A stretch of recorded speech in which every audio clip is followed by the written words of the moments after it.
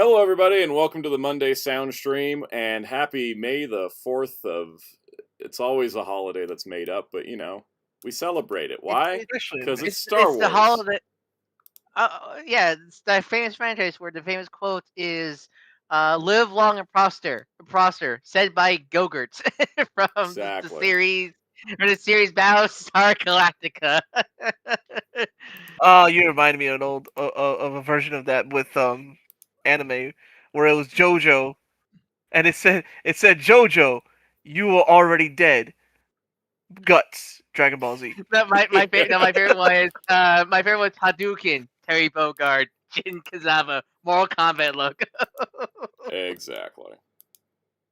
On that note, Pikachu says, I am Agumon.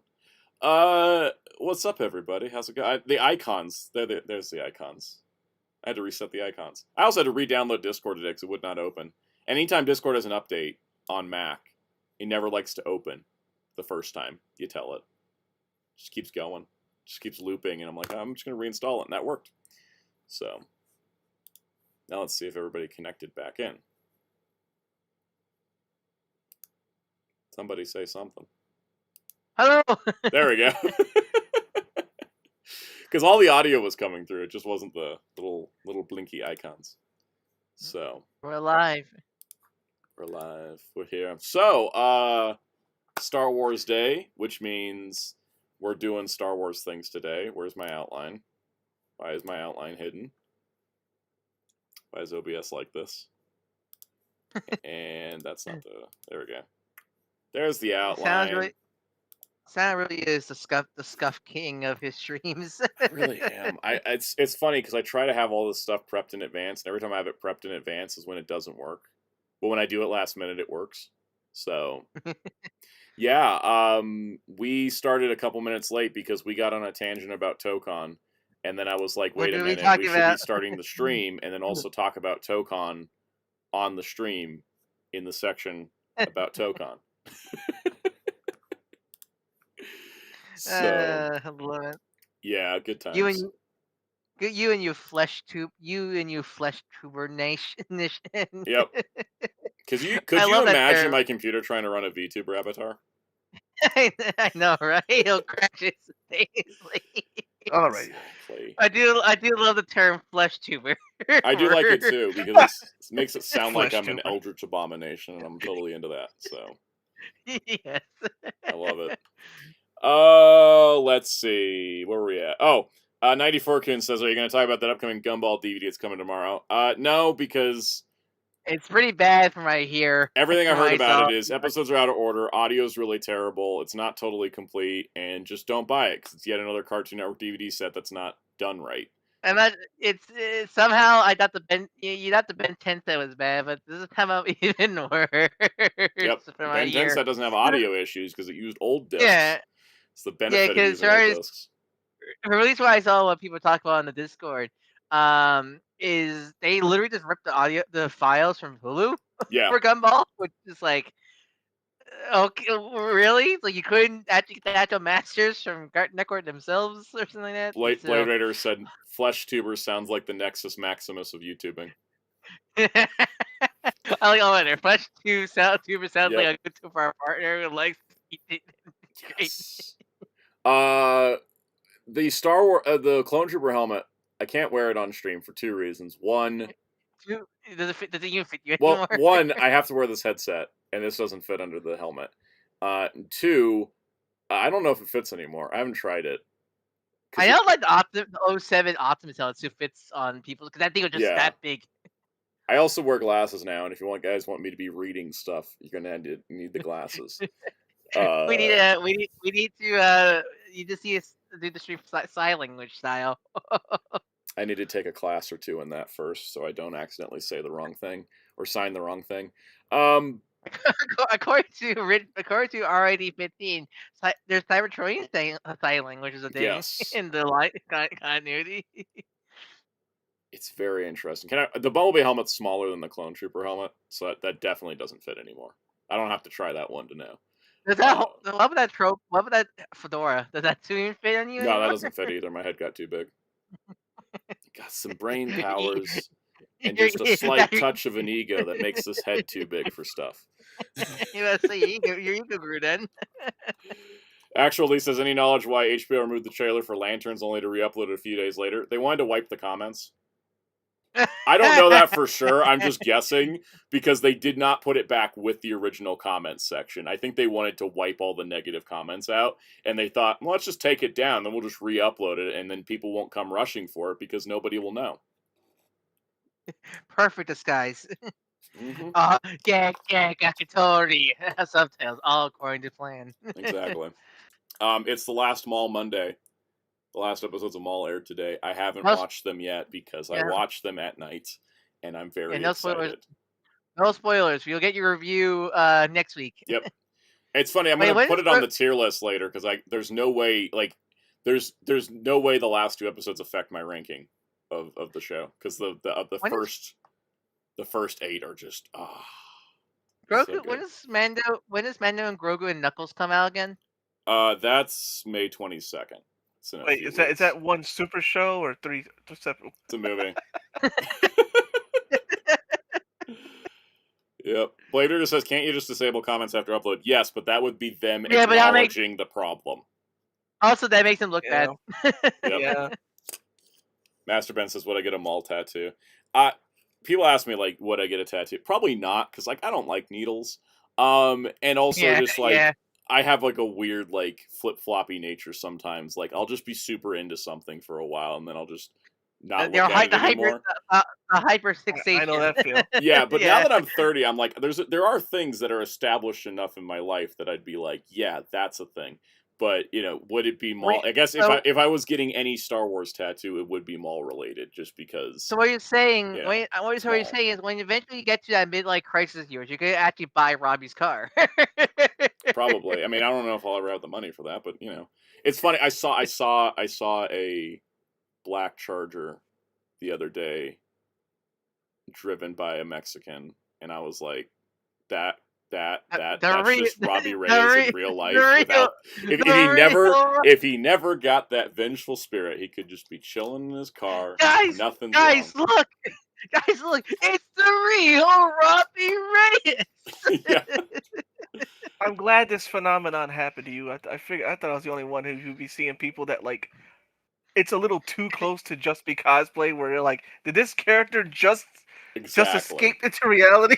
Is it like an Invincible, where it's like what that Viltrumite Lucian literally just looks like the guy who's the host? Yeah, Steve Harvey. Yep. Pretty much. It's kind of the same phenomenon. Oman just says, I can't get a tattoo. I get confused for a Yakuza. That's valid. That's valid. Yeah, full dragon tattoo on your back. Muteki says, use the water tattoos that peel off in a few minutes. I actually did have Star Wars temporary tattoos. Those. I had Star Wars temporary tattoos specifically. I never knew as a kid, I never knew how they work, because I tried them and they never work. It takes a lot of water.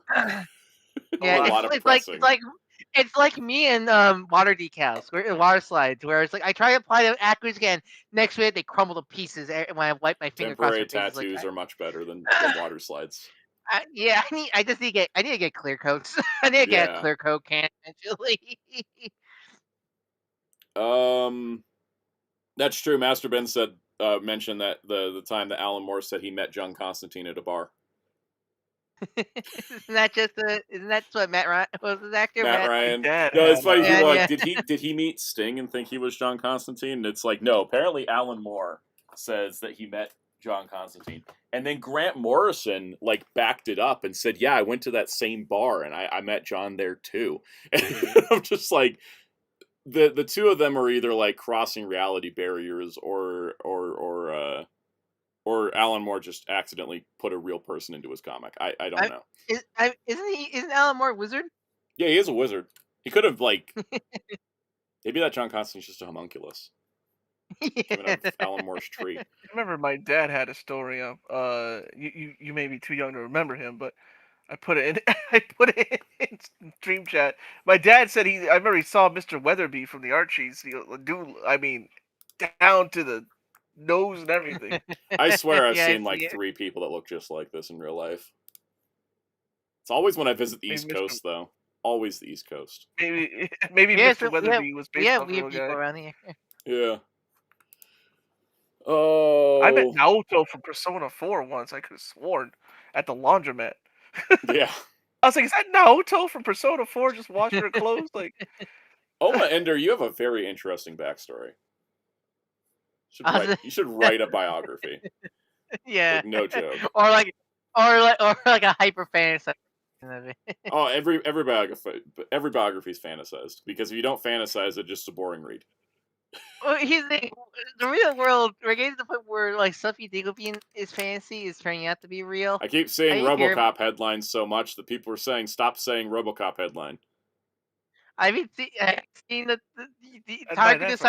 Target decided to have war, and we'll do a Pokemon collab. Yeah. I'm like, you fools! I like how the stores made these really elaborate displays because they knew they'd never have product in them.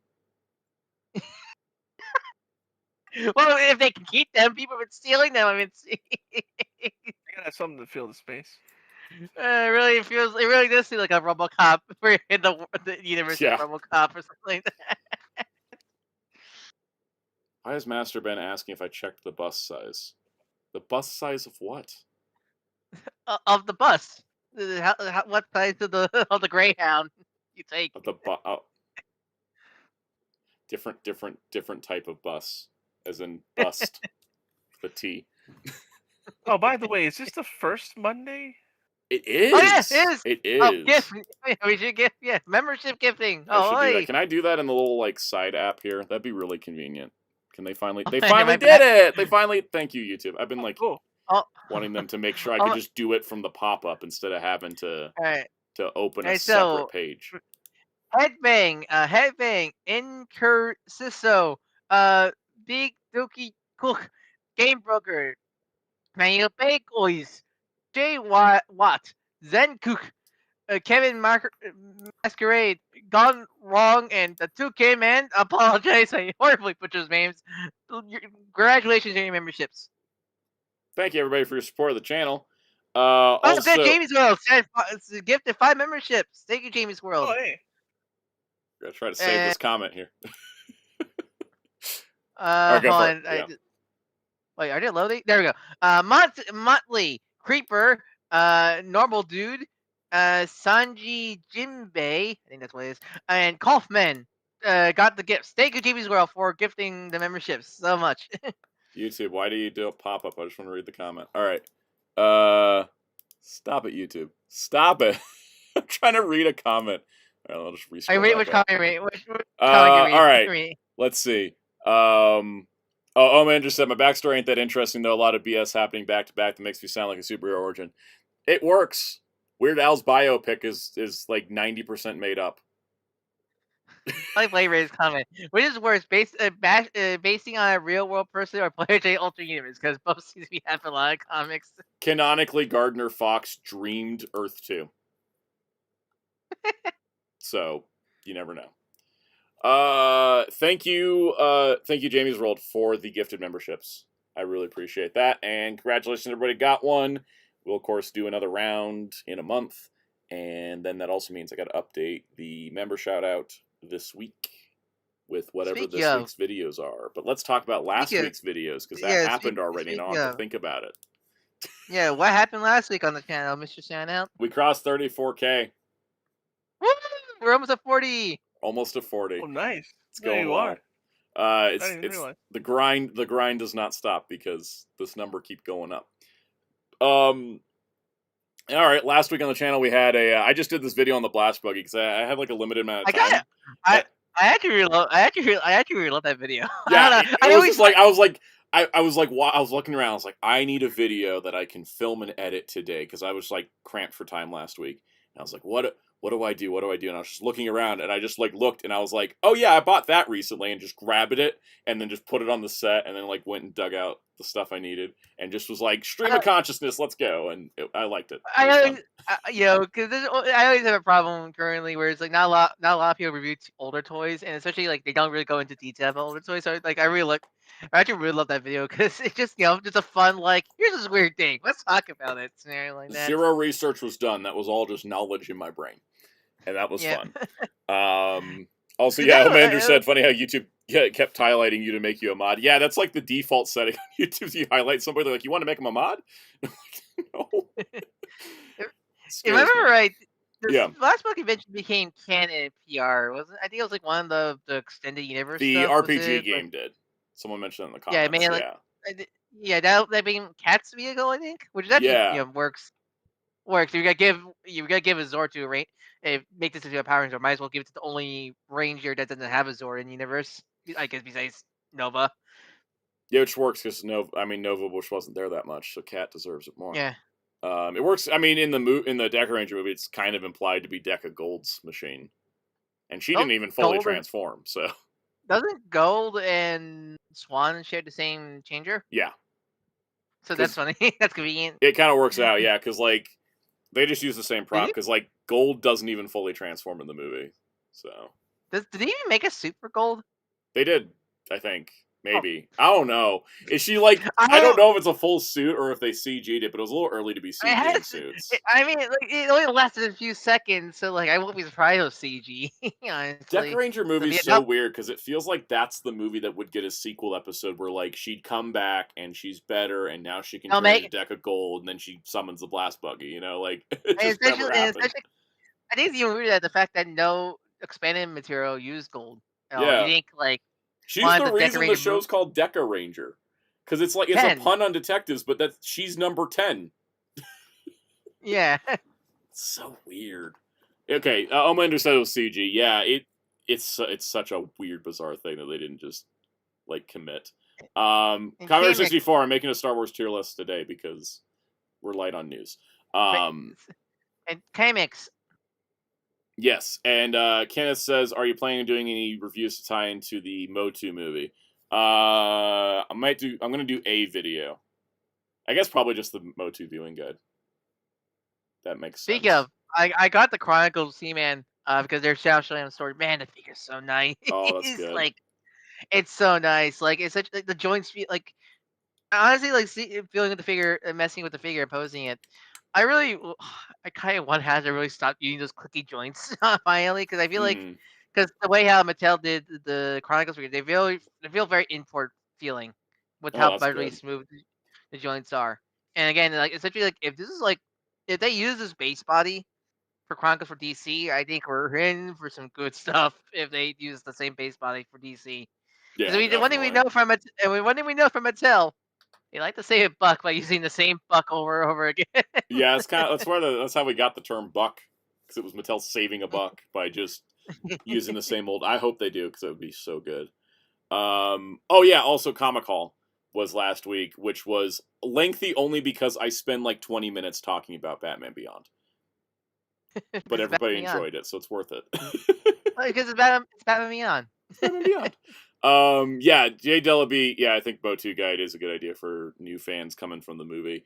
The Star Wars viewing guide I'm gonna get out this month, but I'm planning to do it the week before Mando and Grogu, so that way if you want to go see Mando and Grogu and you're like, what do I need to watch? The video's gonna help with that. Because like I'm gonna, like, the Star Wars viewing guide, I've been going back and forth on it, but currently the plan is that I'm going to go through everything. How deep do you want to go? I'm going through everything that has a narrative in movies and TV. I'm not doing games. I'm going to throw in some comics and books. You do the Lego specials? I'm going to skip the Lego because that's its own... I looked at it. There's like 40 of them. And I was like, no, this is going to bog down the video. That can be its own guide at some point. But I'm planning to do it where it's like, I will talk about some comics and books because Dark Disciple and Son of Dathomir keep getting referenced in Star Wars material because those were supposed to be Clone Wars episodes. They just ended up coming out as a novel and a comic. So I'm including them because I feel like they're kind of essential because stuff keeps referencing back to them. Isn't Vader's castle from the comics? Because that made it to Rogue. That made it to Rogue One, yeah. Yeah. Yeah, and so the thing is that, like, you know, technically all the books and comics are canon, technically all the games are canon, yada yada. but I want to kind of narrow the focus to the movies and TV shows because there's a bunch of books and comics that got overwritten by some of the animated projects. And so I feel like Star Wars might be shifting to an alpha canon, beta canon setup like Star Trek, where alpha canon is movies and TV shows, beta canon is everything else. So I'm kind of trying to make the guide work for that.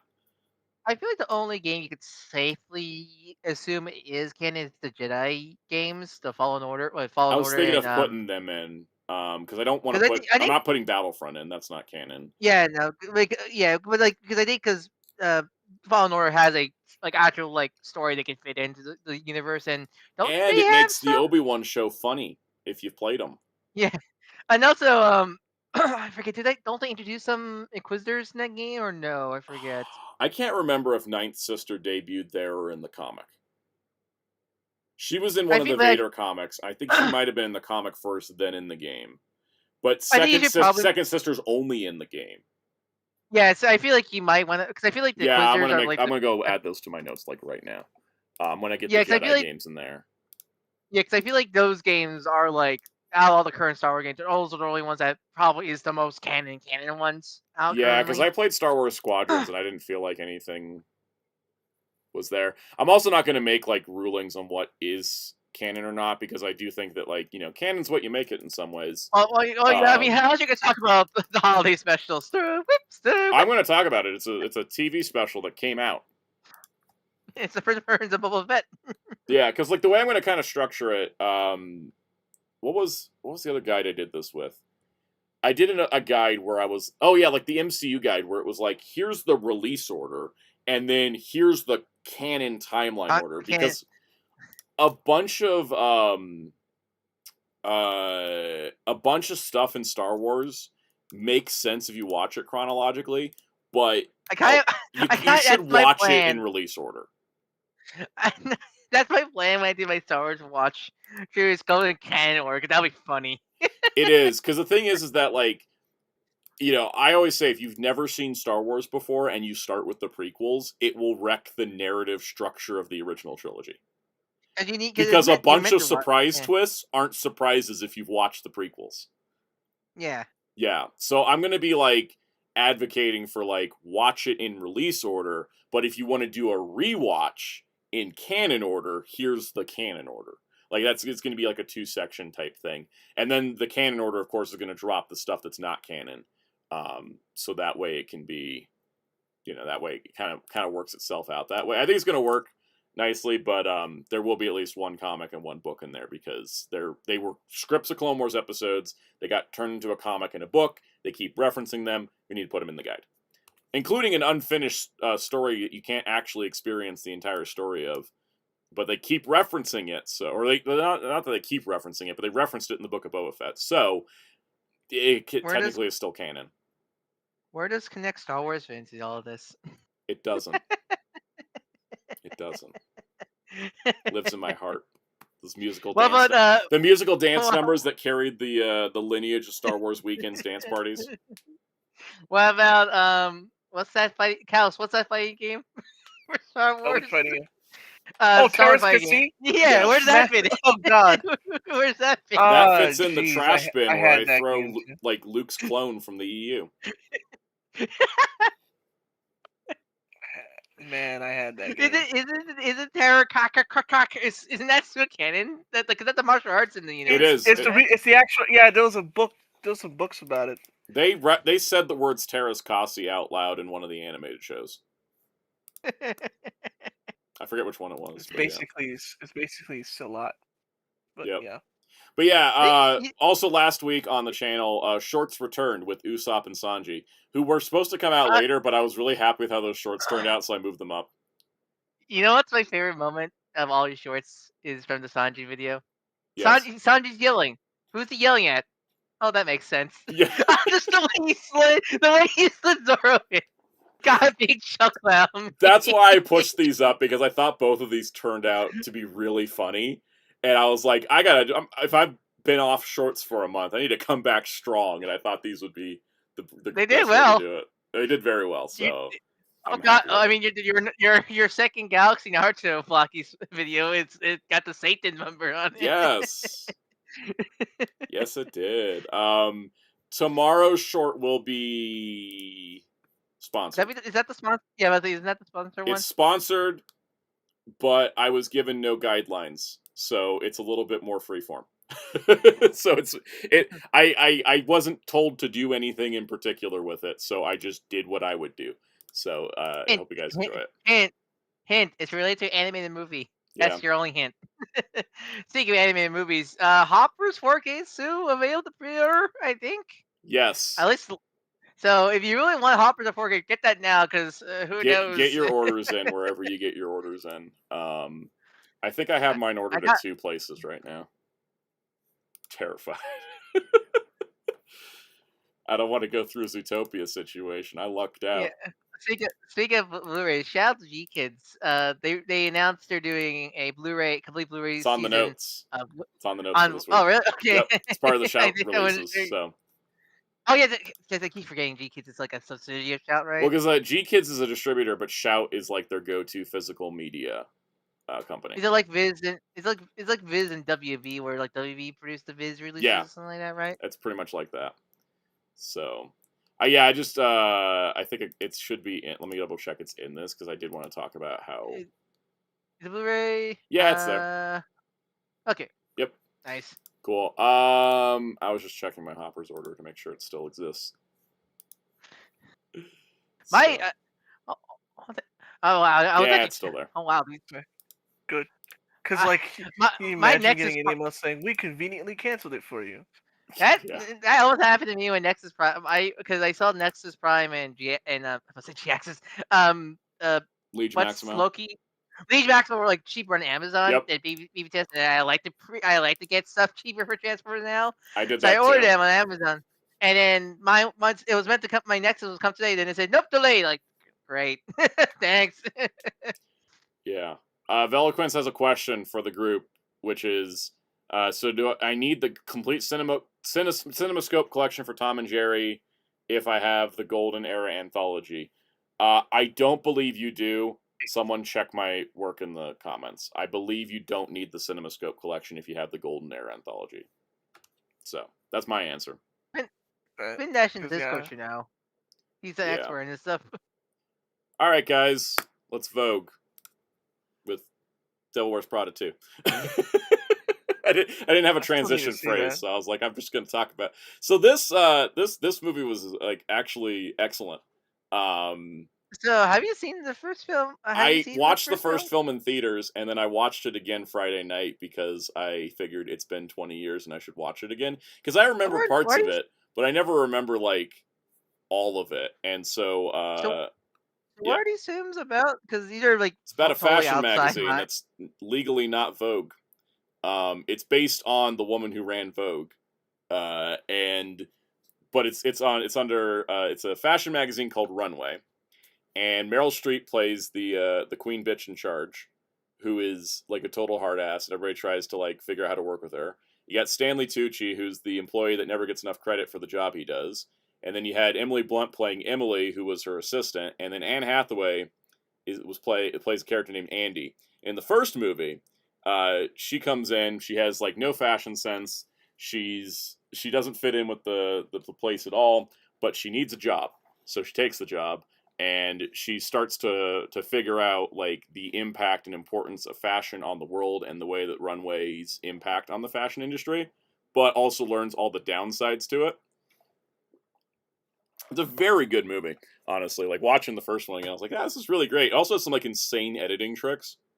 And also my brain just kept going, like, okay, they're doing a montage where every time they cut, they're doing a ton of cuts, but every time they cut, it's a different outfit. And I'm like, so wardrobe had to spend like 3 days to prep all these outfits. And filming probably took like 6 to 8 hours for this 2-minute montage because everybody had to redo their outfits and then just do the same camera setups, but just switching the outfits, every single thing. It's very good. And so then for the sequel, they did a lot of similar stuff as well, but I will get to the super chat in a moment. For the sequel, the thing I was, kind of going into, I was like, all right, so is this just going to be a play-by-play, like, this is going to be how the original movie was? But it actually wasn't. And I was very happy because the first half of the movie kind of feels like it's going to be a little bit play-by-play because Anne Hathaway comes back to the company and she doesn't get along with Meryl Streep, and Stanley Tucci's there being like awesome because he's Stanley Tucci. And it's like, okay, this feels a little bit different, but it's kind of similar. And then in the middle of the movie, they pull a plot twist, and the whole thing goes in a completely different direction that challenges all the characters and pushes them to evolve while also trying to keep the integrity and maintain like the essence of the runway company while it's trying to be bought out by a bunch of corporate mergers. And it has a bunch of commentary about how AI is replacing jobs that are based around, like, are replacing jobs in art. And it was handled incredibly well because at the end of it, they didn't go, wow, we can use AI for our things and we can make a compromise. It was like, AI might come to get us one day, but we're going to keep pushing forward and doing what we do until that happens. Oh, and I thought that was like such a great message for 2026 in particular. That's a very favorite. Like that's in my meta. I'll keep doing it to my. I'll keep drawing and doing it. I'll keep pen in my hand. You can't get this pen out of my hand unless I have my cold dead hands. Exactly, and so I felt like the movie had that kind of energy, but a lot of discussion about stuff. There's a lot of good business talk in it too. Great fashion work as always. If you're a Lady Gaga fan, you need to see this. But So there's so many layers to it. But I got to shout out the thing they did that I really appreciated was that they had a montage of memes at the beginning of the movie, and one of the memes was like what looked like an AI generated image, but it was actually an artist they hired to paint an image to look like an AI generated image. And I just appreciate that this movie stands on business all the way down the production line. Like, it made sure they're like, we're making a very like anti-AI stance, and we're not going to use AI, even though that would be cheaper and quicker for this thing that appears on screen for 3 seconds. But instead, we hired an artist. It reminded me of incredible. Love it. I'm reminded of a gag in one of the Minion movies where it's like, oh, how evil are the Minions? They use AI art. Yeah. Did anybody else see the Minions try to raid the Scientology building? That was a fun thing over the weekend.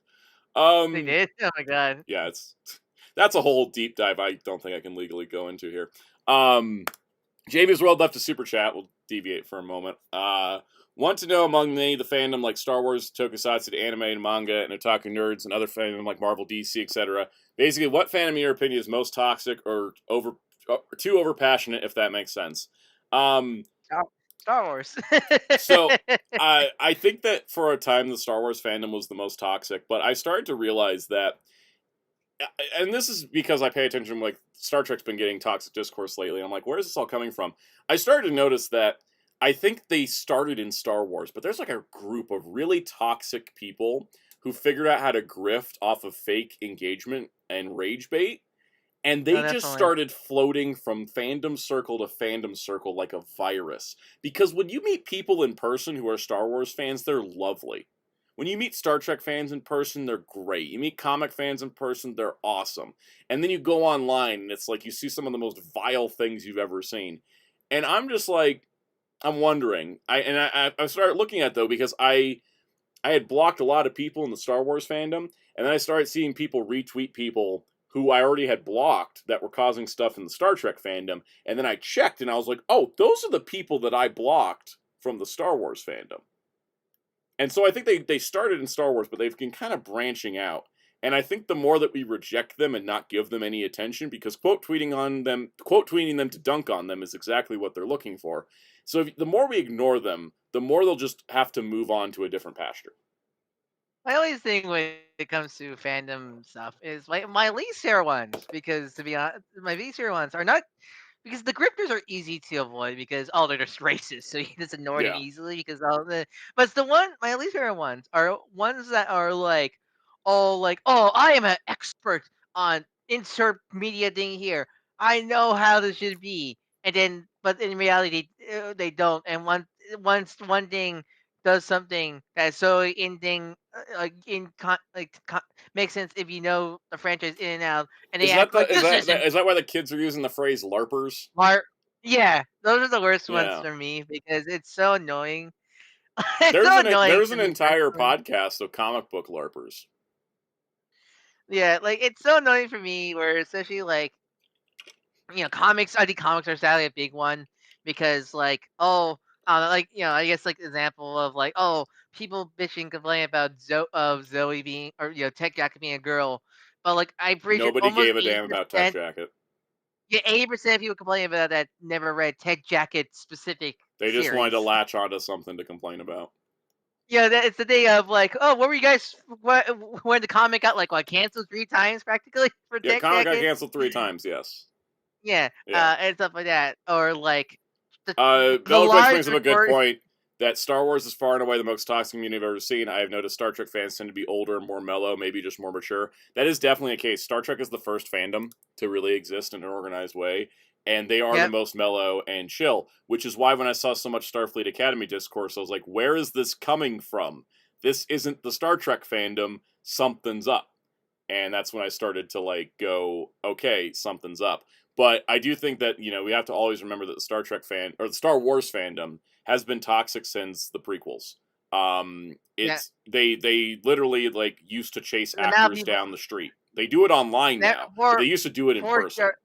poor Jar Jar's actor, man. Jar Jar's uh, actor, Jake Lloyd, Hayden Christensen, the amount of several people who others. wanted, the amount of people who wanted George Lucas's head just because they didn't like the prequels is Yeah, a there's a crazy song amount. I can't even say the name of on this show without getting demonetized. Yeah, Yeah, I the mean, prequels yeah, bred a toxic group because it, and without making generalizations, there was a large chunk of Star Wars fans who used. There's a large chunk of Star Wars fans that used the original movies and specifically the version they remembered in their minds as a replacement for their lack of human connection with others. it's like with Star Wars or Transformers. It can apply. I don't want to make generalizations about 80s kids, but there's a lot of 80s kids that seems like they didn't get a lot of love at home, and their replacement for it was the media they consume. But because they didn't have a way to rewatch any of that media, they have a false version of it in their head. And anytime that version is challenged, they lash out like a child. And that is a very unhealthy behavior that a lot of people need therapy for. Because I see a lot in Star Wars and Transformers because you'll have somebody that will say something that's completely false, and then or there'll be a sequel to something like what happened with the sequel trilogy, and people are like, that's not Luke Skywalker, and it's like, no, it literally is. Your version of Luke Skywalker in your head is not the version you saw on screen. Because yes, Luke Skywalker would run away to an island when one thing screwed up, because that's what both his teachers did. Plus, he never wanted to be a hero in the first place. That's his whole arc in A New Hope is going, I don't want to do this, and then going, I have to do this. Transformers should never be Japanese. Wait a minute. It's literally like the most Japanese American brand of all time. It was started in Japan. So anyways, fandom tangent aside, Devil Wears Prada 2 is really good. I see why the people were like losing their minds because the review scores for it were higher than the first movie, but I actually kind of think it sort of is elevated from the first movie because it really kind of like goes in to tackle some stuff that has been like affecting the fashion industry and like businesses in general. And then I also think that they have a script that allows these characters to grow, change, and evolve, and aren't afraid to do it. And I think that more sequels should do that, because it's kind of the point of a sequel is to push the story and characters forward instead of locking them in a point in time and just staying there forever. Mm-hmm. Anybody got any questions about Devil Wears Prada 2? I really liked it. I had a good time. So, this is the question segment. But yeah, I'm going to be reviewing movies every week for the rest of the month, just so everybody knows. Woo! Yeah. What's next week? Is that Sheep Detective movie, right? Sheep Detectives is next week, which apparently is like insanely good. I heard somebody cried 5 times at it. I just love looking at the poster, and in my head that's like Logan after Deadpool and Wolverine. Oh, there's something homely about seeing Hugh Jackman like that. It was funny too because this movie has a Hugh Jackman joke, and I was like, "Wait a minute, that's next week's movie." All right, let's see. So AR said, "How is it visually?" Because I remember that being a thing when the trailers came out. So visual discourse on internet bugs me because I always see people do this, and they did this with Freakier Friday, and they did that with this movie, where they'll go, look how much worse movies look, and it's publicity still compared to low-quality YouTube trailer. And then they're like, look how much worse it looks. And I don't get where that starts from, because you're not comparing equal things. The first Freaky Friday did not look like its publicity stills. The first Devil Wears Prada did not look like its publicity stills, because when you take a still image with a camera, it looks different than an image taken in a video and then processed through post-production. Visually, this movie, I think, looks just as good as the first movie, if not better. I think honestly, they like the whole lighting package they had sort of elevated things, and I thought it was honestly shot like a little bit stronger than the first one did, because the first one was done kind of just standard like comedy, mid 2000s comedy, like lighting and shot composition. Outside of a couple montages, they're just kind of some crazy camera moves. Whereas this movie's like, we have a legacy to live up to, and so they kind of like build that in to how it looks visually. Jay Delabeat says, does this escape the trap of legacy sequels? Absolutely. Like I said, it moves the characters forward. And also, importantly, it's about these 4 characters. It's not about, like, a new group of characters that they're, like, bringing into the fold. One of the big things about the movie and kind of baked into the story is the fact that Meryl Streep's character is older and people kind of want her out of the way. They do talk about, like, Anne Hathaway's character has a radical change at the first scene of the movie. This is the whole reason she's back at this company, and it's very realistic to how things are going. And then the other thing is they do introduce new characters, but they'll be like, here's the new assistants, here's some new people in the office. Very appropriately, want to point out, all of them were like people of color and different looking people, because the first movie is a bit of a white fest. So the second movie, they got the diversity levels up a whole lot, which was nice. It's the Devil Wears Prada, the new one. Yeah. So I think it avoided all the legacy sequel traps. Pretty good. It's like the old one, but newer. Yeah.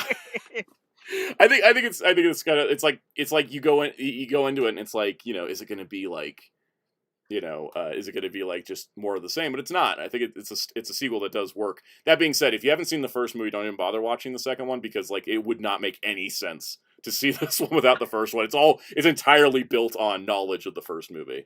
Is this another British shonen movie? Yes. Yeah, it'd be like the Downton Abbey ones. You gotta at least have seen the movies. It's funny because like AR says, can't wait to hear the people complaining, oh, Devil Wears Prada goes woke. Didn't see those complaints, because I think the majority of the audience... That audience... I think the majority of the Devil Wears Prada audience is the girls and the gays. So I think it doesn't happen. Because let's face it, those type of those kind of grifters are like only care about nerd movies. Yeah, they're in the predominantly masculine spaces, right? Mm-hmm. This is a movie about high fashion, and everybody was shipping Anne Hathaway and Emily Blunt in the first movie. Like, it's not going to happen. It doesn't have to worry about that. Let's see. What was the next question? Veloquent said, worth it for theaters or wait for streaming? You can honestly probably wait for streaming. It's not like I was like, oh my god, you have to see it on a movie screen. But if you do want the experience of seeing it in a theater, if you loved the first one, go out and see it. It's gonna be the case. Sure. It's gonna be the case of are you into this type of movie? Yeah. Scenario? How invested are you is the question. I'm not. Yeah, because I had no interest in this movie because it's just not in my wheelhouse. But it's I can commend it being a good movie still, no matter what, like that. Cal's will probably see this at some point because I know he likes fashion in movies. He's also not here right now. I just saw his message. He won't hear me. But yeah, I think this is it is definitely it's a good time if you like this kind of movie, and I think that was great. I did hear that they cut the Sydney Sweeney cameo, and that made me happy because then I didn't have anything to complain about.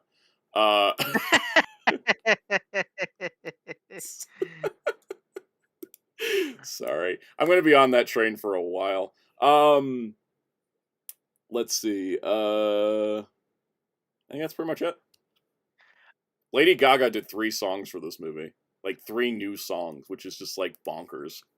But it was cool. I liked it. So that pretty much covers that. I don't really have anything else to add. Stock Blu-rays. Stock Blu-rays. Blu-rays. All right, so This is Shout Studios announced their July slate, which is just packed to the teeth.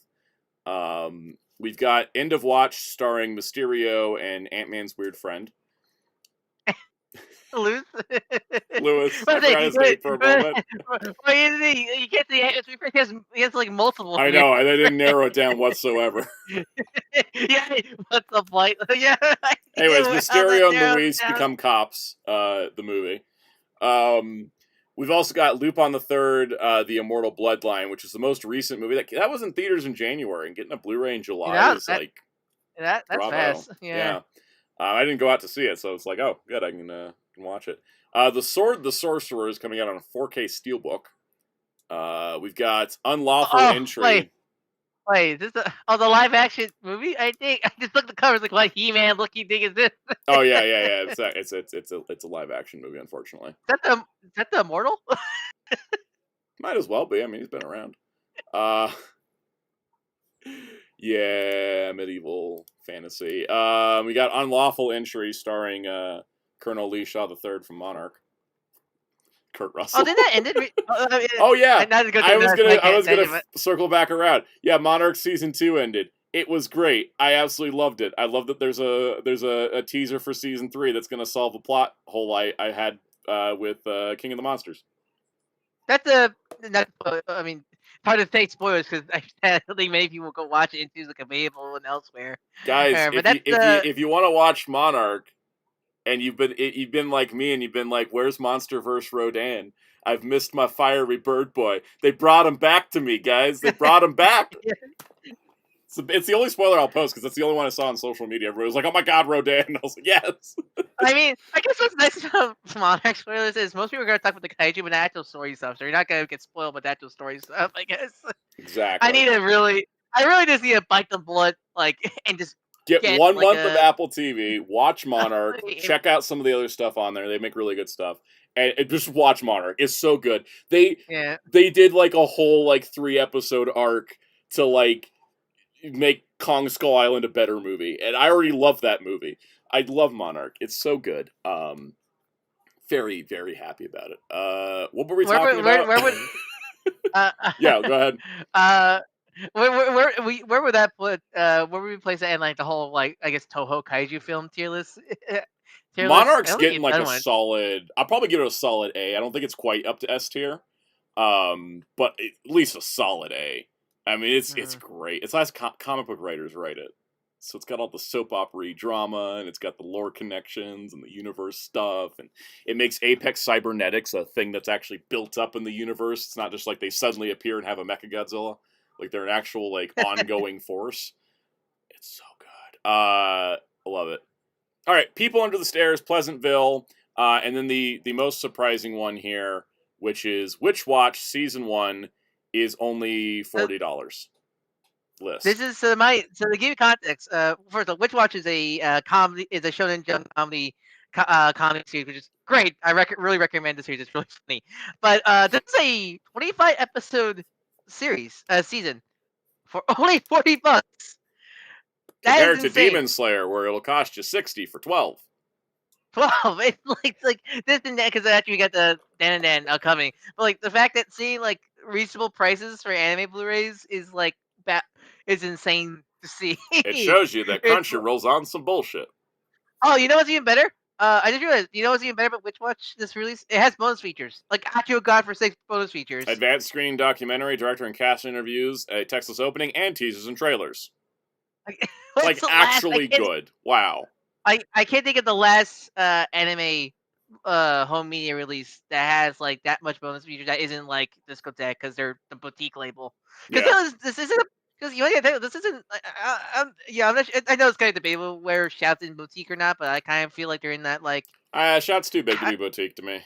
Yeah. I feel like they're in that middle. They're not boutique, but they're not the mainstream companies. They're in that nice middle where they produce mainstream stuff, but they have good. They actually have good quality to them versus mainstream stuff. Mm-hmm. But still, guy, I really appreciate it. Now, Viz, would you like to release the manga? Yeah. Really, I was like, for the longest, like, 'cause after I finished to watch the first season, let me go get the manga, because I know I see it in the Shonen Jump app, so like there is an official translation. Well, there's no So let me print go, version, right? yeah, there's no print version. I'm like, what? I was going nuts until I saw people talking about that Viz. today. I'm like, oh, come on. I feel like at least with when the anime came out, they would have printed it, but nope. Veloquin says, anyone know Chainsaw Man Rize ever got a Blu-ray release? It did not. Not yet. It will eventually. I think it will. It just came on. It just now arrived on Crunchyroll. Mm-hmm. The first streaming. So I'm assuming that means the home media physical version will come soon. Well, let's see, because look how long it took for us to get season 1 on Blu-ray. Well, that's the thing. It'll be done by Viz, though. That's the thing. Not like Well, yeah, Rize Arc's probably going to be done by Viz because they sub-licensed season 1 to Viz. And then they like say volume 1 or something like that on the side of the. Yeah, it says volume 1, not season 1, just volume 1. I'm like, so I think Rize Arc's going to be volume 2. We're still waiting on also Demon Slayer Infinity Castle, but that hasn't even gotten its Blu-ray in Japan yet. So and streaming, it's not even available streaming yet. Yeah, no, they got that one locked up tight. I don't think that's even, because I know Rize Arc was available digital. Like you buy it digitally. You buy it digitally. But I don't think, but Infinity Castle isn't. You still can't see it outside. They just re-released it in theaters like last month. Yeah, so. I think they know the money. My small tangent, but I have gotten to old man age where it's like my nieces, where I heard, oh, what's birthday gift should I give my youngest niece? It's her birthday this week, and my sister-in-law said, oh, she's really into anime right now. Like she got the complete box of Demon Slayer and started reading One Piece and Spy Family. I'm like, oh, I mean it's great because I know those, but also, oh god, now she's now in the age I was getting into anime. Oh god, I don't know why you were gonna say. My brain thought you were gonna say the Age of Revelation, and I guess I've just been listening to too much X-Men stuff lately. The Age of Apocalypse. When you realize how old you actually are. I'll tell you, I would say, I was thinking, oh, let me get like her like a One Piece thing. I got her like a Tundra plush and a Your Forger for Spy Family. I heard you go like, oh, let me get something like a Nami thing for her. I can't find anything appropriate for Nami to gift to her. When I was literally screaming through stuff I can buy for her. Everything booba. and it's not even just Booba, but also like, because I think she has the first 3 volumes. I don't know if she's like, I think she's still probably pre-time skip either manga, anime, or Netflix. So I didn't want to get anything that will spoil something later in the series, like design wise. But that's but yeah, not a problem. Yeah, there's so few like pre-time skip Nami things, and not showing skin. Yeah. I don't want to be that weird uncle. I don't want to be the weird ass uncle that gets her or something like that. Bikini top and jeans for you. It's because I was having that discussion with my sister-in-law about her getting the anime. I'm like, oh, like I don't mind her getting the anime, but she's like talking about like, oh, I just want to make sure it's appropriate for her. And I talk about, oh yeah, Demon Slayer, it's violent, but it's like fantastical violence. That's fine for her. And Spy Family is like the ultimate family anime. But like, One Piece should be mostly appropriate. Mostly. Mostly. It's funny because what was I thinking about is I was reading like One Piece and Naruto and Dragon Ball at the ripe old age of 7. So I'm not one to speak. But mind you, when you're reading those before One Piece got super fan service. Yeah, exactly. It was the early days. I was reading Buggy the Clown stuff. What's the thing I was gonna say? Anyways, Media OCD reopened their website, and they're having a 20% off sale for a bunch of in-stock product. If you had an account before, you need to log in. When you go to log in, you need to make a new password, because the only thing they weren't able to carry over from the previous site. But they have all their Discotek stuff, their whole grain picture stuff, the Anime Go stuff, and they added some more deep dives and stuff. But they've redone the website, and it's a major update, because it's actually good now. Just didn't like the website a super whole lot before. There was no search bar for the longest time. It was also like old. Yeah. Kind of reek of old. It reeked of, like, here's our business site. Oh no, we have 2 labels under our belt now. Oh, we're carrying our Discotek stuff because Crunchyroll sucks. And then now they're like, I need a new website now. So they've been working at it.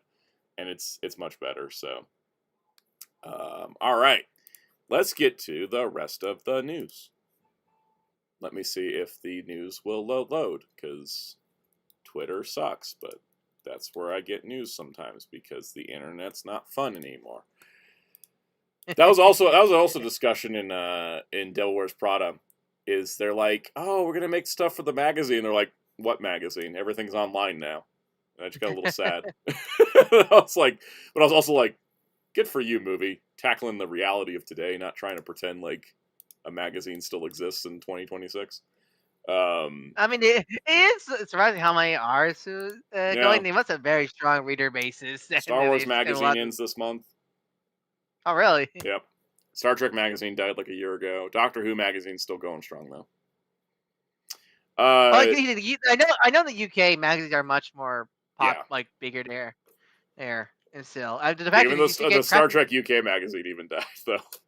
I mean, to the point where you still get toys, mm-hmm. toys and crappy toys, but still you get crap in the UK magazines. Hellfire said, "I'm so cooked or spaced out for a moment. And hearing the name Buggy brought me back in."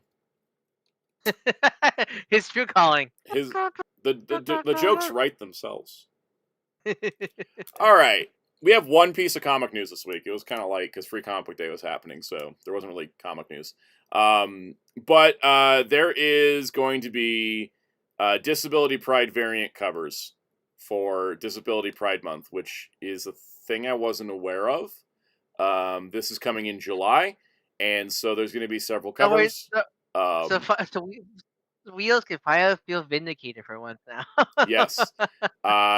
That being said, these are variant covers and not like a disabled character's one shot. Like what Clint's disability? He's deaf. I keep forgetting because they don't bring it up much. Yeah, really. They finally canonized it in the MCU all the way in his TV show. God, oh wow! I really need to rewatch Hawkeye. I forgot about that. Honestly. Yeah, like he had a whole conflict with Echo because she was like, he uses a hearing aid and she's like, you don't need that. That was a very cool storyline. But yeah, because the cover here we've got, I don't know what the deal with Hobgoblin is, but Misty Knight, of course, robot arm. Daredevil, blind. Hawkeye, deaf.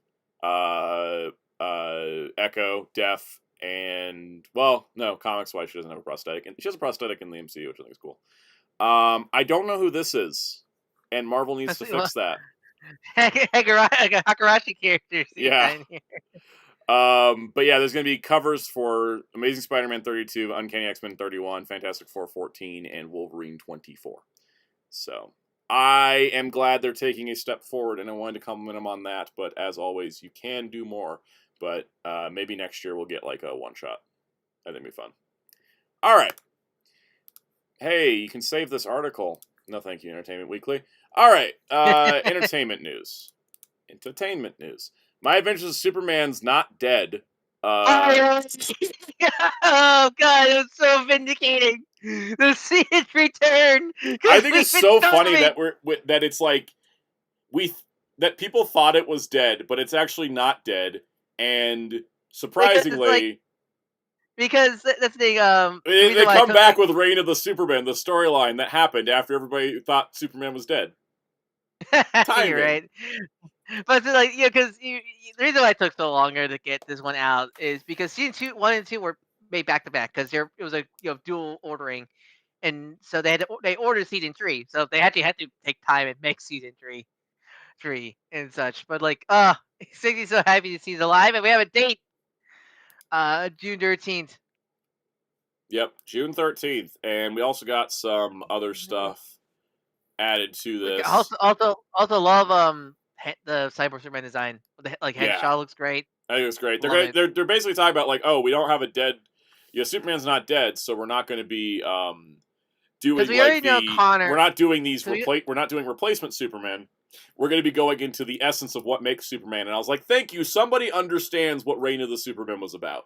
It wasn't about who can replace Superman, because the answer was nobody could. The answer was, what are the core attributes of what makes Superman? That's the core of that story. And I'm so glad that somebody gets it.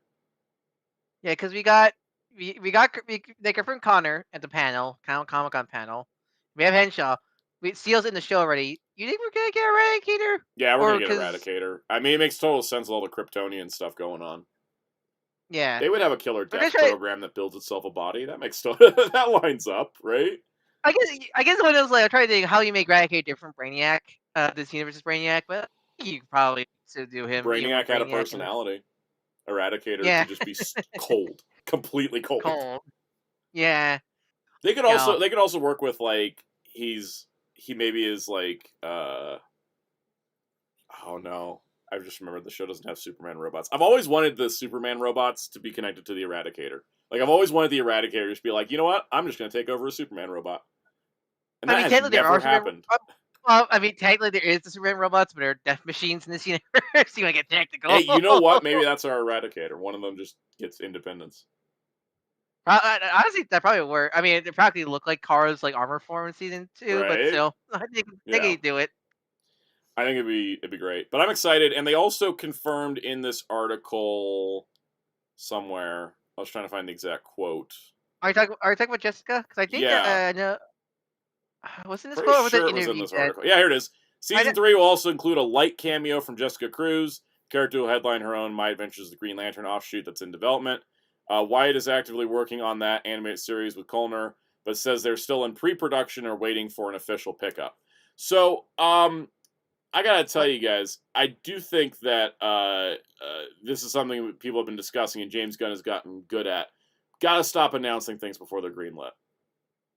Well, it's weird because I thought it was greenlit because they did that whole big announcements of all the shows that got confirmed. And that's what I thought too. Because he says we're about to ship our first episode to Korea for animation, so it's going to be a minute. But they haven't gotten an official pickup. Says to me that they're making a pilot episode, but they don't have a network to air it on. Which, I mean, sadly, because even though like Warner Brothers owns Cartoon Network and they own HBO Max and all this stuff. Just because you have something doesn't mean you automatically get to put it on the channels that your company owns. Kate Crusader was on Amazon. Right, exactly, because HBO Max dropped it, and then Amazon picked it up instead. So I think it's maybe, and this is the problem with the way that things have been announced. There's no clarification. I think it's been greenlit for production, but it hasn't gotten a distributor or a network yet. So it's gonna be a while before we see it. It's just gonna be painful because the idea. I love the joke about it on the last part. Our Superman is very obviously inspired by Dragon Ball. Yeah. The next quote even says, Superman's obviously inspired by Dragon Ball. There's a lot of anime influence. Lantern's inspired by a very different part of Sailor Moon. It's got to be Sailor Moon, right? Hakusho. I mean, there is a high school setting supposedly, so. Maybe it is that'd be fun. I mean, now you read Sailor Moon. Are you on board with the idea of Sailor Moon? Sailor Moon Green Lantern would be fun because Green Lanterns are already halfway to being magical girls already. They have a fun trinket that gives them a costume and powers. So here's the thing: which Sailor Scout do you want Jessica to be inspired by?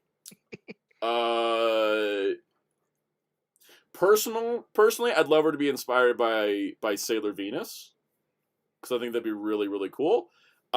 Just to make the Chuds angry, one of the lesbians. I haven't met them yet. I can't remember their names.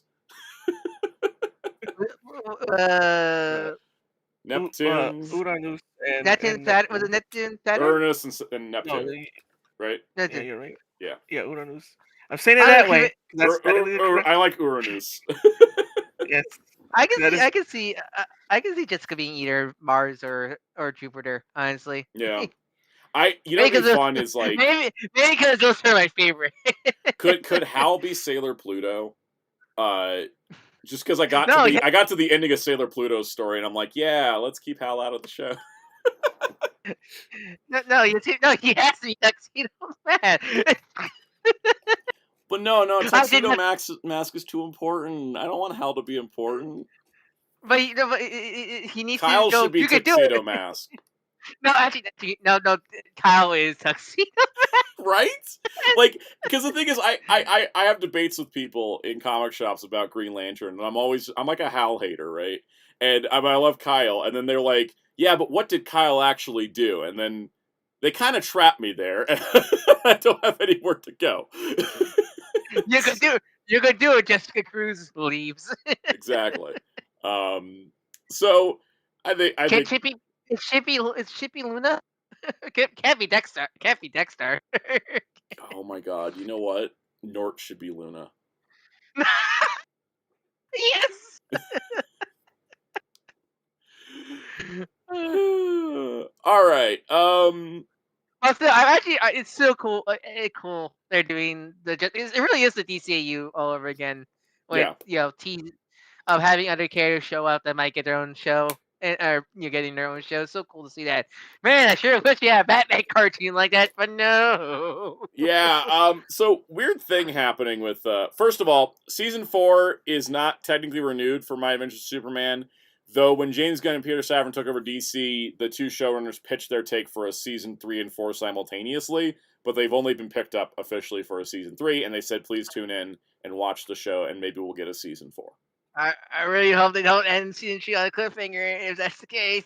I would think with how smart they've been and how they knew going into making this season they don't have a season 4 pickup. I think they're smart enough to not put a cliffhanger in. Season 3 ends with the death of Superman. That'd be funny. I gotta tell you though, season 2, if the show did end at the end of season 2, not a bad ending either. You know? I mean, season 2 was fantastic. Yeah, fantastic. like season 2 felt like it could have been a series finale if there wasn't a third season. So, I think that they will probably do a similar thing. Yeah. I would say I would like one of the comments here. I just one of the comments about Kara's story in season 3. I just love the idea of people say, "Well, Jimmy, time to repopulate the Kryptonian race, boy." Yeah. Let's see. Veloquent says, I also hate Hal and love Kyle. That's purely because the comics grew up with Kyle as the main Green Lantern. Exactly, you get me. Kenneth Lloyd says, if you hate Hal, I might unsubscribe. I don't hate Hal as a character. I don't really mind him that much. I've read several comics with him. He's my least favorite of the Earth Green Lanterns. That being said, I say I'm a Hal hater because it's a fun bit. I don't actually hate the character. It's not like diabolically charged. It's just I love getting into debates to people between Hal and Kyle because we all know that Jon Stewart's better than both. Well, Booster Gold, the best Green Lantern. That man never shows up for Lantern duty. He doesn't get credit. I love Spider's Prime. Can't wait for Ultra 7 Batman. Ultra 7 Batman would be better than getting another season of Cape Crusader, which apparently is happening. I just love the idea of him like his sluggers are the bat ears. Is him just tossing his bat ears as sluggers. Blade Raider is trying to figure out where Guy Gardner fits in the Sailor Moon comparison, and I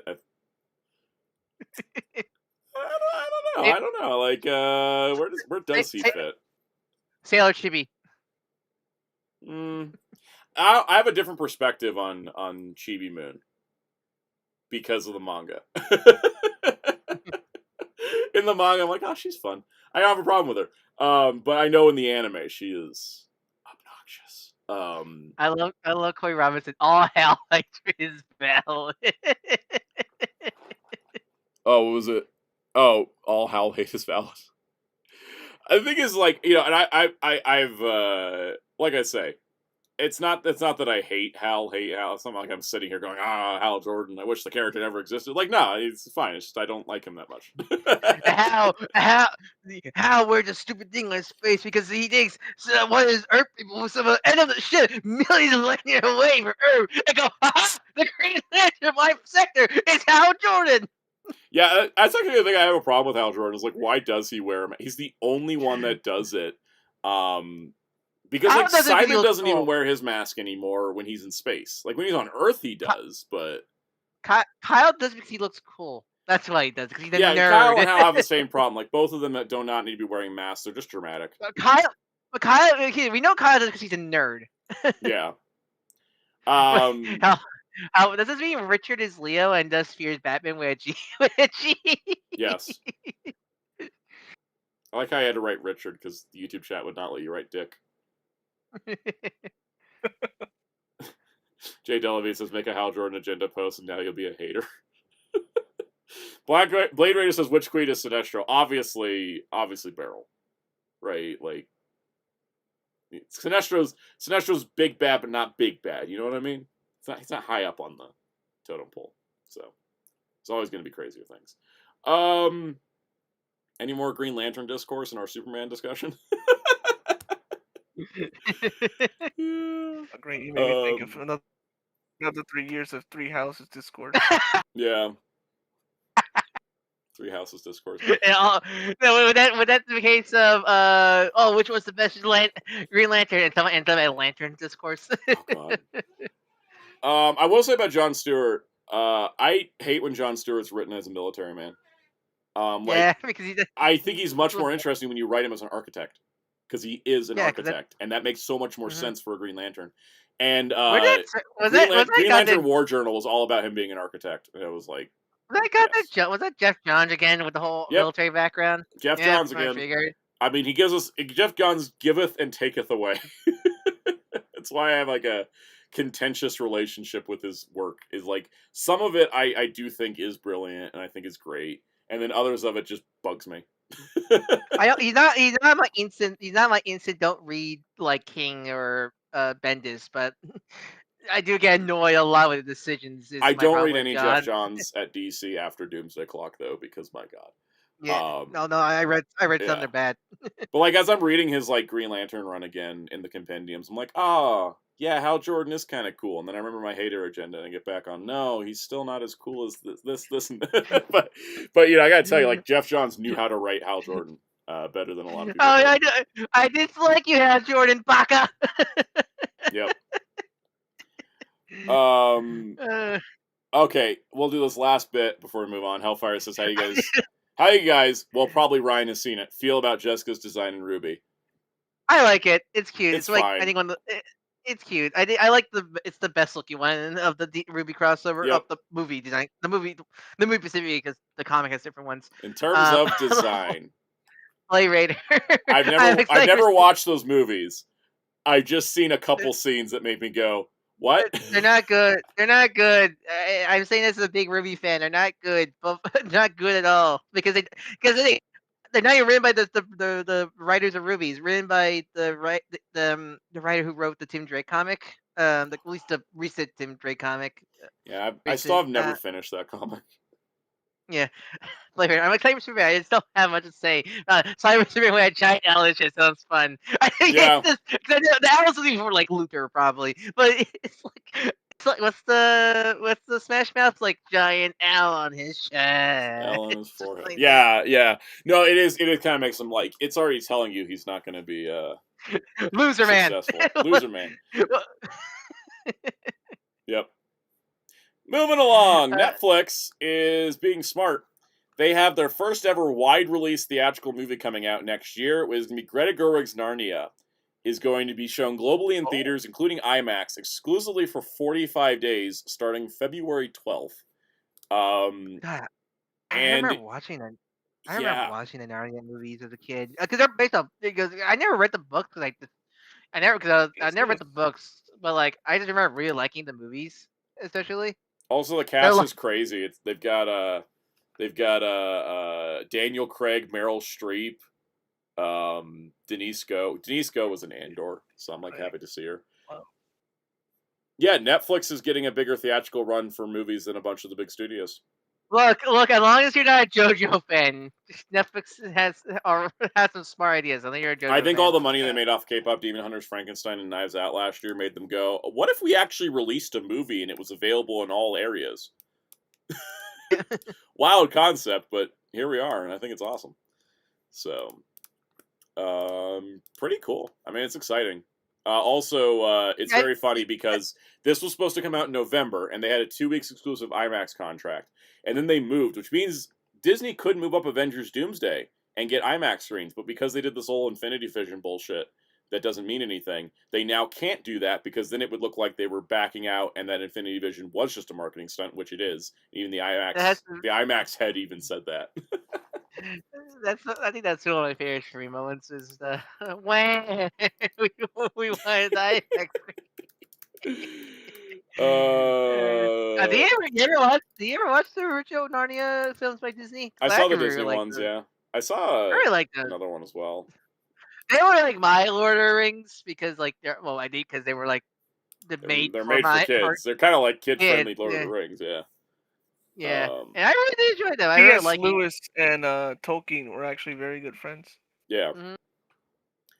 I was trying to see who's playing Aslan, the lion. the lion, right? Yep. It does not list who's playing Aslan. There might be some rumors who it is, but we'll Larry see. Kenny. Larry Kenny. That'd be fun. Let's see. So this is.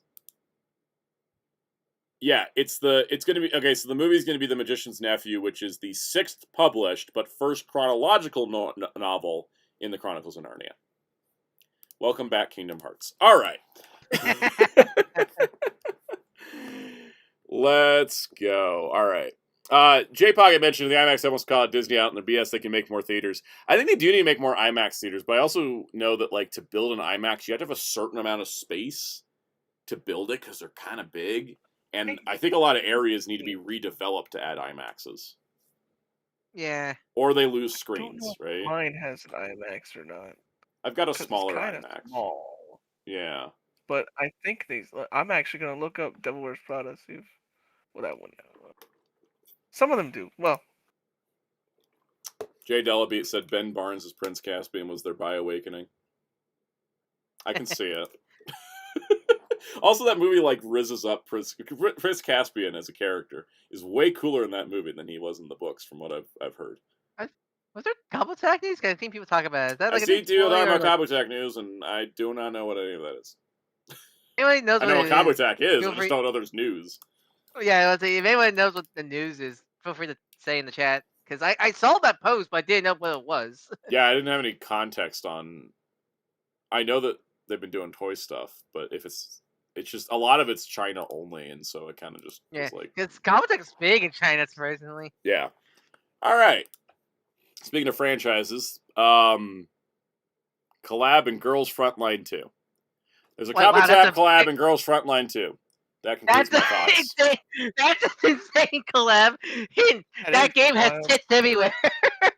I actually used to play the original Girls Frontline, yeah. And well, there you go. That's an interesting collab. Okay. Okay, along as the Gridman Ultra. Like, hey, look, those at least make sense, especially Gridman with all the girls. Yeah. But like, Kabutak, okay. Oh, by the way, shout out Jerry Conway, who died recently, which was sad, but his last tweets were calling out the manga and anime industry for sexualizing young girls and people never complaining about it, and I was like, king to the end. It was so cool. Hellfire is losing his mind about this. Wait, that Kabutak collab is gonna be available in the West? What? How? Legally, how? I guess Lancaster had crossovers with stuff that never came out over here. I mean, there's nothing blocking it. They'll never adapt it here. True. Yes, I guess. Just surprised. I guess Toei was just like, yeah, sure, whatever. The breasts will give us money. Yes. All right. Let's talk about Doctor Who and one of my favorite doctors, the Fugitive Doctor, who's all dripped out in a new hat. All right. That's mostly how this ended up in the news, okay? She's got a new hat. She's got a new outfit for like the first time, right? She got a new hat. She got a new hat. I don't want to make a Malibu Stacy with a new hat joke because one of 2 female doctors we ever had, but you know. And the thing is that Fugitive Doctor's been wearing the same outfit for like what?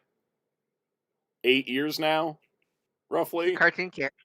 She's a cartoon character. Yeah. So I was just like, new hat. But anyways, the Doctor Who Circuit Breaker event, which we heard about last year, I think at Comic-Con, is basically, we're not making a TV show right now. Look at all the cool stuff. So they're going to be launching a website in June, all about UNIT. It's gonna be the case where, like, right now, like, Who fans can take anything they can take right now. Cause we're really in the dark era right now, even compared to the wilderness here. I'm gonna say this as well, that if the Fugitive Doctor wasn't the lead character, I probably wouldn't be paying attention. But I need all the Fugitive Doctor crumbs I can get. So. So there's going to be a website that'll launch. It'll kick this off. There's going to be a Titan comic called Adversary of the Daleks coming out in July. The Honorable Society will be a story in the Doctor Who magazine that month. There'll be an audio drama called The Deadliest Weapon, followed by a comic called Dawn of the Daleks, followed by a game in August, new updates to the unit website, a novel, another game, an Archive Files Blu-ray, which will have a bunch of stuff, including like things with the Fugitive Doctor, a book called The Kaleidoscope, another audio drama called Full Circuit, and it all wraps up with the final audio drama, Short Circuits, in September. So, that's pretty cool. I think I'm probably going to check out most of this, except maybe the games, because I don't know what kind of games they are. I think they're tabletop games, and I don't do those as much. The Fugitive Doctor is a character I definitely needs more. Because I think I like the Fugitive Doctor. She's potential woman. Yeah, because I think I think the idea of the Fugitive Doctor is really cool, but I just think the stories around her are weak because they don't give any context or anything about. Like her debut episode, she's a plot twist surprise reveal. Yeah. And then she just becomes cameo woman for the rest of it. Yeah, because her actress is great, and I think her care was fun, but I just feel like... I'm still kind of mad they had her for, like, a minute and a half in one episode of the previous season and didn't do anything else. I was like, what? Like, when I say we get Fugitive Doctor crumbs, this is what I mean. It's like she showed up for a minute and a half, I was very excited, and I was like, okay, they're setting her up to show up later, right? Right? And it never happened. I think I know a lot of people really like to trash on the current era, the Russell T Davis era too, but I feel like a lot of the problems from the Russell T era are just more the case of leftover problems of the Chinball era. So like, I think they both suffer from the same core problem: making TV in the streaming age. Yeah, you mean making movies practically? Yeah. Because it's basically like you have to make movies and things got to be serialized. You only got 8 episodes. You don't get even 13 like they used to have. It's the condensing of everything is kind of like the core problem, I think. But I'm excited about this because Fugitive Doctor stuff. Here's also some artwork from the comic. Yeah, that was the thing. It was weird because Mutag is like, was the actress busy? Like, no, they got Joe Martin on set in costume as the Fugitive Doctor. Shot one scene. She got to have a conversation with Shooty, and then they never brought her back after that. I'm like, why would you only get her for, like, one quick little shot and not, like, do more?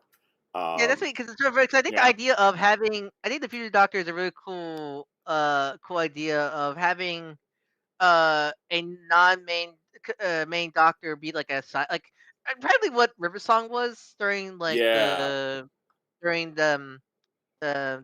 Smith era. Yeah, where it's like, but it's even cooler because it's a doctor. It is one of the Doctor's reincarnations and stuff like that. But and she's not numbered, so we don't really know where in the timeline of the Doctor's history she fits. So because it's not like, because I don't think he really do this with the War Doctor, because the War Doctor had to be simply during the Time War. He's also dead. So having the actor. Yeah. So like. But yeah, so I think it's kind of unfortunate that they don't take advantage of the Fugitive Doctor. Is definitely the potential woman of Doctor Who, sadly. Because I still love her though. Every time she shows up, I'm so excited. And Blader said still should have been the last Regeneration Stinger. If it was her instead of frickin' Billie Piper, no disrespect, Billie Piper, love Billie Piper, but if it was her as the Regeneration Stinger, I would have never complained about the finale as much as I did. I gotta tell you, if Shooty's Doctor regenerated into the Fugitive Doctor and that was the cliffhanger, I would have been like over the moon and never shut up about it. But I do need to check out the audio dramas. I know that they've put out like 2 with her so far, and I've been meaning to check it out, and I need to just bite the bullet and do it. As much as I think that would have been there. That was kind of sadly. I think if they did that, they'll lose the... I guess the only way you could keep the Fugitive Doctor around while still having her, if they were to do Shooty becomes her, is maybe like the Tenet, be like what's Tenet like?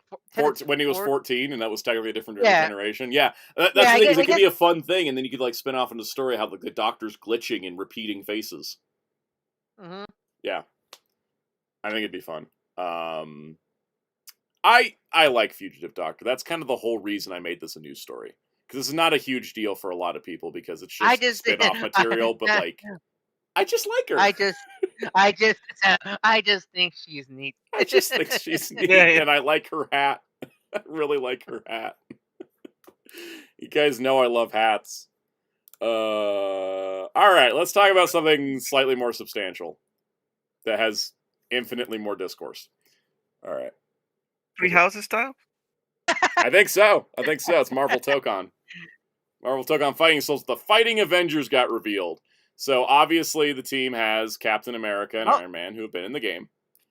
Love that name, by the way. The Fighting Avengers. I think it fits with Tokon Fighting Souls. I think it's really good. We got. It is such an anime name, like the Fighting Avengers. Yeah, it sounds like the third season to Discourse.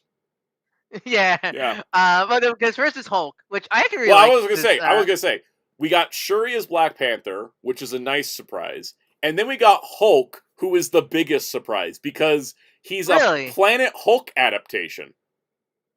Yeah, because it's not one-to-one Planet Hulk. Because according to it's a Planet Hulk where they sent him to the Savage Land instead of Sakaar. Savage Land. Yeah, which I guess it's a more happier ending for Hulk because like he's Hulk still pissed about it. Yeah, but at least he isn't scarred from what happened on Sakaar, I guess. Unless his ship also had a bomb. I mean, he had to get that armor somehow. He's not thriving, that's for sure. But I like this idea that we have a confrontational Hulk on the team. I also because I like the design because there's you can't really hyper redesign the Hulk stuff. Yeah. The main thing of Hulk is green big man. So giving him this Savage Land armor, not only makes it different, like gives the same idea as your Planet Hulk Gladiator armor, but still make it unique. Really cool redesign. I like it a lot. I was also gonna say, Jay Delabate said someone made a Reddit post that Tokon is based off a lot of 2000s era of Marvel. That's because people who read 2000s comics as kids are now old enough to be game developers. Because it's like a lot late 2000s and 2010s in this game. So that's why we have Shuri as Black Panther, which is great because outside of Fortnite, she's never been playable in a video game. Also, I just think in general, I think Shuri's a better pick than T'Challa. I'm not saying T'Challa wouldn't, but here's the thing. Because I know a lot of people debate about, T'Challa is more than just call slashers. Definitely, he is. But like, when you have a game with like characters like Wolverine already, and like tech characters like Penny and such like that, it's kind of hard to make. Didn't everybody call T'Challa in Marvel Infinite the replacement Wolverine? Yeah, no, he was. He literally had Wolverine's moveset in Infinite. It's just harder to really make him unique. So going with Shuri, because Shuri's main weapon is her spear. So going for like pure gameplay aspect, I think going with Shuri plus adding her like Mega Buster Black Panther cannons. I like that they really amped up the tech ability because that's something the MCU's kind of introduced as her science side, and I think that is really awesome to have like a more tech character that's not an Iron Man tech character, that like a smarter tech character than Iron Man. Iron Man's ego gets in his own way. But yeah, I just think overall like it's just a more smart choice. Also, again, we have seen in this game so far that they will pick out their options like Danger. I know people debate with Penny Parker, but I always argue Penny is an out of the left field pick. Yeah, because you think she's gotten more popular as a reason. When you think multiverse Spider-Man, your brain's gonna go to Miles or Gwen first or Miguel. Yeah. Never Penny. So, and then shooting Shuri instead of T'Challa, again, just cool. It's just an out there pick. Also, the game more female reps in the game is just nice. Yeah, I was gonna say it does help the game lead less of a sausage fest because it's we got Shuri, Danger, Magic, Storm, and Penny, right? And Kamala. Yeah. You don't want it to be Tekken. Exactly. I think we're going. I would say, if I were to take a guess, I think we're going for a 50-50 split. Also, there's not in the screenshot here, but I love her goddamn Battle Cat Panther. She has her ultimate. Yes. Yeah, I was gonna say, she has a Zoid because I think there's like tech on him. No, it's more Battle Cat from He-Man. Yeah. It's a Panther wearing armor. I got you. I just want it to be a Zoid though. Yeah. Also, I love Hulk ultimate is him throwing Big Rock, which was a move he had a similar super in Infinite, but it looks so much cooler here because he just Hulk because it has an art style. Yeah, and then he just art style. It's cinematography because in Infinite he just goes up and then diagonally down with the meteor. Yep. And that's the super. Where here it's actual full cinematic of him throwing Big Rock. You know what it is? It's Battle Cat wearing a Zoid armor.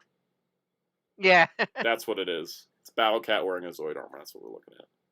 I mean, if we're talking about just a scare, got the champion of the universe is the main villain in this game. Yeah, so we got confirmation that Champion of the Universe is the villain. Well, that is Champion. He's majorly redesigned, I see, from his red. Yeah, he doesn't look like Hulk. He doesn't look like Hulk Hogan Wrestler, man. By looks and the promoter is like going around getting people to challenge the champion. Do you like the ore farming Robbie shot in the of course I did. beginning cutscene? Like, I got so distracted by that, I didn't even pay attention to the rest of the trailer the first time. I had to watch it back a couple times. So, I mean, this is the question, because now we have for free game with the last two teams. Yeah, because we don't know any other characters on the roster besides the leaders. I was going to say, I wanted to say that Champion of the Universe looks like a dapper fellow now, which is interesting. Yeah, all of a sudden, yeah. I was going to look at the cool Robbie shot. Oh, I didn't pause it correctly. Hold on. Back it up. There it is. Look at the cool Robbie shot. Yeah. Anyways, I mean, here's the they posted on their Twitter. Here's the what's left of the roster so far in the stream chat. Okay, because I was gonna say there's one bit in the trailer that people have been talking about, and it's. You talk about the maybe Carnage. Yes, it's the green flash right here because of the numbers. Yeah, right there, that flash. There we go. So it's a green flash on the screen. There's a Dr. Doom symbol. There's Spider-Man's face is scratched out. There's claw marks on the name, on the words, which team will assemble next. And somewhere in here is Carnage's first appearance issue. Yes. Is the number on the side of Doom, next to Doom? Yeah, it's the 361. Because that was Carnage's debut. So I'm pretty sure Carnage is in the Doom team. That's which honestly, it's telling us. Honestly, if that's the case, that's actually really cool. Cool because it's always Venom that gets in these games, and I understand why, because Carnage is a serial killer. Kind of hard to market the serial killer, but also like love Venom, but Carnage is the more unique moveset because he does the weapon constructs with his symbiote and such. Venom only really start doing that more recently and stuff like that. I also will say that like the Green Goblin theory is also, I think the green is not just it's Doom's team, but I also wonder if they're going to throw a Green Goblin in here. Is he a Goblin or Carnage? I mean, either over. I think there's a chance it's both. Yeah, there's a chance. You'd be cool for Doom. I guess we could talk about like who I need people who hate Spider-Man. Yeah, because it'd be cool for Doom's team. Because I'm pretty sure at this point it's gonna be villain team for Doom. It's a villain for each team. Like at least of the so you'd have like the Carnage for the Spider-Man team. You get like Magneto because everybody loves Magneto. For the X-Men team, you get like an Avengers villain, like Ultron. Yeah. Oh, unless Doom is like the Avengers villain, then it could be a Robbie. It could be for whoever Robbie's Ghost Rider. We don't know what Robbie's team is. We keep saying Midnight Suns, but is it really going to be like all the obscure supernatural characters? Yeah. So Robbie's team. I mean, like with Doom, it's at this point villain. So we kind of have a idea of what Doom's team could be. What do you want for Robbie's team as Mr. Robbie fan number one? I mean, I want it to be like Blade. I want it to be, Blade. We need Blade. We need one female obscure pick. I feel like that's what we've been going with so far in the game. You know what? I'm gonna piss people off. I don't care. Scratch Blade, Bloodline. Just put his daughter in instead. For which character? Bloodline is Blade's daughter. So instead of Blade, I want to go Bloodline. I'm going to go Morbius because we need to put some respect on Morbius' name. And then we need to round it out with... I'm debating like 3 people in my head. It's because I've seen your Daredevil, Moon Knight. I've seen even say Wando. So trying to keep supernatural elements because like it would be cool to be street. It could be street level as well.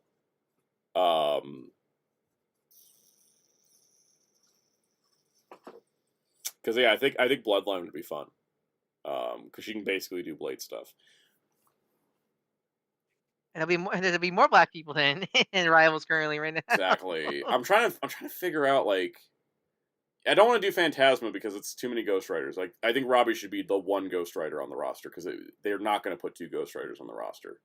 I think people. If this is a supernatural team, I like to see Claire, Stranger's wife, as the Sorcerer Supreme for this game. Yeah, Clea. Would be cool. Yeah, Clea.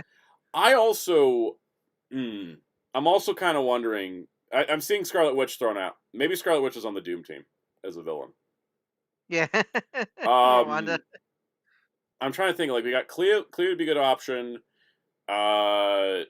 There's. I'm trying to think of like. It would be weird, but I would love Johnny Blaze with a shotgun. Because that was just a thing in the 90s when Johnny Blaze didn't have his Ghost Rider powers and he was just riding around with a Hellfire shotgun. I don't know why. I just imagine like Johnny Blaze, but like he has the vibe of Johnny from Guilty Gear. Then yes, no, like drip him out like crazy. It'd be fun. Nico, Nico, LPH mentioned Blackheart. I'm avoiding Blackheart just because he was in Marvel versus NBC. Yeah. Yeah. I like Nico. Honestly, Nico would be really cool. Would be good. The thing is, I just don't know. Are they going to put like would they put the Midnight Suns video game team in because they already have Robbie and Ileana, so it'd be Blade and Nico. That's the Midnight Suns team from the game. Pretty much. Would they do that? I mean, we already seen that you can make custom teams, right? I mean, actually, with Hulk now we do have the new Fantastic Four. we do have a version of the new Fantastic Four with Hulk included. That's what I'm thinking of. They could also swerve us and throw a mutant on the team. Also, I mean, Elsa could be. I could see Elsa being the female Elsa rep. Could be fun. The female rep. Elsa, I feel like Elsa's got a better chance than Bloodline. Also, I think another thing we should think about, because, as we're saying, there is a bit of a 2000s kind of vibe going to the obscure picks. Elsa would fit that. Mm-hmm. Yeah. Because I feel like I don't think they'll put Blade and Elsa because I feel like they could overlap with their movesets. Because I mean, also I've seen a lot of people demanding Daredevil because he's never been any fighting game.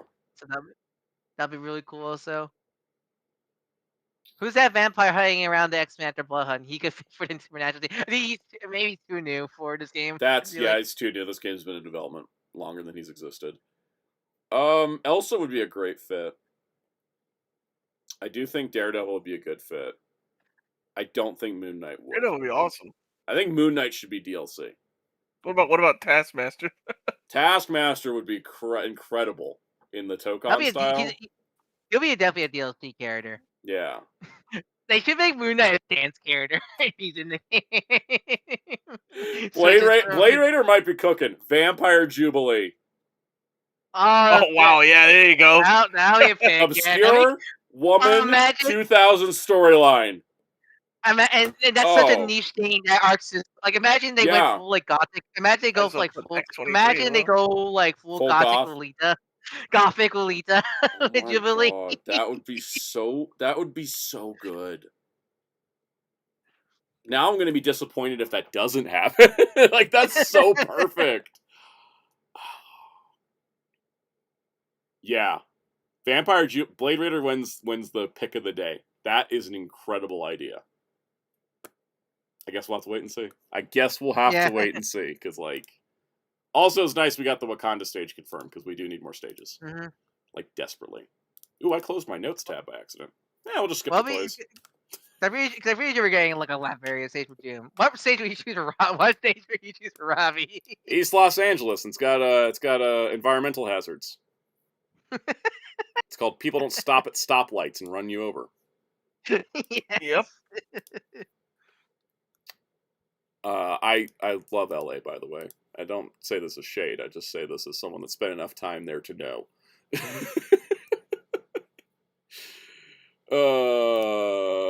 Let's see. All right, we got toy news, guys. We got toy news. We got my wallet draining like someone punctured a hole in it and just let it spill all over the floor. So like normal, also normal. Kind of normal, but also kind of, I don't know. This past week was like, it was just kind of relentless with the Figuart pre-orders and with the other stuff. Like, stand out. I'll never buy another CSM G7 belt. GC. Yeah, the next thing is me going back on saying I wasn't going to buy another CSM. But in my defense, I never thought they were going to make this one because it seems kind of dumb to do so. So, oh yeah, there was also the BBTS Super 7 sale. I think it's still going on. BBTS marked down some Super 7 figures as cheap as like $12, and I was like, well, at that price, I can't pass it up. So the price they should have been. This is the start. But when he said that sounded, I thought of Foghorn Leghorn for a second. Thank you. That's what I was going for. I throw out impressions, and sometimes they don't land, so I'm glad when they do. Also, my browser froze, as you'd expect. Oh boy. All right. Kaku Ranger Ninja. Nope, we're not talking about that one. We're talking about Kamen Rider G3. Curse you, tree. So, CSM G3 is real, and it's happening, and I already ordered it because boy finally graduated. He has a real belt now. Yeah, so this is an interesting thing because there's two products being sold. You can get just the gauge lamp G buckle, or you can spend like $150 extra and get the G buckle Mark 7 included because it's the same belt and you just swap the front parts off. So we actually have details here from my Discord server where Spin Dash posted stuff. That was really helpful. So the whole bundle, if you want both, is 49,500 yen. And if you just want the buckle itself, then it's 33,000 yen. And it's got some really cool features to it. Like so in addition to like you push the button on the top of the Mark 7 buckle, those 6 dots are all touch reactive for all the drone weapons that G7 uses, which is really, really cool. That's what it looks like when the lights are off. They weirdly haven't put the promo video out for it yet, probably because it's got movie spoilers. But as you can see, you can touch the specific drones to do their specific attacks, and then it has voice lines for Hikawa as well as the G unit operator, since they work together in the movie. So you literally have man in the chair. You literally have man in the chair voice lines. Exactly, it's got this woman in the chair. And then for the G buckle itself, it not only has, like, of course, the light up feature, but the side buckle pieces have gimmicks associated with them, including button pressing. What's really cool is they really decked it out. Let me get the next gallery here. They decked it out in the sound effects, because this thing, obviously, if you've watched, Agito, G3 don't do a whole lot with his belt, right? So there's not much to put in this besides it lights up when you push button. So what they did to make it really worthwhile is they packed it in with crazy amounts of voice lines. So it not only includes voice lines, of course, for Hikawa in both G3 and G3X, and of course you got both operators of the G unit. Then you got frickin' bitch-ass Hojo, including the scene where he runs away as audio clip. You also got Shoichi, you got G4, and you got the new girl from the movie who's G6. So it's everybody that's ever touched the G unit has got sounds from this. When you say run away, I expected to I kind of want to hear Hanna-Barbera bongo run sound effects when you mentioned it. It would be great, honestly. It does have 8 music tracks, including Stranger in the Dark, which is reason enough to buy it. And it's got several buttons and systems and stuff, and apparently a feature where if you're laying down, the belt is dying of battery. So I think that's fun. So you can literally pull the Peter Griffin death pose. Exactly. But yeah, it's just it's expensive, but it's one of those kind of I do see where the money went. Here's some gifs of how the lights light up. There is a lot in this, surprisingly. Yeah, they really cooked. And I also looked it up. The cost that I'm paying for this is less than I paid for Decade 2.0. So it's not going to be the most expensive CSM purchase, so I see no problem with getting it. Or less than the Hibiki stuff. It is more than the Hibiki complete set, but less than if you're buying all the Hibiki. That didn't make any sense, but you get what I mean. Well, I'm spending more on this than I did the 2 Hibiki items I did buy. But not by much, because the Hibiki items were kind of expensive. So I'm impressed by this. I'm very much excited, and I bought it immediately because, again, I didn't expect them to actually make it, because I think a lot of us were like, well, are they even going to make G3 and Gills in CSM? And they figured out how to do it with G3, I think, selling it with the movie buckle, which is, I thought they would just sell the movie belt. I didn't expect them to do the original belt as well. I mean, might as well. It's literally just a slab. Exactly. Yeah, as a kid, I always thought it was just some weird like heat thermometer on his belt. Yeah, it's not really like a transformation device. So I think they decked it out and made this thing worthwhile, which I got to give them a lot of credit for. I don't expect us to see gills, but I wouldn't put anything past him at this point. But it's just because gills is part of his anatomy. It's not really It's a just belt. It's a recreation. I mean, they did it with other organic belts, so yeah. So we'll see how it goes. But they recreate the original like role play set with like the arm and feet claws. Give you bladed weapons that actually cut things. That'd be fun. And you can cooking a scorpion scenario. If they make that like that, I'll make a cooking with gills. And it'll just be me doing the cooking with scorpion bit. Have you gotten the One Piece cookbook? I've not actually. It's like the one book I didn't buy. You should do that. You need to make it. You need it because I seen videos on it, but we're not One Piece fans. I need you need someone. I need you should do a video of like, does the Sanji cookbook is Sanji cookbook good for fans? Fans also. I don't know if I could top the time Eric Vale did that for one of the Funimation DVD bonus features. Really did. I didn't see that. Yeah, he did it. He did a whole cooking show as Eric Vale cooking in his kitchen, and at some point he like delivers food to a Nami body pillow. It's amazing. I don't even know how to put it into words. It's delightful. Have you heard any of the bloopers from the English? Yes, I have. I've seen. When I got those DVD sets and the Blu-ray sets, I would watch the bonus features. I've seen most of the bonus features because I love so good. my favorite one is I think it was the Joa Park bloopers where it's like Zoro said something and Chopper's like, bitch. Yeah. I laughed. I died laughing. Oh yeah, I think that was like the last time they did the bloopers because I think somebody at Toei probably complained. Probably. That's probably why we don't get bloopers anymore, sadly. Probably. All right. Well, in the world of Project Red's Twitter account, Ninja Sentai Kaku Rangers what's this called? The Shinobi Maru? I just forgot the name of it. No, the Kakure Maru. The Kakure Maru is getting a full-size toy release. What? All I'm gonna say is, man, they really aren't hiding the fact that Project Red is just Sentai. Because, like, the fact they didn't bother to make a separate Sentai page or whatever. They just rebranded the Sentai page into Project Red. They're hiding it. It's Sentai's replacement. I will at least say, narratively, at least Gavin Infinity's a little bit more interesting than some of the Sentai formulas we've been running. Yeah, I'm enjoying it. I like it a lot. What's it called again? Kakure Maru.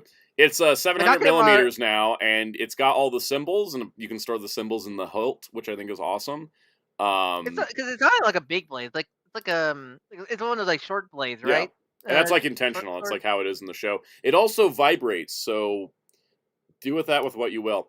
It does light up for multiple colors for the different attacks, has all the different attack sounds, and it goes into the sheath, and the sheath will have sound effects. The sheath doesn't have sound effects, but it has sound effects when you put it in the sheath, and it has music tracks included.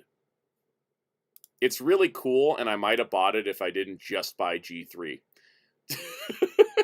Just going up like a day after the G3 belt was kind of like a wrong time, Banda, wrong time. So 27,500 yen is honestly not too bad for that. I've seen worse. I've seen better too, but that's pretty much that. All right, let's get to our one piece of figure arts news for the week. I want to wrap up the toy news in like the next couple minutes so I can get to the Star Wars thing. All right. So, SH Figure Arts for Spider-Man Brand New Day have arrived. They are here. Or they're not up for pre-order and they're not even solicited yet, but here they are as in... let me actually adjust my window size here. This one has the web shooters. Yeah, look, it's got the web shooters. And Hulk has different hair. Completely different hair. So somebody's got it wrong. Someone has concept art. Yep. I have a weird feeling it's Hasbro with the concept art because there's a render on the box for the Hasbro one that looks like that. So. It's always Hasbro with the concept art. Yep. It's probably go up for pre-order soon. Damn it! Oh no! Stop dying. The hiccups have happened. I'm gonna try my Tibetan breathing technique. Full doll theme. I am Batman.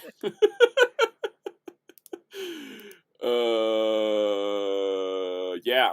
Where were we at? Sorry, that threw me off because I just stopped breathing. So let me just stop breathing so I can stop the hiccuping. It's the Soundout does a Nope, breathing still there. technique. Soundout does a breathing technique. In high school, I had hiccups that were so bad they'd come out like sonic screams. It's really high pitched. Let me get all these legs pulled up and hopefully this subsides and we're good. So.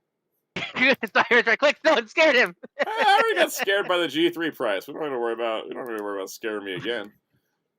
Play rate, Jay Dillby. But the Tomato monk said that my anti-telephone technique would work. Play Raider, where that time when the cocker changed power driller and I plug it into his nose and it worked? Something along those lines came by when you say it vibrates. Vibrations. Good vibrations. Good song. Alright, let's try to do this now without me dying on stream. That would be... I think the embarrassment would bother me more than the actual dying. Dying embarrassment. Okay. Do you want to go on intermission? I don't know how to subside this, so... fun technique for getting rid of hiccups, by the way. Just a spoonful of peanut butter. It globs up the system. It's magic. Works every time. I'm trying to manage my sugars right now, so it's not a solution at the moment. I did eat a Reese's Pieces cup before stream. It was delicious. Yes. All right. Let's get to the DuckTales. Thank you. So NECA's DuckTales are up for pre-order, and they changed their plans. Thank God. The original plan. Originally, the triplets were gonna be packed with one of each character, wasn't it? Right. Yep. So now it's just you want Gizmo Duck, you get Gizmo Duck. You want more pictures. If you want the three kids, you get the 3 kids in a set together, right? And then if you want Launchpad, you can just get Launchpad. Launchpad's got double jointed elbows. Look at that guy. And then if you want Scrooge, you get Scrooge on his own.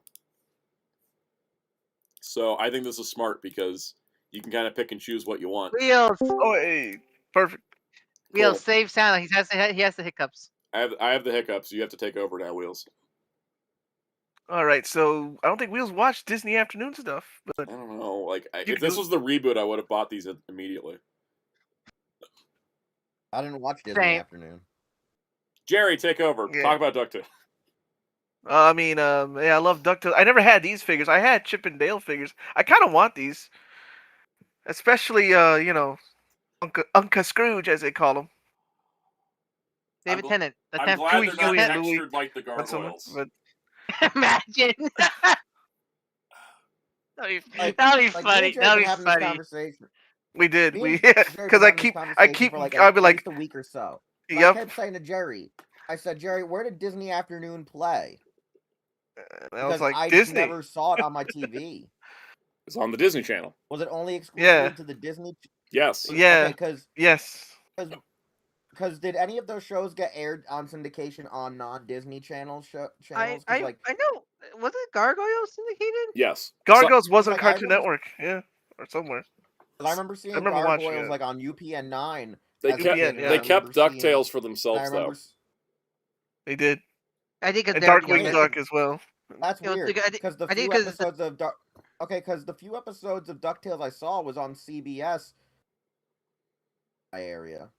It might have been because Disney had a deal with CBS and ABC. That's why Aladdin and Hercules were co-productions. And hence why they can't air those again. Because I know Aladdin aired on like CBS and ABC, both of them when I was growing up. Yep, Aladdin was on both, and that's why it's not on Disney Plus. And I know that like I didn't grow up with the Disney Afternoon as the Disney Afternoon because, as I told Jerry, I used to watch in the mornings on some station. If I don't remember which station it was, but I would see only in the mornings. It was what would be the Disney Afternoon block, like the one with Baloo and Chip and Dale. And those were the shows I really knew. Yeah, Tailspin and the Chip and Dale show is the only one I vaguely knew, but at the time, I was still like 2 or 4, like between that age, so I don't have a. It's one of those ones where it's like I don't have a real cognitive memory on like watching like in the afternoon Fox Kids every day because it was so sporadic. Fun fact: do you guys know in the Timon and Pumbaa cartoon, Timon went to hell? Timon went to hell, like literally. Yep. Yeah. Okay. Do you know what's funny? That show would air either on ABC7 or it would be somehow syndicated on my WB affiliate block during certain days. Like it wouldn't be a part of the Kids WB blocks, but they would like sneak it in like before Kids WB, the local WPIX channel that like they were working with. So like you could be like watching like Mega Man and Samurai Pizza Cats, then watch Kids WB, and then they'd be like, "Well, there's something wrong that we're not doing the news at 5 like we're supposed to," and so there would be like Timon and Pumbaa on if there was something wrong with like it was like their backup. Like if the WPIX was having issues in the studio where they couldn't do the news live, they would like air frickin' like Timon and Pumbaa. Interesting. By the way, fun fact: that WPIX building was actually used as the Daily Planet. Oh, for which series? The first Superman movie. The Donner films? Yeah, the first Superman movie. That's actually the WPIX, one of the first news buildings in New York. I am cured. Television broadcasting. You're back. You're alive. I went and said, don't worry about watching my sugars. I need the peanut butter. It was killing me. It's either the sugar kills you or the hiccups kill you. Hiccups are much worse. So yeah, that. I can't imagine the 20 years of hiccuping like on Simpsons, where the guy just like, kill me. 20 years. Isn't that the squeaky voice teen? No, it's just this one random news show they were watching. We were talking about the Daily Planet? No, Disney Afternoon. Okay. Disney Afternoon, I'm not that. Because Wheels never really familiar with it. All the shows I saw, they were like in syndication. I never really like my syndication watching a Disney Afternoon shows was Toon Disney. Yeah, same. Somewhat like, because even though I had the Disney Channel I still have a Chip and Dale's figures. As Soundout can weirdly back me up because he didn't know about these shows and his mother did. When I used to watch the Disney Channel, it would be like the early mornings or middays. So like it was airing the quotational, and I'm gonna put air parentheses, the quotational lost Disney TV shows, which were the Alice in Wonderland, the ones that were made Circus, for the Disney Channel when it launched as a premium cable network with no ads. Yeah, like everybody was like, "Why does Disney Plus have an ad-supported tier?" I'm like, "It's just the way the Disney Channel went. They were no ads, premium cable only, and then eventually they're like, we need actual money, so they put ads in." Like Disney. Like I said, my remembrance of like Disney was never Disney like Afternoon. But like it's funny because like I like characters from Disney Afternoon, but I don't necessarily like their shows. Because I grew up with their shorts. It's like Scrooge and I really like the DuckTales reboot. I really love the DuckTales reboot. I mean, the original show's great, but the reboot, my god. Yeah. That show's so I did. So special. I was joking eggs, and then actually dropped one. The Three Caballeros episode lives rent free in my brain. Honey. All right, well, let's move along. Masters of the Universe 2000X collection from Mattel. We've got Buzz Off in his Buzz Off looks good. look. I think Buzz Off suffers a bit from just the overall structure of the origin style figure because he's too thick, thick because he's speedily Bugman. So this is the case of they tried their best to fit him into the origin style, but yeah, I think it still looks good. Keldor looks good no matter what. Yeah. I'm trying to do Keldor now, but I realized, he's just giving new boots and a new head and cape, and there you go, boom, done. And then we got Webstor, who Webstor's always great. He looks so good. Like they give him a unique torso also. He's never had a bad toy, in my opinion. I don't think Webstor's ever had a bad toy. This is the only way without a deluxe figure, and surprisingly, I hope like when they get the Trap Drop, they make him deluxe figure because he needs to have the big robot arm and like the interchangeable parts. It'd be cool if you could make him as Cronus. What was it, Cronus? That'd be cool, but like I feel like they would make him like a single carded figure like Keldor because he didn't. But that I can see that as a future figure. Or they really want to really go in the depths of this line. Go deep. That'd be fun. Such. All right. I've been collecting this line. I've been really loving it. Loving it. I keep looking at them at my comic shop, going, "These look really good," and then just not actually buying them because I'm out of space for. No, yeah, definitely. It's like it's the first like Masters line I'm like collecting, and they've been a joy to collect so far. If I were to collect these, it'd be like my 5th line, so that's kind of like where I'm at. Yeah, I'm like, definitely. All right, Todd apparently knew that me and Master Ben were working on a big old spreadsheet of all the McFarlane multiverse releases, and Todd's like, "Here, add more to it." And I'm like, "Oh, fine." There's certain leak lists out there that all I'm going to say is DC were on that leak list. Hey, Sound's in trouble. Yeah, if the leak list is 100% true, which it currently we're 2 for 2, right? Yep. Yeah, my wallet's in danger.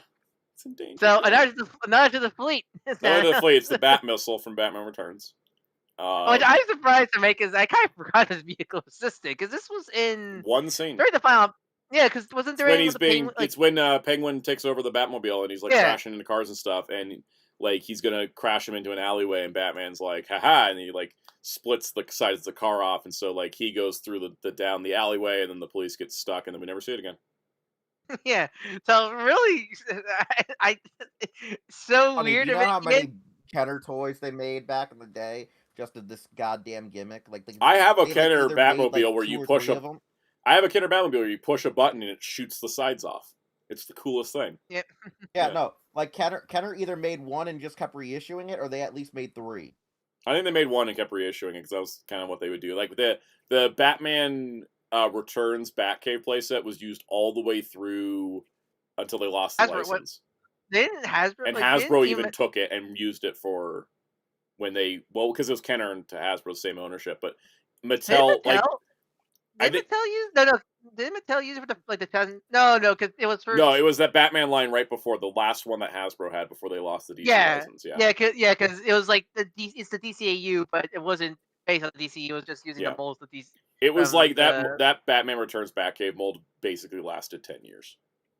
You ever seen the goddamn Batman Forever playset? It's huge. Yes, it's massive. I have the one Batcave playset I had is the one from the Batman that's like 2 feet tall, and you have to like secure it to the wall. If you have like that intact, you should do a review on it because there's literally definitely not intact, but I have it somewhere. There's like 0 videos on that thing. I have the Watchtower playset too. I think there's like 1 video on it, but it's like poo quality, I think, and such. All right, and then the other thing is we got a 2-pack of Alan Scott Green Lantern, now with cloth cape and ring on correct finger, and Solomon Grundy repaint of Arkham figure, plus tie. They took the noose out and gave him a tie. Well, actually, is that a good release? Because one, it's nice always when they really have a single as like full-on figures. But like, that's actually because the problem with the figure as Arkham Grundy is he's horribly out of scale because Arkham Grundy was like ginormous, but comic Grundy is the size. So like, honestly, it's a perfect reuse to make him just comic Grundy. I think it's a new head also. I want to say. Yeah, it looks like a new head. Yeah, it definitely is a new head. I've been looking at Arkham Grundy for a lot because they kept re-releasing him. It's like 3 versions of him. All right, Takara is threatening a Nemesis Star Convoy. Which I meant teasing, not threatening. I can't wait for what Sakamoto lore he's got to write for. I'm more excited about the tie-in manga than I am the actual toy. I know, because like this is something totally new, but like they need to justify this mold somehow. Yeah. It's very limited repaint potential, so making Evil God is interesting. And then we got the real interesting one, which is Missing Link Ironhide. The G1 Ironhide toy is not even anywhere close to this. Let's look them up real quick. Let's go. Because like, the good context, that's G1 Ironhide Ratchet are Diaclone toys, and the concept of Diaclone, those are mech suits. Yep. And hence why they don't have heads, because it's not meant to be Ironhide Ratchet. They're meant to be mech suits for Diaclone pilots. I do agree with people that like yes, it's still a good toy as its own. Add split view. There we go. And then we're going to click this. Add that to the split view. Add to split view. I'm still failing at this new feature.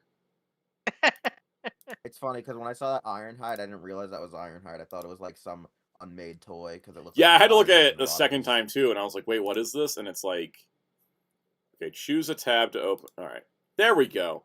Yeah, so like I had to look at it, and I was like, you know, because like it isn't just we stuck ahead like the Encore release.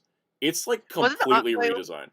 Wasn't the Encore just cardboard for the heads? That's right. It was cardboard, and the third-party company made the plastic ones. Yeah. Yeah. So, like, the interesting part is you can see his battle ski is on his back, kind of like the Earthrise figure, right? Mm-hmm. He fascinates me. I can't wait to see him, and also because Missing Link has just gotten way more interesting. It started with just let's give the G1 Prime toy more articulation. And then they're like, let's give the G1 Minibot car more articulation.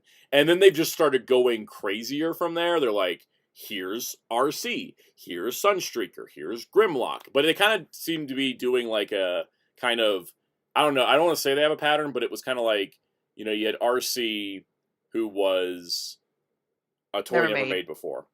Then you have Magnus, who's like a massive like redesign to make work. Then you have Grimlock, and then you have now Ironhide. And Ironhide is basically just a brand new mold, right? So like, I think it's like one never before seen, two redos, one never before seen might be the pattern, or they might just be winging it. I don't know. But I would love if I kind of hope you can for the Missing Link you can detach the head to recreate the original toy version. That'd be really fun. That would be really fun. Yeah, they haven't done a Decepticon yet. That's another thing that's kind of interesting. They've all been Autobots. So I think Megatron is the biggest hurdle because they know why exactly. Because they do release these internationally, so that might be the biggest. I think they should just make the gun and just say we're just going to lose out in the international sales. Yeah, you know what I love because Lego announced they're making a Brickhead's Megatron because it's kind of a double-edged sword because they're not going to do the gun but Lego doesn't like doing war toys, so like they don't even so they can't do the tank either. And what I find funny for the Brickheads Megatron, instead of calling it like tank mode, they call it Megatron Battle Mode or something on the That's box. cute. It still looks like a tank. Yeah, it still looks like a tank. It's the it's a submarine trick. It's a submarine trick. Yeah. Right? Yeah. Hellfire says apparently the Seekers in the pipeline. They did say the Seekers are something they're working on. I think the Seekers are hard work because that's part forming Central, right there. The Seekers. If they can pull off the Seeker mold without parts forming, that's going to be like one of the coolest ones. They already figured out how to fix Grimlock's proportions, so I'm like, yes, I've become somebody that went from like when they first did Prime, I was like, that's cool. You know, I thought it was neat. I thought, you know, it was really great, but I wasn't like thrilled about it. Wasn't thrilled with the Bumblebee. It's like the Bumblebee didn't make me go, oh man, this is great. Especially with the price. Especially the price. And then now that like RC, it was like my favorite Transformer of last year, and like Sunstreaker is really cool, and like the Magnus is amazing. And the Grimlock, I'm like getting into this line. Just wait, guys. Missing Link Headmaster. Those would go so good. Those would be amazing. Yeah. They've just been developing this line where I went from something I was like, I probably will never buy one of those to, I think I need to own one of every mold. At least one of every mold, because I'm doing two Magnus. I think Missing Link will get me if they find a way to do him pretenders and make them posable. I think that's when they will get me, honestly. I think I'm just going to do Ascend at that point. I'm going to be in an Ascension mode if I see posable pretenders. That's so good. That gets suited to the shell gimmick. Yeah. Imagine a Jinrai. Oh, that, yeah. Missing Link. Star Convoy. Isn't that just Age of Prime's version? No, with the motor gimmicks intact. God, how expensive. But the motor is detachable, so you can buy a motorless version. The motorless version will be like toy colors, and then the motored version will be manga colors, and the motor can be detached and put in, so it'll be like the Prime, where like the one version came with the trailer and the one version didn't. Missing Link combiners. Oh my god, could we get a good G1 Devastator toy? We get a good Menasor. I mean, the Scramble City ones don't need as much work, I don't think, but I mean, honestly, but the Devastator, he has a flat piece of plastic to hold most of his torso together. I mean, a Missing Link Star Saber might be a sell for me also. Missing Link Star Saber is going to be like nothing. After we get that, it's going to be like, you know, when the it's going to be. It's like when people have a drug addiction and then they get to that higher level of drug and then none of the lower drugs do it for them anymore. That's going to be us with Missing Link Star Saber. Nothing will be able to top it for a long time, and we're just going to Jetfire. We're going to be Missing Link Jetfire. Missing Link Jetfire. No. Isn't that just a soldier joking Macross? No. Why did they make no? Why don't they make it Skyfire? Missing Link. Oh my god, they make it like Skyfire from the cartoon, but in G1 toy style. Yeah, that's what they do. I mean, we're going to keep paying attention to this line. It's funny. I feel like, I don't say this because I'm not an 80s kid. This is not a nostalgia thing. I feel like Missing Link is kind of my most anticipated Transformers line right now because lately they just, every time they show one of these, I'm just like, oh my god, this is the coolest thing. Because I think it's also with part of it. Oh, you know what it is? Part of it is because they're grade toy. Because it's not based the crappy molds good. Yeah. It's not based off it's not based off the tune. That's why it's exciting. It is, and so it's more interesting to also see them. Like, they could just make an Ironhide that's Cartoon Network. They've been doing it, right? But to make an Ironhide that's cartoon inspired but fits with the 80s toys, that is infinitely a more difficult challenge. And I think it's way more interesting. Like Soundout. Remember as a kid, I was like, oh man, I really want to get the Transformers movie characters. Mm-hmm. I was like, oh my god, they're reissuing the toys. I can't wait to see them. And then I go into Toys R Us, find the Rodimus, and I hold him up, and I'm looking at it because it has the open box packaging with all the way that the toy looks. And I see that it's just like a stick, and I'm like, what is this? And I remember seeing an older kid, like that was like probably like near 20, going, "Oh my god, that's so great! It's like the coolest toy ever. The new ones don't hold a candle to these." And I looked at him, and I literally looked at him, and I said, "You are mentally challenged and disturbed. Get away from me." I had a G1 Rodimus Prime as a kid that I got at a thrift store, and I thought it was the worst Transformer I owned. Yeah, we need that one. That one needs a Missing Link. Its Missing Link needs to be the prototype toy. Not the one we got. Well, yeah, no, it was like, just imagine. I mean, 10-year-old me we're gonna get Missing Link Unicron eventually. At this point, eventually. Actually, let me go grab my crappy Rodimus. We'll be right back. How many of you guys would be like shook as a kid, right? You see the original Rodimus, and someone's trying to tell you it's better than like the Beast Wars toys. I mean, I'll go like, that's not what he looks like in the cartoon, referencing Energon. I know, like, it was weird because, like, when I saw the Rodimus, it was like right before Armada, I think, came out, and it was like Car Robots was still on the shelf, and I'm literally looking at the guy, and I said, that piece of crap toy, as I'm pointing to like Sideburn, I said it's 10 times cooler than this Rodimus. I said I'd grab my crappy Rodimus. I didn't mean my Rodimus Prime. I meant my crappy Hot Rod I got. I gotta tell you, so I bought this off eBay. That's the newer one. This is the Hasbro retro one where he's more cartoon styled. He's the magenta, right? I got him because I saw somebody on Japanese Twitter get their Missing Link Magnus in, and they put Missing Link Magnus with Missing Link RC and this Hot Rod. And I was like, I should get that Hot Rod. I gotta tell you, because I got this after getting Missing Link RC, which is currently the only one I've had hands on, this thing sucks. Yeah, because they're not reissues, because they're new molds. They're technically new molds. They don't improve on anything. They just make them more cartoon styled. But this is already kind of a rough design to begin with. But like the plastic quality is so bad that his torso comes apart. Yeah, because that's the. It's not. I think out of all the 86 toys that weren't like that isn't Magnus because he's Diaclone. I always thought Hot Rod was one of the better, like, so you compared to Blur and Cup. I thought he was one of the better. He's the best one out of that crew. Yeah. But I always feel, the plastic quality is so bad, and because it's all like friction pegs and there's no pins and anything, That's it doesn't. I feel like it's not great. I don't. Yeah, that's what. Yeah, cause every time I see these new retro figures at Walmart, retro figures for '86, I always thought they look so cheap because I knew these weren't reissue because these are totally brand new molds because Yeah. they did change some things to make them more cartoon accurate, and they always feel like they always look cheap and like by the sounds of it, they are cheap. They are. Cheap. There's they put diecast in them.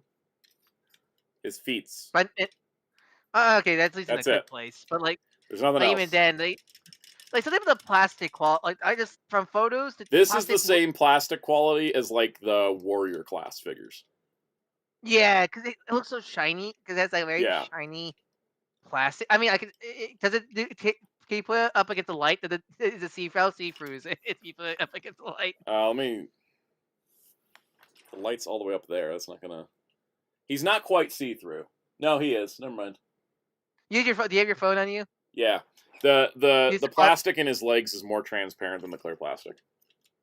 Yeah. Do you have your phone with you with the flashlight? You'll see it in a moment on the stream.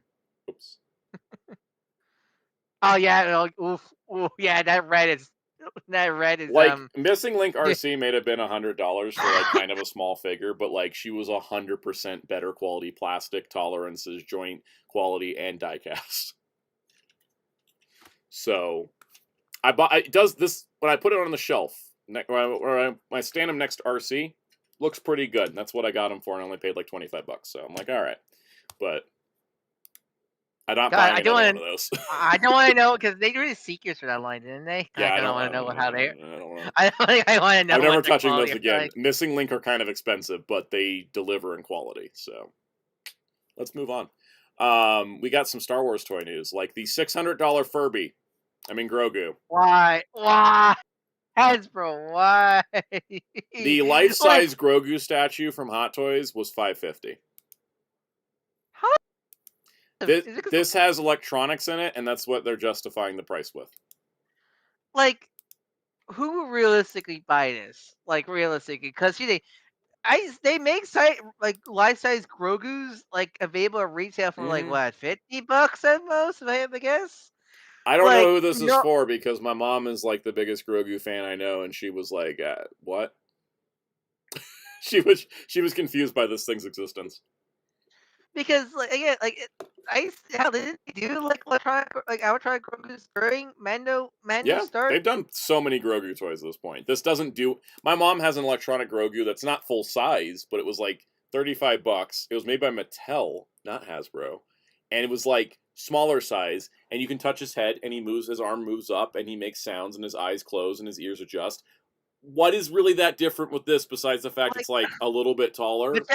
Mattel released. I mean, they're scary looking, but there's like these new like animatronic Buzz and Woody toys out for Toy Story 5. They look horrifying, but they're like $60 or it's 80. I think they're in the $100, like below $100. I just ordered my mom a new Disney Store plush of Grogu that's about the same size as this, and he was $27.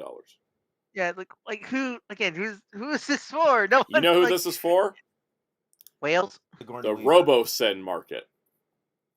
Yeah.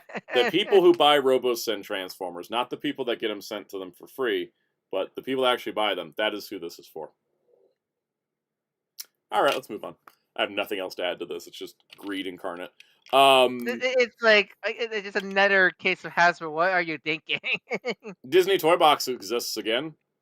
My god! I was so excited when I saw it. I was like, "Oh my god, Disney Toy Box is back!" Yep. I mean, I know because I know that Mando's a reissue because I had that one. Yeah, but I think that Zeb is brand new because that's his Mandalorian appearance, which has never had any merch before. Being for some reason, even though he's main character in the movie, there's no merch for him out right now except for one basic Hasbro figure. Because all his Black Series and Vintage collection is like held off for some reason. I really hope this continue. I mean, there's no Toy Box labeling anywhere, so they might just make this just their action figure line. But I really hope they continue to make it. I think these Toy Box figures are great. Especially like this is like. And honestly, having Mando, Grogu, Zeb, and R5D4 for $40 is like a good deal too. Great gift set. Like these figures are great because they're well painted. They have really nice articulation to indentation, and then there's fun action figures. Like I collected. I didn't necessarily sell a lot of them during my dark ages of having no job, but like these are great figures. I own a lot of the Marvel ones. The only problem is Disney shut down all their in-person stores, so I couldn't get any more. Yeah, they're up on the Disney Store website. That sets in stock, which is nice. So, good stuff. I was gonna say is it's Star Wars Day and Disney put a bunch of stuff up, but I didn't find too much for me to buy. I was like ordering things for other people, but I did buy one thing, and I just wanted to show it off because I think it's cool. And ignore the price. It is a lightsaber box for the Galaxy's Edge Savi's Workshop lightsabers, and it's like padded on the inside, and it's wooden, and it's engraved, and it's got metal hinges, and I was like, I think I need that. Also, because my lightsaber keeps getting dusty while it's sitting out. So. So I was looking through like how much toy box stuff is available on the team. Not much, but what do you mean? There's a Millennium Falcon playset for only $90 that features Leia, Han, C-3PO, and Chewie for only $90, and the Millennium Falcon has electronics. Meanwhile, Hasbro will give you a Millennium Falcon, no sounds, no packing figures, $300. Yeah, it's like what the hell? Yeah. Anyways, I got this though. It ships in June. I'm very excited because I think it looks nice. All right, Hasbro had a Star Wars fan stream. I'm going to tell you guys right now, we're going to start with the thing I recognize, which is this two-legged walker from the Clone Wars with the driver. They did a weird thing with the packaging where they're like, it's like you're watching the TV show. So they put the TV rating there, but yet they put the Clone Wars logo in the corner, which was never there on the TV broadcast. So okay. Something got lost in translation here. I don't really understand it, but it looks really nice. Though it is the SDCC exclusive item for Star Wars. It's like $80. It's such a weird packaging idea. Like, it's cute. I guess it's cute, but like, so it just like I don't think. Hey, this one comes with a rock. Is that the same rock from the Sentinels? No, it's got pegs in it. Oh. I need to collect Hasbro rocks now. Yes. I like the concept behind the packaging. I kind of get. It's like, oh, you're looking at it at the TV show, but it doesn't translate. It didn't work out because they have to have all the branding and stuff. Yeah. All right. So for exclusives, we have Clone Commander Doom, allegedly based on Dr. Doom's color scheme. Okay, I like that. Yeah, he's fun. He's been around a while. He's a Target exclusive. Oh, is this the clone version of Shaggy? I wish. Then we also have another clone commander who I can't remember the name of. Thorn. Had they made Shaggy yet? They've never made Shaggy. I think because Ooh. I think it's too obvious, and I think whoever has the Scooby-Doo toy rights at the time would complain. Yeah. But yeah, Clone Commander Thorn and Doom are Target exclusives. Hey, Jada worked with Hasbro with those weird Marvel the Capcom figures. It's true. Anything's possible. We're getting a new Republic Commando. Naturally, after they finish doing all the Republic Commando characters on the old mold, they now do a new mold of the Republic Commando. It Transformers. The Transformers bleed in. Let's skip past the mini helmets. Then we got a 2-pack of this guy and this woman. I've never played the old Republic games, okay? I was... Oh, no? I've never... Oh, you were young. I was young, and I didn't have a system to play them, and now it's like... I loved KOTOR so much. And they were pretty lengthy RPGs. So, tell us about Mishian Vow and Karth Onasi. Karth, yeah.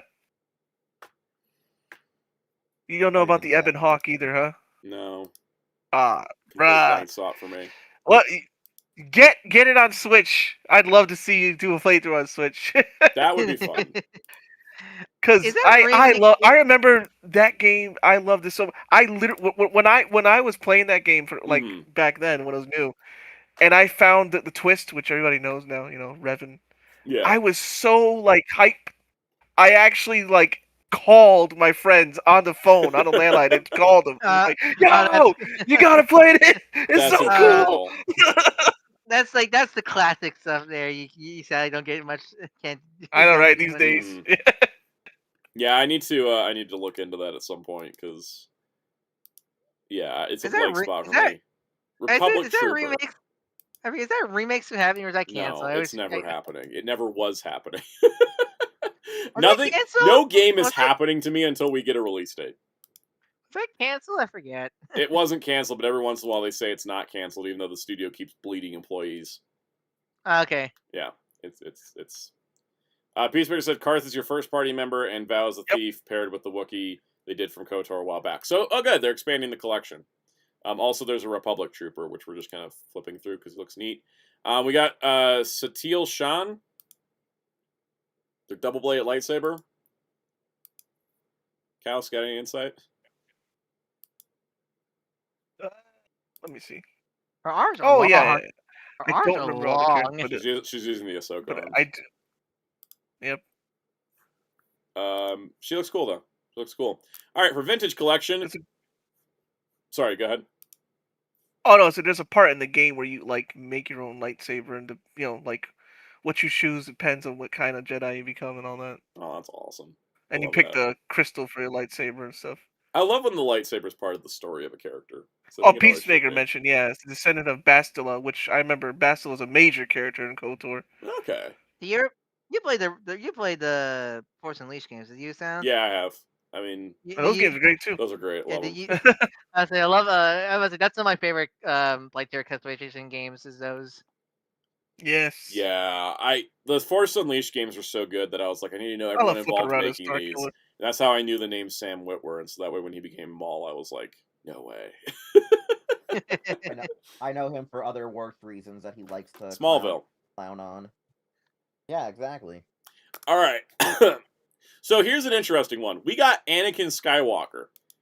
Old man Anakin Skywalker, who has been cut out of the movies since 2005. And he's got a new vintage collection figure. We got a non-canon figure here. But the question is, we know we're getting the theatrical cut of A New Hope next year for the 50th. I guess we're also getting Return of the Jedi because now he got merch again. I might as well. Yeah, it's pretty neat. Made for the babies. What was that? This was made for the real babies. Well, anyways, it's cool that actor's work is getting some kind of recognition because I think that's the worst part about some of the special edition changes. Fucking scenes. I don't. What? Can't hear you half the time. I said recognition for only 2 fucking scenes. Exactly. He got completely cut out of the movie, so except from I don't know. Anyways, then there's a Comic-Con set which is Asajj Ventress and Anakin Skywalker from Chapter 19 of the Genndy Tartakovsky Clone Wars series. Don't ask me how I know that number off the top of my head. I really love that show.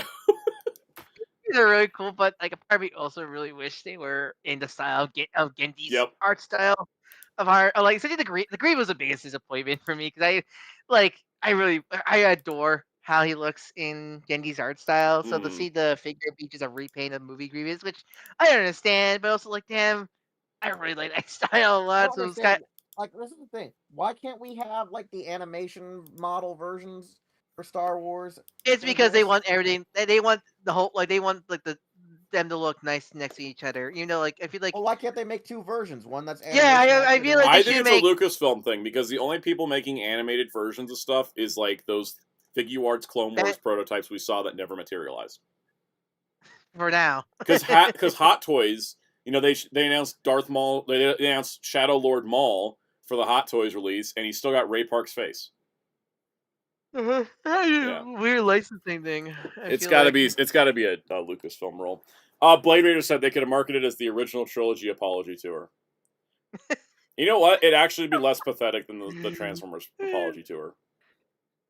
Yeah, Dave, it's like the new Fortnite skins that count. I mean, those are video game. Yeah, but still, it's like very few things leak through the cracks on this.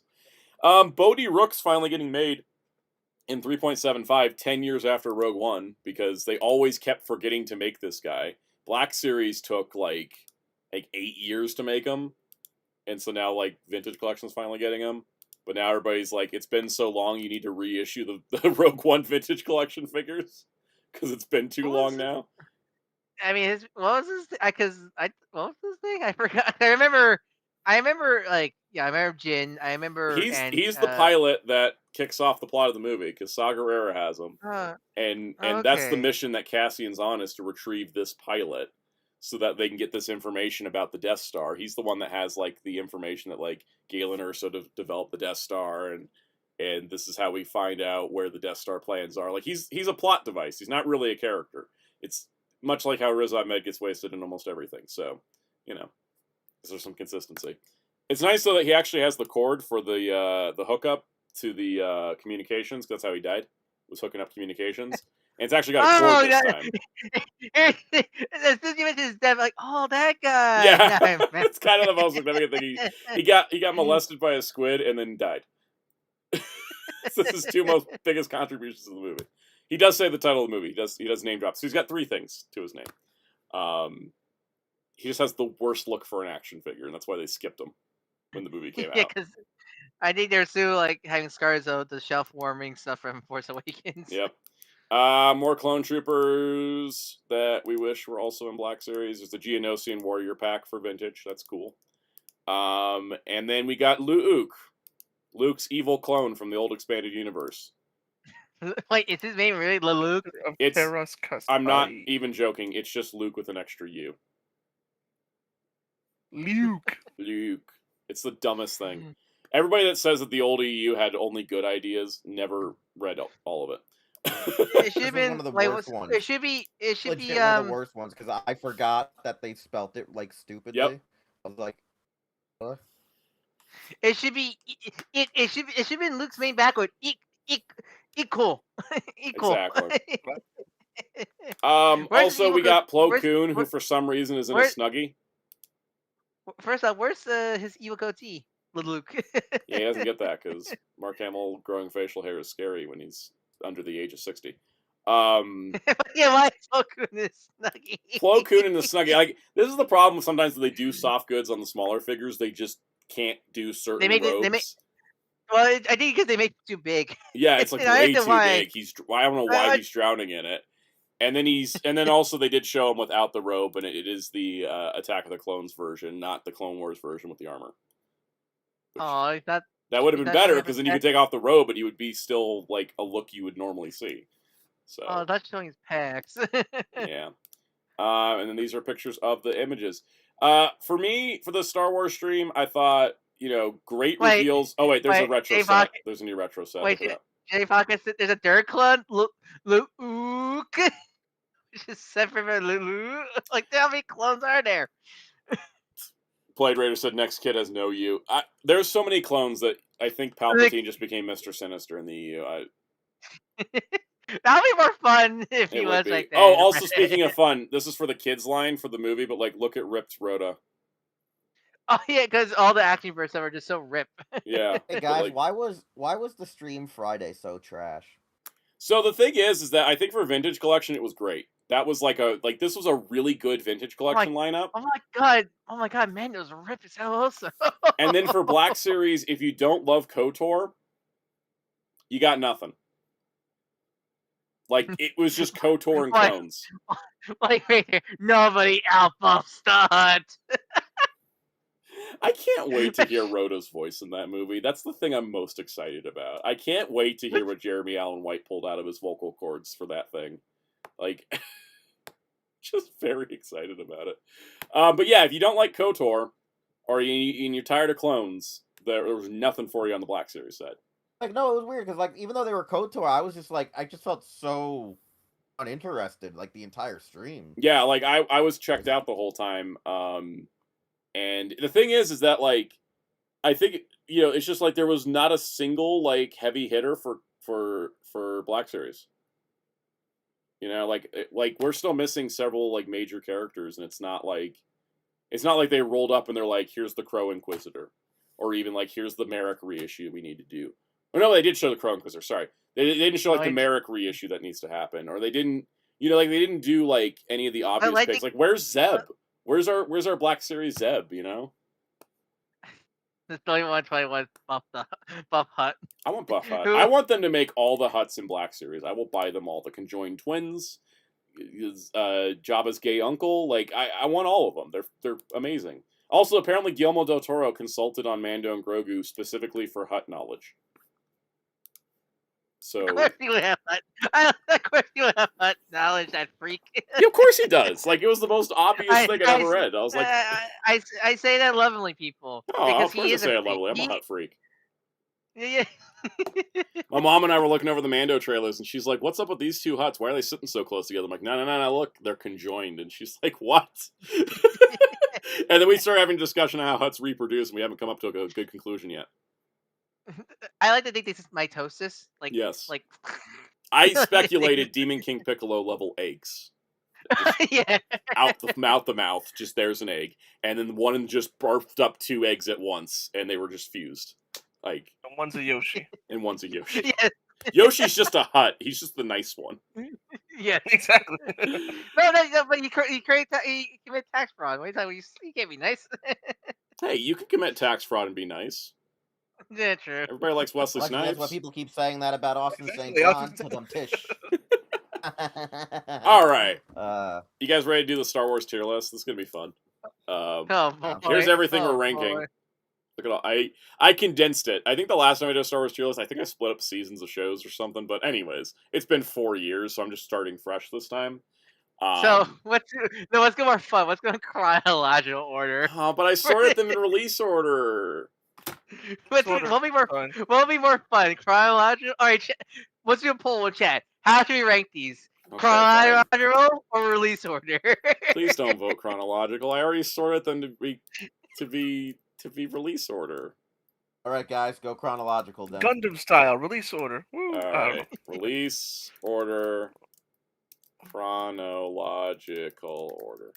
All right, putting the poll in. It's gonna run for 1 minute. He's switching to every other cat.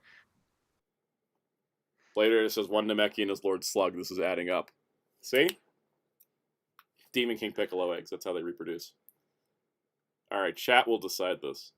The Family Guy Star Wars parodies aren't in here because those aren't Star Wars. Those aren't Star Wars. Right. Like the but Phineas and Ferb is here because it's actually Star Wars. Star Wars. It's actually. It's me. You guys want to know something crazy? Phineas and Ferb Star Wars is the first thing Disney released after owning Star Wars. Yeah, because Rebels came later. It predates Rebels by 1 month. That's interesting. Yeah. I didn't know that. I did not know it predated Rebels.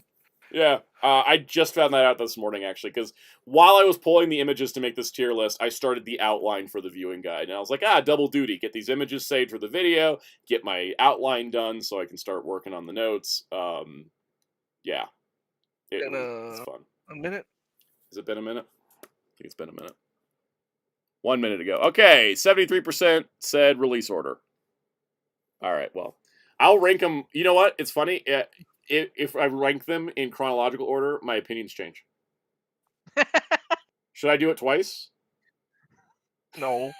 Thank you, voice of reason, Jerry. Yeah. All right, so Star Wars, A tier. That's a great movie. It gave us everything Star Wars. Yeah. But it's got flaws because George Lucas. Here's the little thing about Star Wars. It made us hope again. Yes. I like, if you don't know, you would know, Soundout. Film industry in the 70s, a lot of movies were just dank and depressing. Yep. Star Wars kind of made them lighten up again.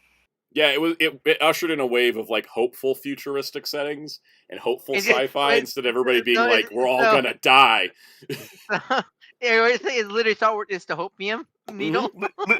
A New Hope was literal. Because the thing was, they couldn't get a Star Trek project off the ground because the industry was like, we don't want happy utopian sci-fi. And then Star Wars comes out, they're like, we want happy utopian sci-fi. Where's your movie? That's how Star Trek came back. Lucas was like, bet. Yep. So we that's don't how want we that got. bet. That's why the title of New Hope is not just in the context of Star Wars, but also in the context of film history. It's funny, growing up as a kid, I did not like A New Hope because, like, for some reason... Okay, they spend 20 minutes of 2 droids wandering around the desert. Yep. Hey, look. Lucas wanted it to be 40. His wife saved that movie. So funny story. I did not have an actual full physical like modern VHS release of it. I only had like this really bad, almost like pre-production grainy ass TV version that they kept airing. Like it was that would screw up your perception of the movie for sure. Yeah, so like as a kid, it always felt older than it was because it always looked like a spaghetti western. Like it was badly. Okay, well part of the spaghetti western vibe was intentional, but. Well, no, but I'm saying it had the full grain of it because it was not well preserved. Like when you watch the version I have, like recorded off of WPX11, they had a really bad quality that they were just re-airing since like literally like the 70s. Yeah. What's wrong with two gay robots having a gay old time together for 30 minutes? If it was an episode of Clone Wars, I would have loved it a lot more. You know, if it was an episode of a show, I'd be like, this is the greatest thing ever. But it's like in the movie, and I'm like, move the plot along. Move the plot along. That's the difference. S tier for the holiday special. So just for B. Art? Just for B. Arthur. Just one more round, friends. Jerking off is also a sight to behold. There's so much like glorious beauty in this thing. It is a complete disaster. It's a train wreck of a special, and yet I am just fascinated by it. Carrie Fisher, and like allegedly Harrison Ford being like high as fuck. Yep. Did they ever explain what the hell that dream thingy Wookiee's Chewie's dad had in it, or no? I just assumed it's drugs. Like, I just assumed it's drugs. And you know, I gotta say this, like, yeah, stir whip, whip, whip, stir whip. That is not a good segment. That is not a good segment whatsoever. But guess what? Everyone remembers it. What is the true impact of art? Having an emotional reaction, and whether that is you're emotionally reacting to this is the funniest thing I've seen, or I hate this entirely, that is art. The holiday special is art. Jokes aside, I do like the plot of B. Arthur, like wine like makes keep the their bar open, but the you mean the fact that it's like Casablanca? It's the first time we see the Empire's effect on the average person in the galaxy. Yeah, stuff like that. Like I actually like that storyline. Like the Empire storming into an establishment and saying they have to shut down is like something you'd see in Andor, but it's in the holiday special. Oh.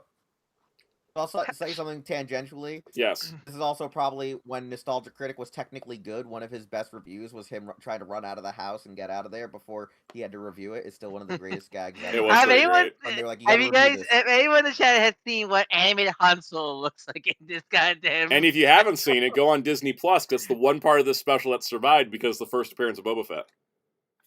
Yep. Hot take. The animated segment's my least favorite. There's some people like that's the only thing that's worthwhile. I'm like, no, I actually think the opposite. It's kind of the most by the numbers thing out of all of it. Wasn't Mark Hamill in like an accident, and that's why he looks weird in the special? Well, I don't think the accident happened yet. That was just a bad wig. Okay, that's because the accident happened while they were filming Empire, which is why he gets attacked by a Wampa. So that way, it works it into the story why his face is different. Yeah. He just had a bad wig in that one. Because that was before the accident. I gotta say that, like, unironically, I am putting this at S tier because no single thing in Star Wars has had the cultural impact this has because everybody talks about this when it comes to Star Wars. You know? It's not for it being good, but, like, the impact of this special. The fact that, like, it's never been officially released again. It's incredible. I think S tier, that's shit, but awesome at the same time. It's so shit that it becomes incredibly memorable and important. Let's all remember, have a great life day, everyone. Exactly. All right, now I'm going to put Empire Strikes Back above it because Empire Strikes Back might be the best movie of the original trilogy. It's Empire Strikes Back. You had to be like a super nitpicker to really put it below the other films. It's the sequel to that all sequels are built off of. You know? Yeah. You think it's one of those. I much enjoy Return of the Jedi more, but I can't. But like, I would not fight saying Empire's the better film because it is objectively the better film. But I just enjoy it. I enjoy Return of the Jedi more. Exactly. Empire's the better movie. Yeah, that's the case. And that's why Jedi's going in A above the New Hope. Return has always been a better movie. It's just that Empire, everyone jerks off Empire. Well, the thing is, I think one of them. Return would be a better movie if it was paced better. The pacing is what throws it off. Yeah. Yeah. If it had the tight pacing that Empire had, everybody would be praising Return of the Jedi over Empire. I think I so. think, though, I think Empire's slowest issue for me is actually, I feel like at times the Dagobah scenes are too slow, and I think they spend too much time on Cloud City before they get betrayed. I think we maybe needed less of them in the caves and a little bit more on Cloud City to get like a feel for Lando. Yeah. Yeah. Again, we're nitpicking. I do wonder though if it's because it's like the first one I owned physically was Empire though for me. Why I like it so much. Can Vader in that dinner? Can Vader eat, or does he have to eat through a tube? He eats. I always felt he had an IV. Yeah, he has an IV, and it's in his little pod. Or is it like? Oh yeah, they had to show that, didn't they? Yeah, he doesn't actually eat that much though, because he's mostly robot. Do you guys know why I think also like why I prefer Return of the Jedi? Because there's an actual Star Wars in the fucking movie. I like that they. I like that. I still like Return. I mean, I like that he Kakashi's. Like, right? That's a good one, right? Yes. There's an actual Star Wars in my fucking Star Wars movie. Who knew? Right? It's because it's like, Empire and Jedi were made to be.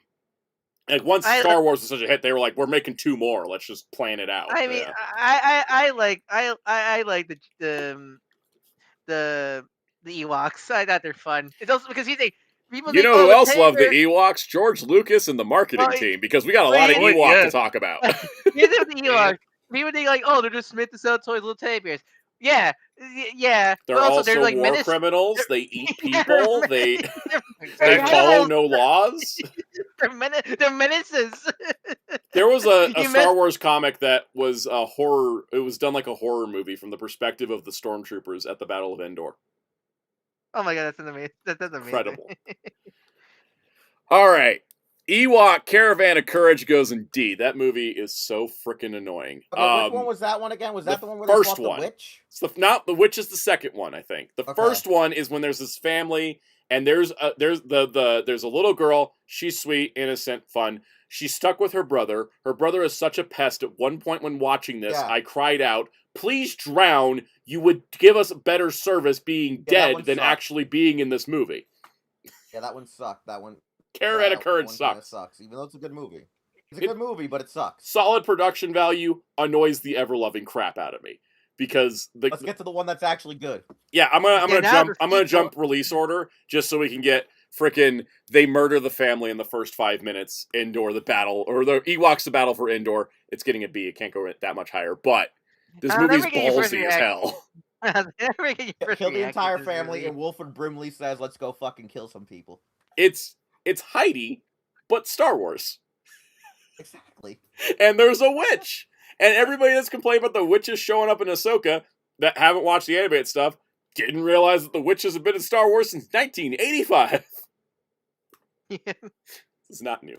All right. I have never finished Droids and Ewoks. The only thing of Droids I like is that little gif of like small R2-D2 on the palm of C-Provo's hand. I love that clip. That is fun. I love how all of us are like, well, they're dead. Yeah. I like how I said, I haven't finished these, and Jerry said, who has? I know one person that's watched both shows to their entirety. And you guys know. All right, Sound Out. I have a plan. We watch these shows together in their entirety before we go do the Go Ranger marathon. That sounds like I actually kind of want to watch these more than Go Ranger, so I'm down for that. All right, so Phantom Menace, also known as you want to know about trade wars, you should really brush up by watching the Phantom Menace. I think overall the Phantom Menace. I'm putting it in an A. Yeah, because I think the hate is a little overblown on it. It really is. No, it's always been overblown. Especially I now. Never understood. Okay, here's the thing. I never found it boring, and this is like one of my earliest movies I saw as a kid. We are Gundam fans. Let's keep that context for the audience. We do like hearing about people in trade negotiations. Especially us. Continue. I don't find it to be boring either. I find the drama in the trade negotiations. Probably one of the first 10 or 15 movies I saw in theaters. This was what got me actually to want to be more into Star Wars, because as a kid I didn't really like certain type of sci-fi shows. I didn't really like certain type of westerns. and stuff like that. So like this is the one that did it because it was a lot flashier, new, and Oh, like, that's... the pod racing shit was cool. Mhm. Love the pod racing. I also love the You chariot want race. to know how they're always listening to us? We're talking. I literally just got an ad right now from Hulu advertising the Family Guy Star Wars special right now. Like that specific. Like wow. That's spooky. That's spooky. Braden Birdwell said hot take episode 1 is the best prequel. I will hear that argument out. Even though I have a different favorite. I mean, it's one of the best. Well, mine is third one. I think that for me, the only thing the only thing I'm not too big on in terms of specific fan man itself is I do think Qui-Gon Obi-Wan are a bit boring. I think I love. They are very one note. They're just like, we're the good guys. The side material really, especially saves Qui-Gon for me, like because I feel like Qui-Gon was really boring episode 1, but like all the side material makes it very interesting. And he's like the loose cannon Jedi. Yeah, there's none of that in the actual movie. He's like straight up, like literally Qui-Gon is Kirk if he was Picard. Yeah, it's a very good, accurate way to say it. Attack of the Clones, like Picard, you know. Attack of the Clones was my most anticipated movie as a child. That thing goes in a solid D. Below Ewoks. No, I don't know. I think it's rough and coarse and maybe gets everywhere. Okay, found out. Should I tell the story about how this movie became such a giant middle finger? Go for it. Okay, fun story, guys. This movie, like I said, I remembers, most anticipated. So much marketing behind it. So much toys. We were probably collecting it. They marketed us the last 30 minutes of the movie. And they promoted the shit out of the Clone Wars. And you see this movie and you're like, oh, that was okay, really slow and boring, but it was a good film. And then imagine every weekend when there's nothing else on or a rain delay, they always air fucking Star Wars on your local Fox affiliate or your WB affiliate.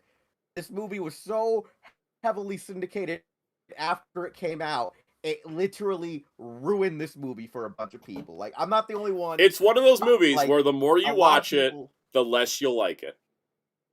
It's one of those things where with Attack of the Clones, I think what drags it down is the Padme Anakin stuff. It's a crawl. It's such a crawl. Because you'll be doing like Obi-Wan, super secret spy, going look at the Geonosian, and now we'll have Anakin and Padme float this pair. Yeah, because I think like all things related to the Clone Wars stuff and the Geonosians, Jango Fett, all great stuff. I love that part of the film, but. Guys. If this movie was the Obi-Wan subplot, this movie would be amazing. I think like the Padme. Honestly, I think the problem with the Padme Anakin stuff. I think there's some interesting stuff, especially what you get when they revisit Anakin's home. That's interesting, but that doesn't come into like later into the film, and half the film is just them flirting with each other. And with Lucas's poor romance dialogue and Lucas's very poor direction of romance scenes. Yeah. I think that's the worst thing. George Lucas is really bad at romance anything, and the movie is like half romance. It doesn't work. You watch one too many westerns. Yep. You ever see his movie Strange Magic? No, but I probably should. How about you go watch American Graffiti, Ryan? It's not American Graffiti. American Graffiti, the world's first nostalgia slap movie. Yep. I saw someone tweet that. I did not. That was not an original thought. But, Cass, you got any things on Attack of the Clones before we move on? No, I told you the sand thing. I would say, man. I always sleep through that movie. I would say, man, the like all the media tie-in stuff for this era, like the video games, especially the video games, man. Like speaking of media tie-ins, let's put Genndy Tartakovsky's Clone Wars up at the top. Holy crap, that's such a great freaking piece of media. Yeah, you and Wheels tell me how great it is, but I need to see it at some point. You should. It's like 2 hours. Okay, what? How did you know what? Well, while Wheels has that happen to him, I'll explain how great this is. It's like this is what I had to catch later, because I think when I started watching Cartoon Network, I think they stopped airing it for my. It aired from 2003 to 2005. Yeah, because I think I was too young, or every time it was on, I was on a different channel. They also aired it late at night. It was like yeah, definitely. They would air these 5-minute episodes late at night between shows. It was always like prime time. So it was kind of hard to catch. I always caught it on the marathons when they just run the whole thing. I freaking love this. This is like, I can watch, I have watched this so many times. I actually really like the compiled movie versions, which is like what's on Disney Plus and what was on the DVDs, because it just kind of just keeps going, and it's like the animation's incredible. There's really good story depth, and really, if you want to have a condensed Clone Wars experience, like if you're doing a Star Wars watch, because this is like one of the issues with the prequels, they skip over the Clone Wars, right? The movies skip over the Clone Wars. You get the beginning and the end. You get none of the middle. So if you are doing like a Star Wars watch order, right? I would say you watch episode 1, 2, Clone Wars, the Tartakovsky Clone Wars, 3, 4, 5, 6, right? Like that's like a great run. You can't go wrong with that. And yeah, they've never done a Blu-ray of it, and that pisses me off to this day. I want my 4K Blu-ray Steelbook on my desk by tomorrow, Disney. I would say, because I know you really Yeah. love, because technically it's 2 seasons technically. I actually like the second season when they do talk, because Yes. the first half was like not a lot of that. I just think like the first 20, it's not a lot of dialogue because the episodes are only 5 minutes long until the last one, which was 10, and then the second part they did 15-minute episodes, and they actually really, I love those episodes so much. I really like the Anakin like Vision Quest. I really like, that's one of my favorite stories, especially like the Visions of Vader, all that stuff. I mean, love the how Palpatine got kidnapped one. I'm a Grievous fan, but I also agree that this is his best incarnation. 100%. This and the recent Dark Horse comic are like the best depictions of Grievous. It's so good, and it gets, what it does is it shows you it's highlighting the Clone Wars, right? And what's weird about it is it's not canon because there's a lot of inconsistencies because they're working with pre-production material for Revenge of the Sith and all that. But when they made the Clone Wars TV show, which we'll talk about in a minute, they actually made sure not to overwrite any of the stories told in this show. And these stories are still canon, just not the version that plays out in this show. Because there's things like Anakin getting a scar and his knighting ceremony and their first meeting of Ventress, and Dirge is still canon. He showed up again in the comics. But they just, it's these exact depictions are not canon, but this rest of it is. God, Dirge was so cool. I love Dirge. Oh, man. Freaking weird ass bounty hunter dude. The goddamn thing monster. Yeah. So the thing is, some people say to skip it. My point being, some people say to skip this because it's not canon. I say you got to watch it because it's important. Shout out to that one like red clone trooper who was like the one-man army. Yes. Oh my god, the ARC Trooper episode made me think clone troopers were so cool. And that was before Captain Rex existed, where Captain Rex made me a clone trooper fan. But like, where is that Dirge? We need Dirge. Blade Runner said, I like comparing the 5-minute episodes of this to the Machinima Transformers to show how to make a good 5-minute episode. Exactly. Yeah.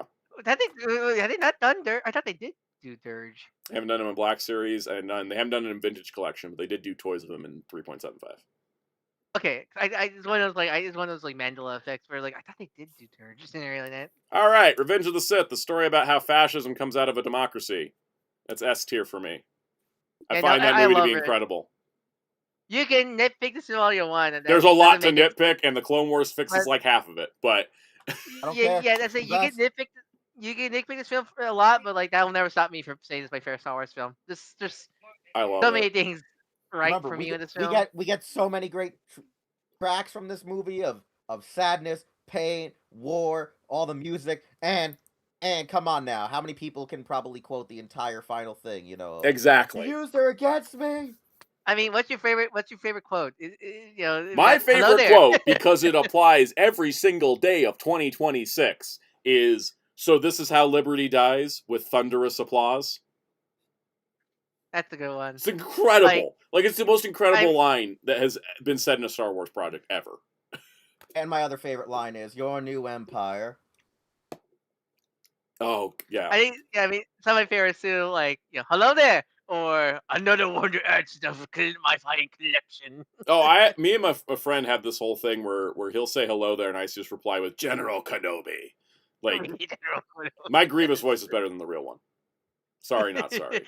I was a Genndy Tartakovsky Clone Wars fan first.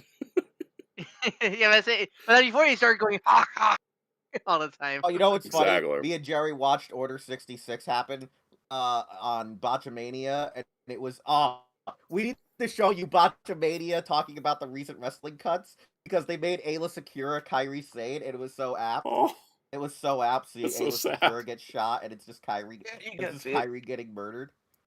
You need to see the clip. Because the funniest part. Oh, was, yeah, as soon yeah, as that was we- great. I as gotta soon as show we you got that to clip part of after. Yep. Botchamania, and the Order 66 Stick around, I'll part bring was it up. coming in. Like when it came up, Soundout, when it was coming up, I even Yeah. said, "Oh no, because I didn't Yeah, know you as soon as it happened. I was like, Because no, any not kid ready. watching I'm this not movie ready." in the theaters has trauma from the Order 66 montage. I have trauma from it. I know exactly what's coming. I knew the Jedi eventually got wiped out or whatever. I didn't know I was going to watch all the Jedi and I'd spent the last 3 years getting attached to be wiped out on screen. And I guarantee you it was more traumatizing than the Transformers the movie killing a bunch of characters because most of them were toys with flat personalities, whereas these guys had comics, toys, Go-Gurt, books, TV show, video games to flesh them out, and you just have to watch them die in front of you. Like, it's just, it's the saddest thing in the movie. Clone Wars, you watch all Clone Wars and then watch Revenge of the Sith after Clone Wars, it hurts more. Oh, it totally hurts more. I still love the Clone Wars episode where Ahsoka's feeling the Order 66 happen and you're because as soon as I start hearing the sound effects, I start crying. I just already know. My favorite part though was I was watching that episode when it first dropped on Disney Plus. I'm sitting here in my room with my dad. My dad's doing something on his computer, and the music's all of a sudden you start hearing her hearing visions, and you start hearing quotes from the movie and shit. And my dad's going, "What's going on?" And I just turned it. My dad's getting like concerned. He just sees me looking at him like I'm about to like. Someone died, and my dad's like, "Oh no!" And then all of a sudden you just hear doo doo doo, and my dad realizes like, "Order 66." Yeah, I first thought when you turn your head, you're just gonna say to him, "Execute Order 66." No, I just looked at him sad. As you literally hear the line in that episode of Ahsoka where you hear Palpatine go, "Or execute," and you just hear dude, and the music's playing, and you just hear Ahsoka hearing everyone screaming, and she's just like, "What's going on? What's going on?" You ever play the Revenge of the Sith tie-in game? Yes. I love in that game. There's an alternate ending. The ads where it says you should play the game before you see the movie, and I'm just like, that's. My favorite is like there's an alternate ending where you play as because in for the final boss, it's player 1 and 2 as Obi-Wan and Anakin. Yeah. If Anakin wins, you get the whole entire alternate ending where it's Anakin slices Obi-Wan in half. The Game Boy Advance version of that game is funny because it creates new side quests for Anakin and Obi-Wan for the other parts of the story that they weren't doing anything in. Like, it would follow Obi-Wan to Utapau. It's just like, Anakin's gonna go slice up some droids. Fun. I still remember playing Lego Star Wars 1 as a kid and getting to that one Jedi Temple level and going like, when I watched the movie, like, where's that scene in the game? Because it's based on a deleted scene. Oh, yeah. Oh, God, I could talk about Revenge of the Sith all day. Let's talk about the Clone Wars movie. I don't think it's Wait. Blade Runner have fun cop. Is there a comic where a Jedi isn't killed by Order 66 but teleported to Route 66? I would know. All right. Clone Wars movie's not bad, but it's not good either. Yeah, no, it's not a great movie. It's like 4 of the weakest episodes of Clone Wars excised, compiled into a movie, and put out in theaters. It was really a bad move to put that in theaters. Really bad move to put that in theaters. It left a bad impression of the show. I love and respect George Lucas, but his business sense wasn't always on point, and that was one of those cases. But I also think it's not as bad as so many people make it out to be. He literally was like, "Yo, dog, this is gonna be just as good as Caravan and of Courage," and everyone was like, "No, it's not. Stop." Well, I put it above Caravan of Courage because it's better. No, I'm just making the joke. Like, he just thought it was gonna like. He thought he had a Ghibli film. Okay, I want you to all know he thought he had a Ghibli film. Well, he didn't. It's a good show, but like when you put it on a movie screen, even when I was watching it in 2008, I was like, it doesn't look good on a movie screen. I think if you put different arcs from the show on a movie screen... If you put Siege of Mandalore on a movie screen, it'd be fine. But early Clone Wars, where they're still figuring the tech out, was not really the thing that should have been on a movie screen. Because I think it's not TV... It's not movie quality animation. Yeah. It's TV show quality animation. That's the problem when you put that in theaters. Because it was never meant to be in theaters. It just Lucas like, let's put it in theaters. Even though it was, again, the movie... You know what I would love to see in theaters? I'd love to see the whole 5's arc. Yes. If you were to put all of that together... Put the 5. How about the Darth Maul arc? How about Siege of Mandalore? How about just let me go sit in the theater and watch all of Maul Shadow Lord just back to back? I'll just sit there for like 4 hours. Great. Clone Wars movie. No, Muteki, it shouldn't have been straight to DVD. It should have aired on TV, as intended. Yeah, because that's what it was. Clone Wars TV show. I'm putting it in A, like right here between Jedi and A New Hope. The reason it sits in A is because I think that it started us on Star Wars animation, which has been incredibly strong. It's an incredible show. I absolutely love it. There are some arcs of the show I never want to rewatch.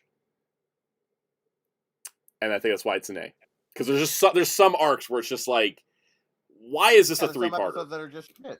Yeah, there's some like like the Malevolence arc. I'm like, why is this a 3-parter? You know? Okay, that one I think works. That one I think actually works. Is that not the one I'm thinking of? That's the one with Grievous and the ship that can turn off other ships, right? That one was good. The one where they had to go with the Y-wings. I think that is the Malevolence. Yeah, that one's good. Malevolence arc's good. There's like some other arcs in the first 2 or 3 seasons that are just like, you know, it's not till we get to like the Mortis arc in season 3 where I'm like, oh, we're doing 3-episode arcs really well. And so that's what just brings it down from S to A. It's not like I'm splitting hairs. That show's amazing. I'll forever love the traitorous droid that is Goldie. I do. Bastard. I think it would have been fun if he was like in one episode, and then he comes back for revenge later in the season. It should be a main villain movie. I love the idea of this R2-D2, but even eviler. Yes. I got something funny to say. Okay. I like Cad Bane, but anytime Cad Bane showed up, they were like the worst episodes ever. They kind of really skated on Cad Bane's aura.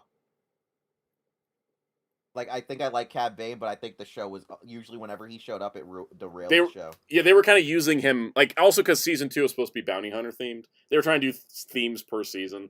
They kind of gave up at a certain part, luckily. Also, another thing, they love to just drop in an episode that takes place earlier in the show and not give you that context. Yep. You'll just be watching, like, season 3, and then suddenly there's an episode with all the clones that were in the season 1 episode where half of them died, and it's like, they don't even tell you. Like, it's jarring. I think Disney Plus has a feature where you can watch it. It has like a section where you can watch the episodes in timeline order. Yes, they added that, which I'm glad they did. Because back in the day, before they put out the official order online and stuff, I had to buy a book. There was a book. Is that gonna be in the viewing guide? I will bring out the book for the viewing guide. I still know where that book is. Right in Bearswell mentioned, only thing about Clone Wars movie that's great is Samuel Jackson Christopher Lee reprising roles. It's funny, they're making a story about Christopher Lee. See, because Corey Burton voice matched him for Dooku in the show.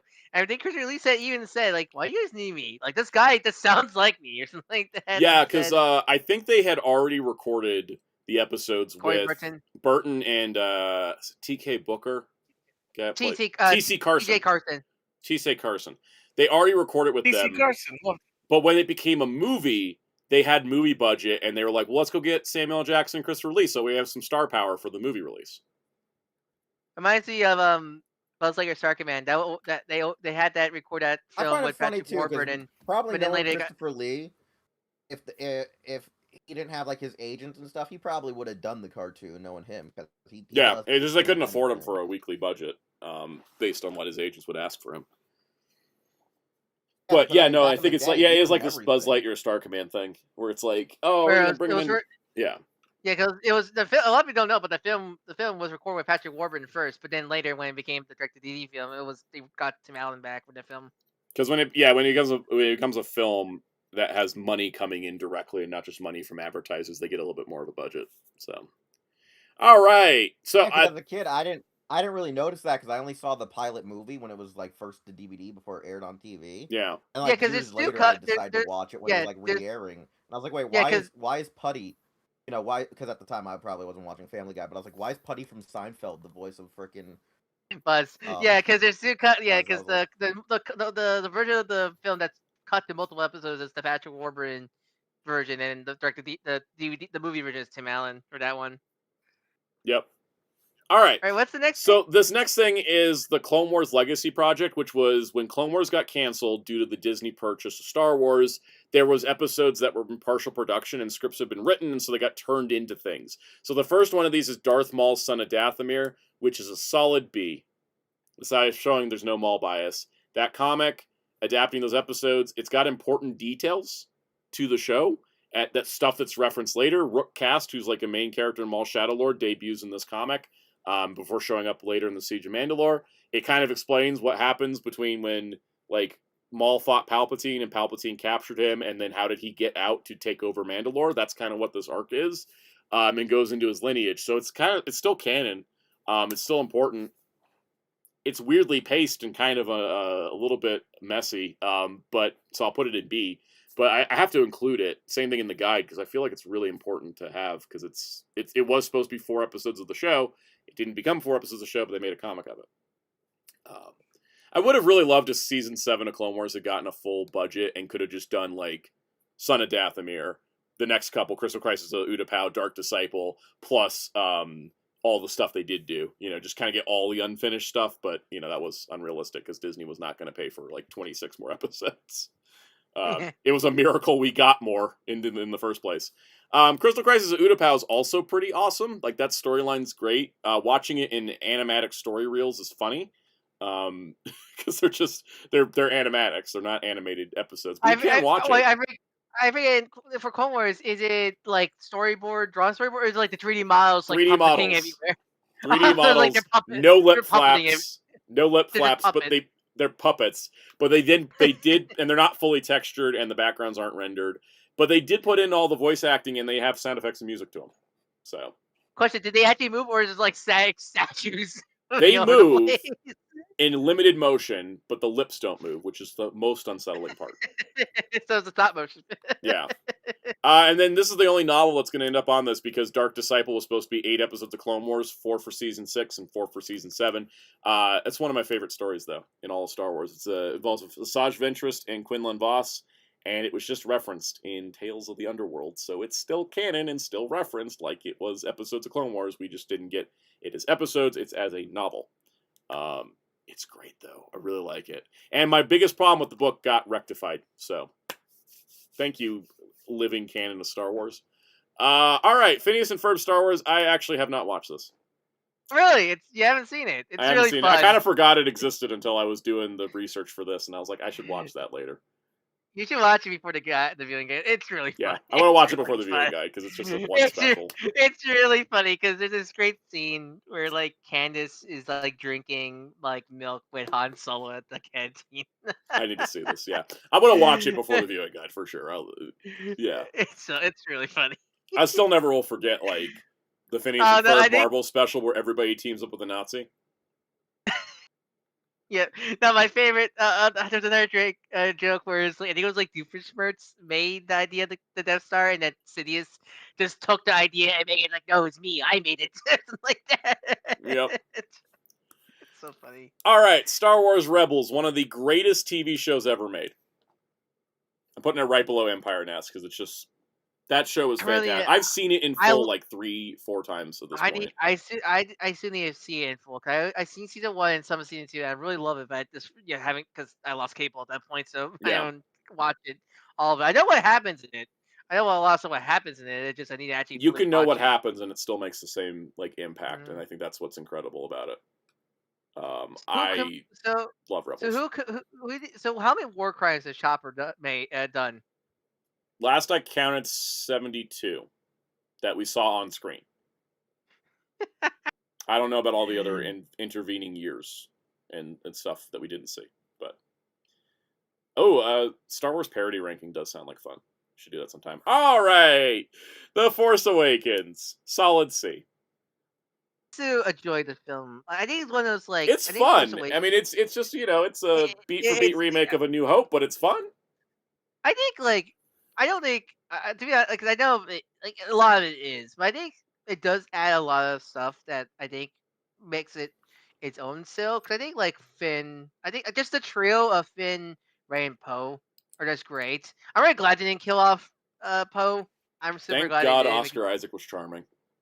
Yeah.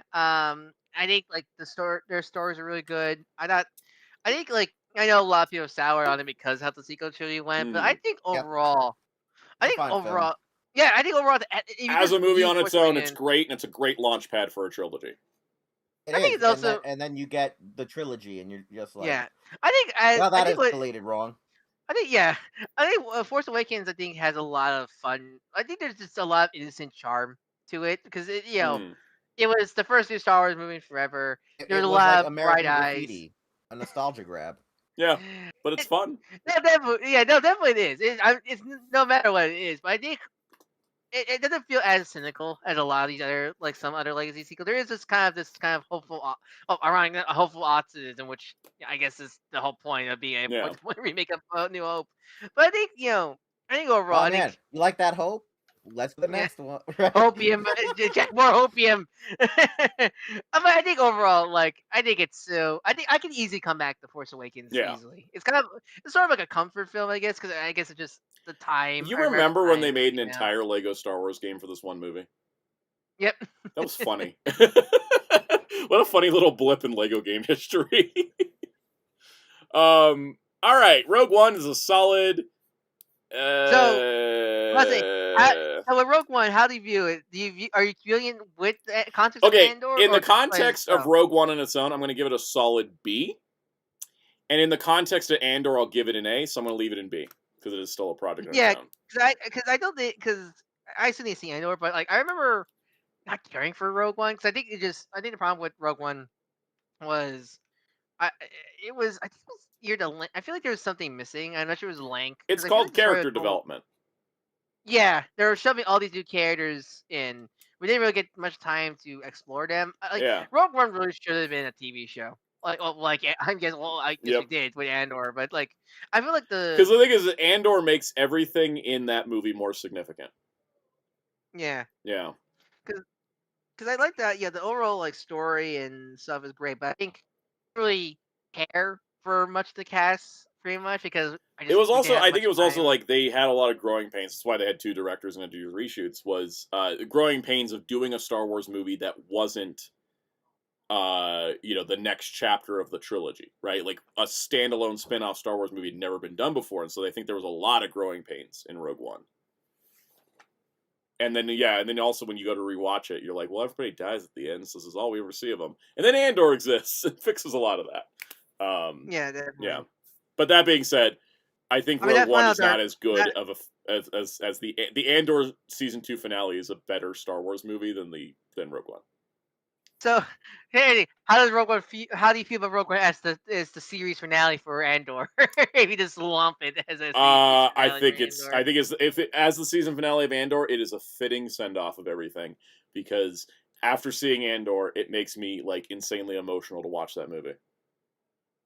Like Rogue One went from like I enjoyed it, it's got problems, it's this and this, but then like watching Andor, I when I went to watch Rogue One after Andor ended, I just couldn't stop crying because of how Andor made me care about a lot of characters, including Cassian Andor, who I already like. Cassian Andor was the one takeaway from this movie where I was like, I want more stories of him. He's like the cool one.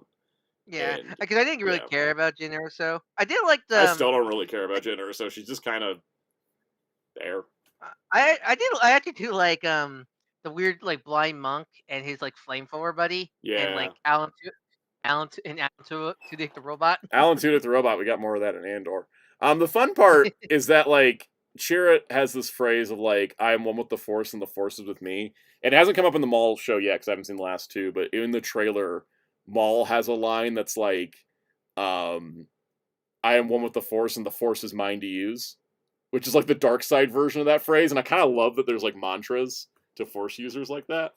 It's cool. There's a lot of cool stuff they introduced in that carried forward. Force is a Destiny. I like some of these shorts a whole lot, and I don't really care for some others.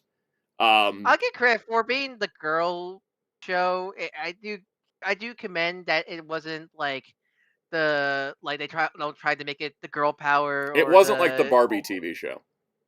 Or like some really bad episodes of DC Superhero Girls. It was just Star Wars. It was just stories focused on the female characters of Star Wars. Yeah. Which I did think we did not need 4 episodes of Ray and Jakku though, because I felt like we had done that in the movie. It's just going around. It's just going around. We were going around in circles practically. Yeah, but then like as it went on, we got some cool Sabine stuff. We got to see like Ahsoka training Ezra, which didn't come up in Rebels. There's a really great one that's like Battle of Endor, and Hera's there, and Leia has to negotiate between Han and Hera to like move supplies. And they're like, oh, specifically, they're trying to get food to the Ewoks so they won't eat the stormtroopers. The show rocks, okay? There's, like I said, there's some episodes where it's like, okay, but there's like Padme episodes are great. I think that the Rey episodes are the only ones I don't really vibe. Rey and there's like one with Jin where she meets Sabine, which I can't figure the timeline out on that one. But the Rey ones, I just don't really care for because they couldn't do anything with her because they knew that the movies were doing something in a bubble. Yeah, they're trapped in a bubble. Yeah, she's trapped in a bubble, but pretty much all the others actually really, more than I think about it. Actually, I'm going to move this up to B. The more I think about it, the more I remember it. I think this actually, if you ignore the Rey episodes, this is a really good show. And if you put the Rey episodes in, it comes down to a B. You know what I mean? There's some good stuff in that. They also got Mark Hamill back to play Luke for it. Which is rare times. Yeah. Rare time. Mostly because I think some of you go like, well, Mark Hamill's the voice. I don't get to play Luke because his voice you can't. You should hear Mark Hamill's voice as Luke Skywalker in these because it does not sound like. Yeah, because he can't do the Luke voice anymore because he's old. He's old and his voice has changed. Yeah, yeah. I think some of you don't realize that. All right, so we got to talk about The Last Jedi, the beginning of online internet discourse. I think overall, Last Jedi, I think it is a good movie. Had a lot of problems. It just turns out movie making, and I don't like a lot of certain things. But I will never call it bad. It's not a bad movie. I think as a movie, it's good. It's a well made. It's well made. It's just a horrible fucking story. Its pacing is terrible, and the problem it has is being the middle part of that trilogy. Because when it comes to like a lot of the decisions they do in that film, I don't mind. Like I don't mind Luke, what they did with Luke. I love what they did with Luke. That's my counterpoint is always I think Luke is the best part of that movie. I think Rey and Kylo's story was really good and such. I just think the weakest part of the film is the Poe and Finn's story, and more because one, I really hate how they treated Poe in the film because I understand they want to teach Poe like lesson discipline, but they never teach him a lesson. They just leave him in silence and don't ever tell him anything. Because it's the problem. It's like if Poe was actually acting like stupid, then sure, but he wasn't. All his decisions he was doing is for the good of the. He was a little reckless, and he should be reprimanded for it. But they didn't do that. They just put him in a corner and expected him not to do anything. And so when he comes up with a whole separate rebellion plan, they're like, "Oh no, the rebel rebelled." Yeah, because you didn't tell him why you're punishing him. Because it's not like Poe cannot be trusted. No, he's like your best officer there. Like again, yeah, he's reckless, but again, like I feel like that's Han and Luke were reckless, and also like canonically, Leia like helped raise him. So why was there not a sit down between Leia and Poe to be like, this is the situation? Because they were stupid. Exactly. Because the this problem movie, with the movie is that the movies. This movie wasn't planned out. This movie wasn't. Well, planned the out. whole trilogy wasn't planned out, and that's where this movie's problems come in. Is that it's the stuff that the stuff it inherited from Force Awakens. It throws a bunch of it out, and then Rise of Skywalker tries to course correct so badly that it becomes like just the worst movie on this list. Because here's the thing: while the Luke stuff's great, I still don't think they should have made Luke this like. Pleasure. The problem with Luke is that his arc to coming back takes too long. I think it's the problem with this movie. Everything takes too long to happen. I think that's my problem because that's my problem with the Finn and Rose stuff. Because I don't think that section was horrible, but it lasted. Did it need to be 45 minutes of the movie? Yeah, I feel like it really. I really feel like they should have. And also, it's 45 minutes of the movie, and nothing is accomplished by all that. Yeah, I think that's the problem. Is that there's a lot of we do things, and then nothing significant happens because of it. Because I think with Rey, waste of time. With Rey, because with Rey's story, that stuff happens. Her character develops, Kylo's character develops.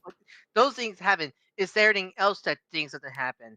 And it's not like I don't think those things should be removed outright. I just think they need to rework them better because I think they either honestly, needed less screen time or they needed to do more. I think what they should have done is just have Poe be with Rose and Finn.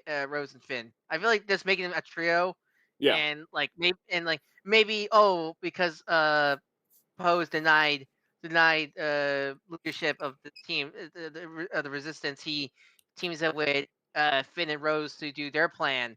Yeah, there and was no stuff like reason for that. him to sit on the ship and do nothing. Also, the loose promotion of saying Benicio del Toro was a necessary character, because the film also did try to bank on saying he was supposed to be like a Lando and he was a nothing Han Solo character. And he was a nothing. Yeah. Another problem, I hate what they did, because I love Finn in Force Awakens, and I really hate the cowardliness they made him in this. Finn is the most disserviced character in Star Wars. I know, because just the idea of a rebel stormtrooper that is going against the system, and his character was great in Force Awakens. That's great. And him being Braden Burwell says maybe I should have made The Last Jedi a detective film because he can direct those well. It's also because Rian Johnson having creative freedom on Knives Out. I think Rian Johnson's not a creator that can fit in a franchise film. No, definitely.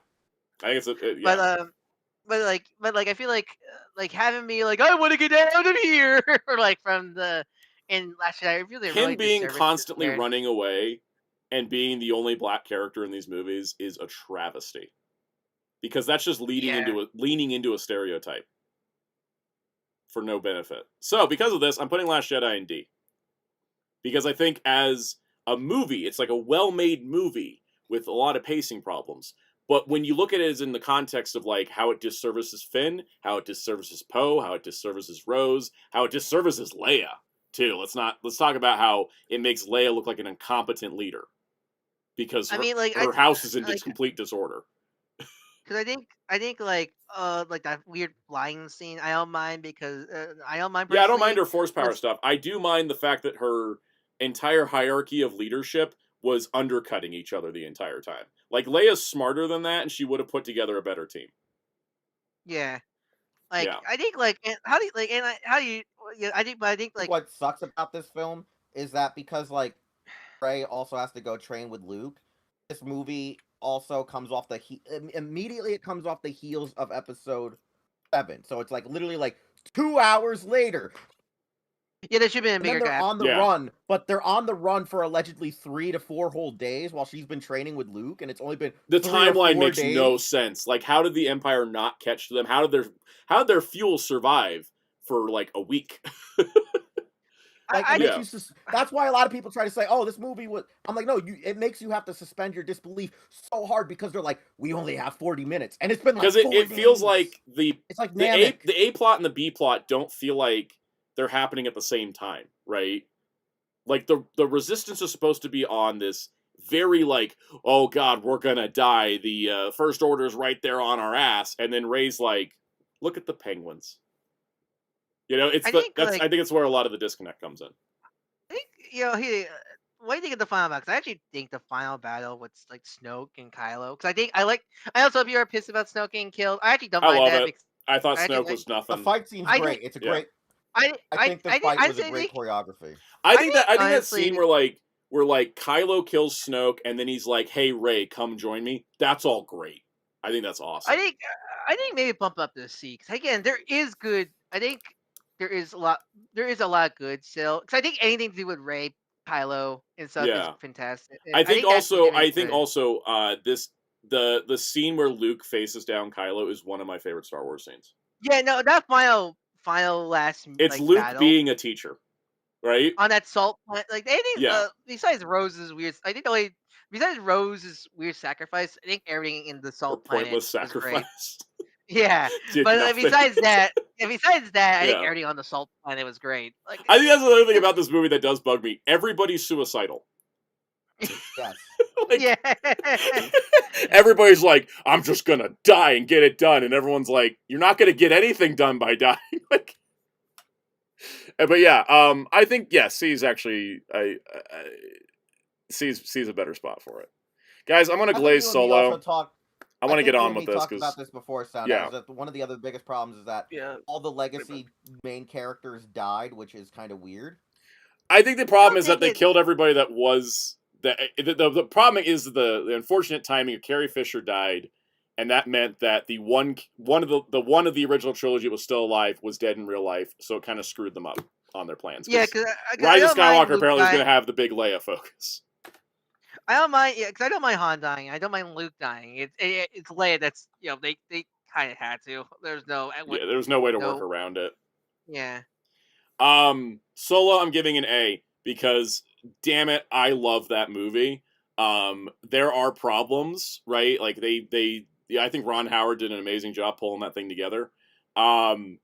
And yeah, Blader said Solo's the best Star Wars movie that had no reason to exist. There is no reason to make that movie. And also it would have been like a banger Disney Plus show instead of a movie.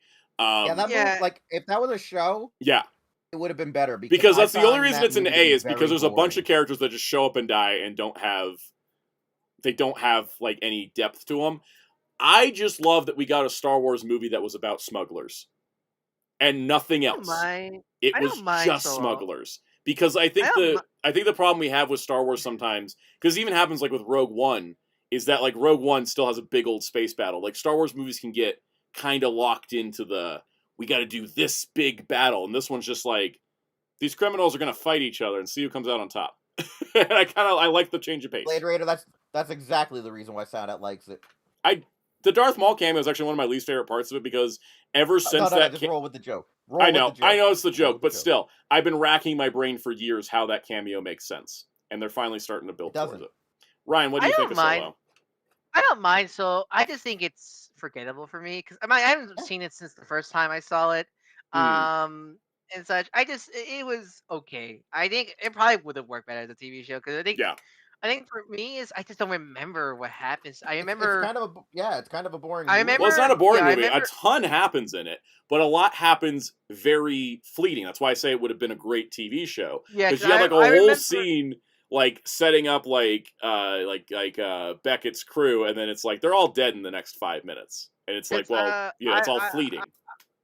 I remember. Let's see. So I remember Han getting his meme, which is I still find funny. I remember Chewie, how he met Chewie. I remember the Donald Glover. I remember Donald Glover's Lando. He's a highlight. He was so good as Lando. I remember the train heist, and I remember Han's girlfriend betraying him. I think, and that's about it. I don't remember anything else of the film. Maybe I should rewatch. That's actually most of the movie. You got most of it. Yeah, okay, I'm not sure that's so at least there's the Kessel Run. Oh yeah, you know how I remember that. Yeah, you know how I remember that is the edits of like I'm Han Solo. Yeah. Through that. I gotta tell you, like the thing is that I did the Kessel Run in 12 parsecs was a line that haunted people because parsecs is a measure of distance, not time. But then this movie, like they go through this like whoever was the writer of this was like, all right, how do we make the Kessel Run make sense? And it's like, because you're carrying stuff that can explode, it's how can you shorten the distance between the locations and get through this part of space? Can you get through it faster? Like, can you shortcut it? And that's how the 12 parsecs thing makes sense. Yeah. But no, I think so. I don't hate. I remember. Would have been a banger. Would have been a banger Disney Plus show. Yeah, I remember when the film came out, and especially the environment I was in with this certain friend groups I didn't want to be. I'm super glad I'm not with anymore. I remember they just hated this film. I think coming 5 months after Last Jedi was not a good movie either. Yeah, and people were engineered to hate it. Because, the discourse of Last Jedi, they had no time to cool off, right? They should have released it in December, would have had a better shot, or turned into a banger Disney Plus show. Hey, you want to talk about forgettable shows? Star Wars Resistance. I'm putting it in D. God, you actually watched? I remember. I watched the entire thing, and I can only tell you the only thing I remember is that in the season 1 finale, the main character thinks his parents die because they blow up all the planets from the Starkiller base scene in Force Awakens happens during the finale of season 1. And he's like, oh no, my parents are dead. And then he finds out they're okay because they were off-world. And he's like, oh my god, this is great. And then season 2, I was like, all right, the stakes are raised. The First Order just blew up planets. And then nothing happened.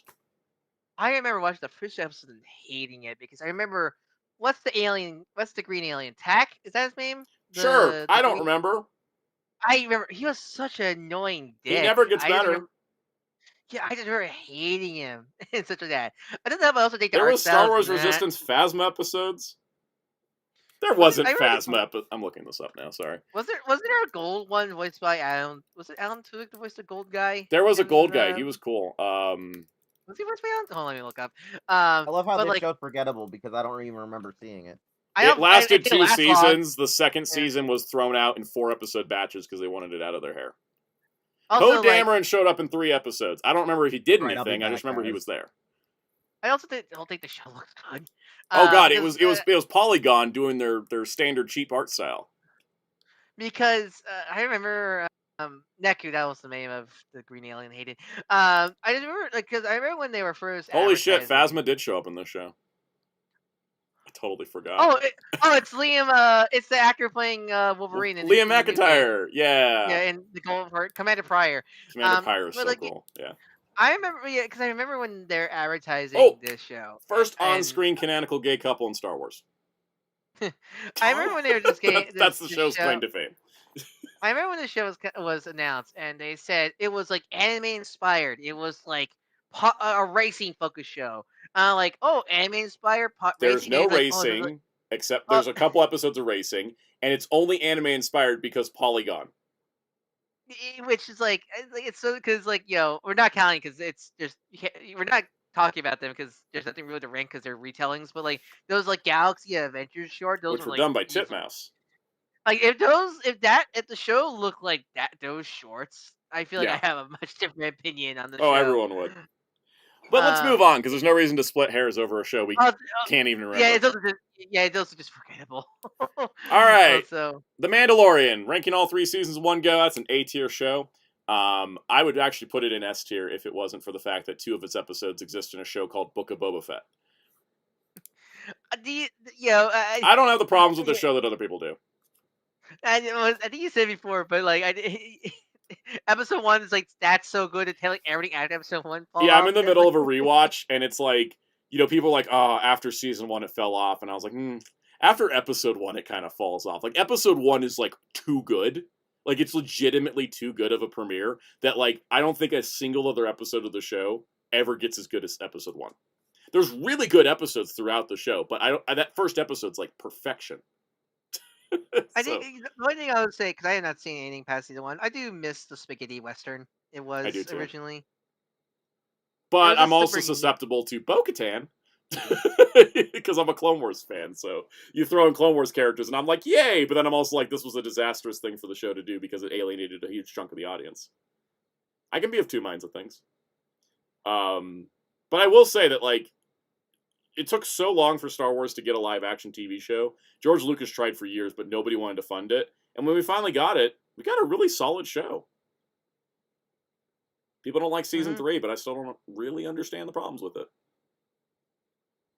So I think some of the complaints I hear are just stupid complaints, they put Jack Black in the show. That's a complaint. They put Peter Cushing in the first Star Wars, and I know that everyone's too young and not British enough to understand that is the equivalent. Yep. Hey, Rise of Skywalker. Die in a ditch. I don't. I can watch this movie and turn off my brain and enjoy it, but I used to be able to do that, and I watched Linkara's comic review of the adaptation, and he pointed out things I never thought of before, and now I can't look at this movie. Yeah, no, it's one of those. It's a garbage ass film, but I don't. Because he pointed out how it destroyed Rey's character arc, and I can't unsee it now. Yeah, it's a garbage film, but I don't have the same venom to it. I like to make fun of it. I like the Lando scenes. I'll never I was also on board with everything they were doing with Poe until they revealed that he got. They're not gays. No, I don't even. That doesn't bother me as much because I never expected them to go through with it. I have a problem that Poe Dameron was one of the few Latino characters in fiction that did not have a backstory of being a gang member. Guess what? We found out he ran drugs as a kid. He had none of the Latino character stereotypes that come up in fiction, and yet they gave him one in the last movie. As soon as he had... And it makes no damn sense for it to happen because he was raised by Leia. After his parents died, Leia took him in. When did he have time to run drugs as a kid? Yeah. I love the Poe Dameron comic. Okay.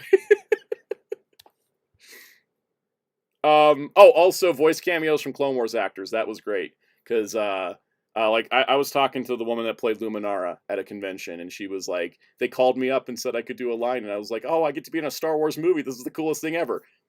So that's credit for that. Aw, that's cute. I didn't watch Jedi Temple Challenge because I didn't want to watch a game show where kids compete in a competition. That's canon?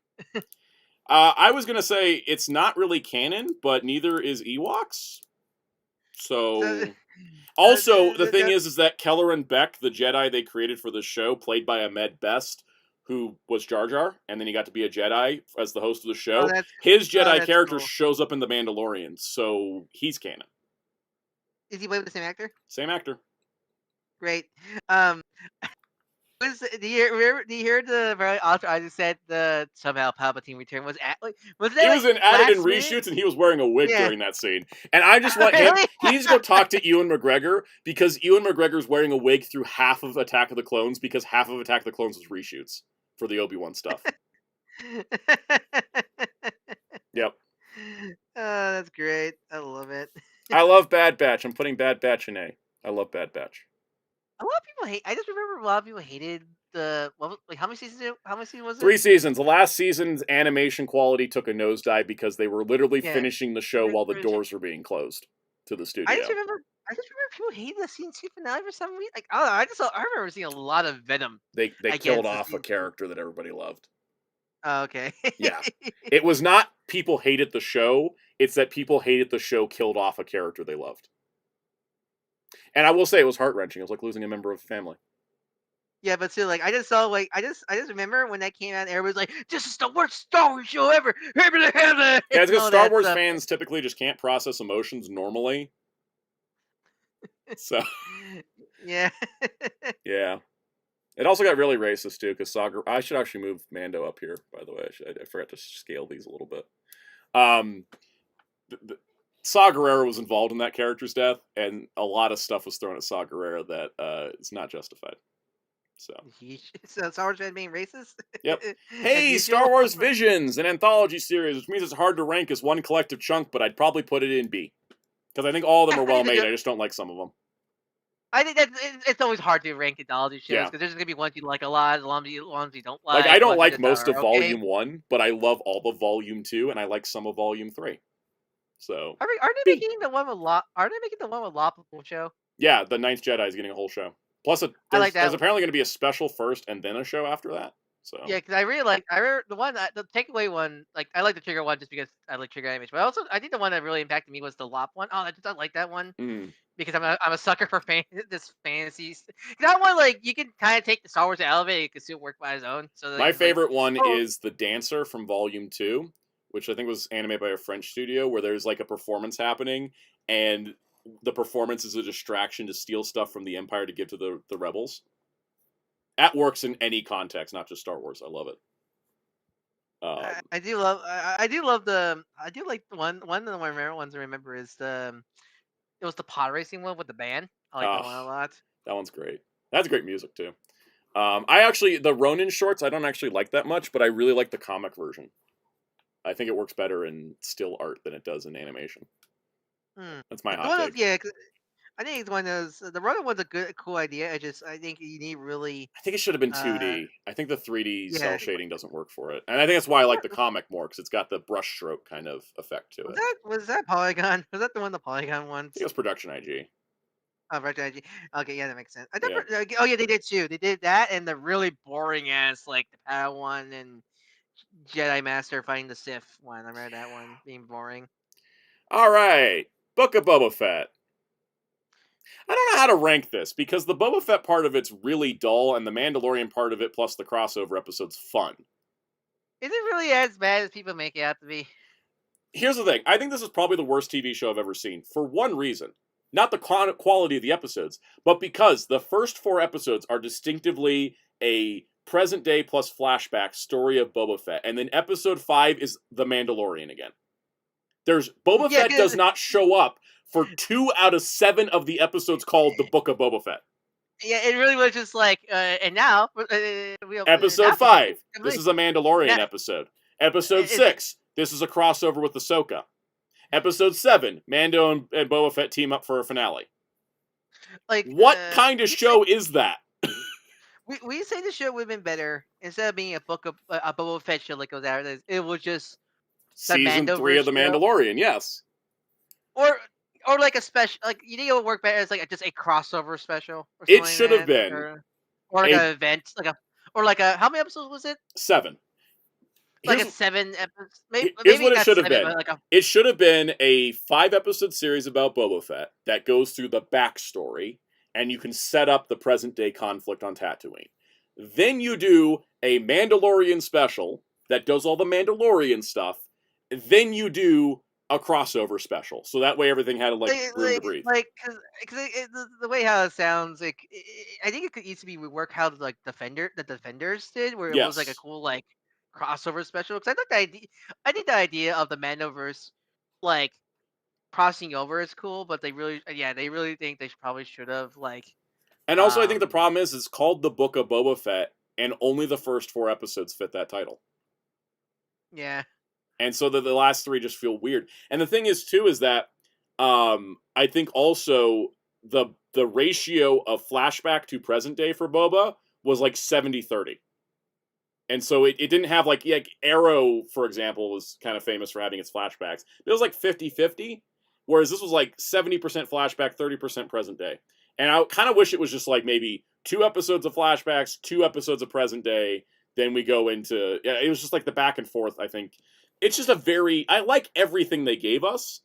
I wanted more of it, and I wish that it wasn't so weirdly lopsided. That's the problem, is the structure of the show that's actually my issue with the next thing. The structure of the show is a big problem. Yeah. Cool. Obi-Wan Kenobi. I like everything they give us. This should have been a 2-hour movie and not a TV show. I mean, that was what it was going to be, right? Yeah, the problem with this show, and I have this issue, and I bring this up a lot, and people always say, but that Anakin scene late... Yeah, I know. Everything in it is great, but we did not need to go... First part, Leia gets kidnapped. Second part, Obi-Wan risks blowing his identity to save Leia. And then we do that again for episodes 3 and 4. Yeah, from what I understand, it's like, it's pretty much, drove to one place. Oh, crap, and you go back. Go back. All right, done. What do you mean? Oh, crap, I forgot something. Go back. Basically. Because it's like, Leia gets taken, Obi-Wan has to go save her and risk his identity. Leia gets taken, Obi-Wan has to risk her identity. Leia gets taken, Obi-Wan fights Vader. It gets good at the end. I mean, isn't the Vader one just a straight copy of the Ahsoka fight? In a lot of ways, Rebels? Yes, but it was good, though. Also, I want to point out that the title, you spelled Superman with Superman. I like how no one catches my typos before. Well, I remember that people said, I just see your face, and I click on the video. Oh, yeah, I did put that in. That's because I actually changed the title like 3 times today. Anyways, Obi-Wan Kenobi. I like a lot of the stuff that's in it. It's... You know what, Jay Delaby, that's a good point. Just cut Leia. This show would have been better if you cut Leia. Like, Reva shows up on Tatooine, finds Obi-Wan, Vader gets called in, there's your conflict. The Leia stuff was kind of like... everything just got... I mean, I also kind of like the Leia stuff because, it does give context to, like, the scene where, like, Leia's looking for Obi-Wan's help in A New Hope. So maybe it should have just been, like, Leia was, like, the first A-plot, and then, like, Obi-Wan's on the run from the Inquisitors for the rest of it, instead of having to constantly save Leia. I think that would have helped. Also, if you watch Jedi, or if you play Jedi Fallen Order, and you watch this show, you go, okay, so the Inquisitorius building has the worst security. Two Jedi broke into the building in the exact same way. No, Sound, you forget the reason why you don't like this show. Didn't they ruin one of the characters? They ruined the Grand Inquisitor, and they race swapped the fifth brother. So I remember when they swapped from one minority to another, so it's like not too bad, but still it was weird. It's just like the thing is like when you have like Ahsoka coming to live action and stuff in the Ahsoka show, it's like wow, they really nailed the casting, they really nailed the characters. It feels like those characters brought to life. And you watch the Obi-Wan show and you're like, that's just a completely different person named Grand Inquisitor. Like it really is. That's a problem I have with the show too. So, fifth brother was Puerto Rican. in Rebels. He's played by a Puerto Rican actor. And then in the Obi-Wan show, he was played by an Asian actor. So again, I don't really have a problem with it, but because he's not really like that big of a character, but it's still a weird change. So, all right, let's wrap this up because God, we're almost at the 4-hour mark, and we still got all of this. Do you want to speed run the ones? I mean, let's just speed run. Like, I don't need to talk about Andor being the greatest thing Star Wars has ever made because I've already said that. Where does it rank compared to the rest of the other S's? Above everything. It's above Empire. Andor is incredible. It's also the only Star Wars thing to be given that much screen time. I think it's great. So, Andor, top S, amazing. Tales, okay, let me just knock out the Tales. Tales of the Jedi, that gets an A. That was stories we needed. I mean, the Dooku, I'm not sure if the Ahsoka one, the Ahsoka one wasn't bad. I like the Ahsoka ones. The second Ahsoka part where she's doing the training against the clone troopers and that's how she survives Order 66, like, I love that. And I love the third one where she goes to Padme's funeral and then, eats an Inquisitor for breakfast. Love that. Yeah. Man, I forgot about that one. The first one with her as a child was completely useless. Yeah, I think it's weird, but I love the Dooku stuff. The Dooku stuff was amazing. Could have used a whole show of that. All right, Ahsoka, the TV show, I'm putting it in C. Rebel Season 4. Rebel Season 5. I love it. 5, sorry. I have a problem with it. Why is it live action?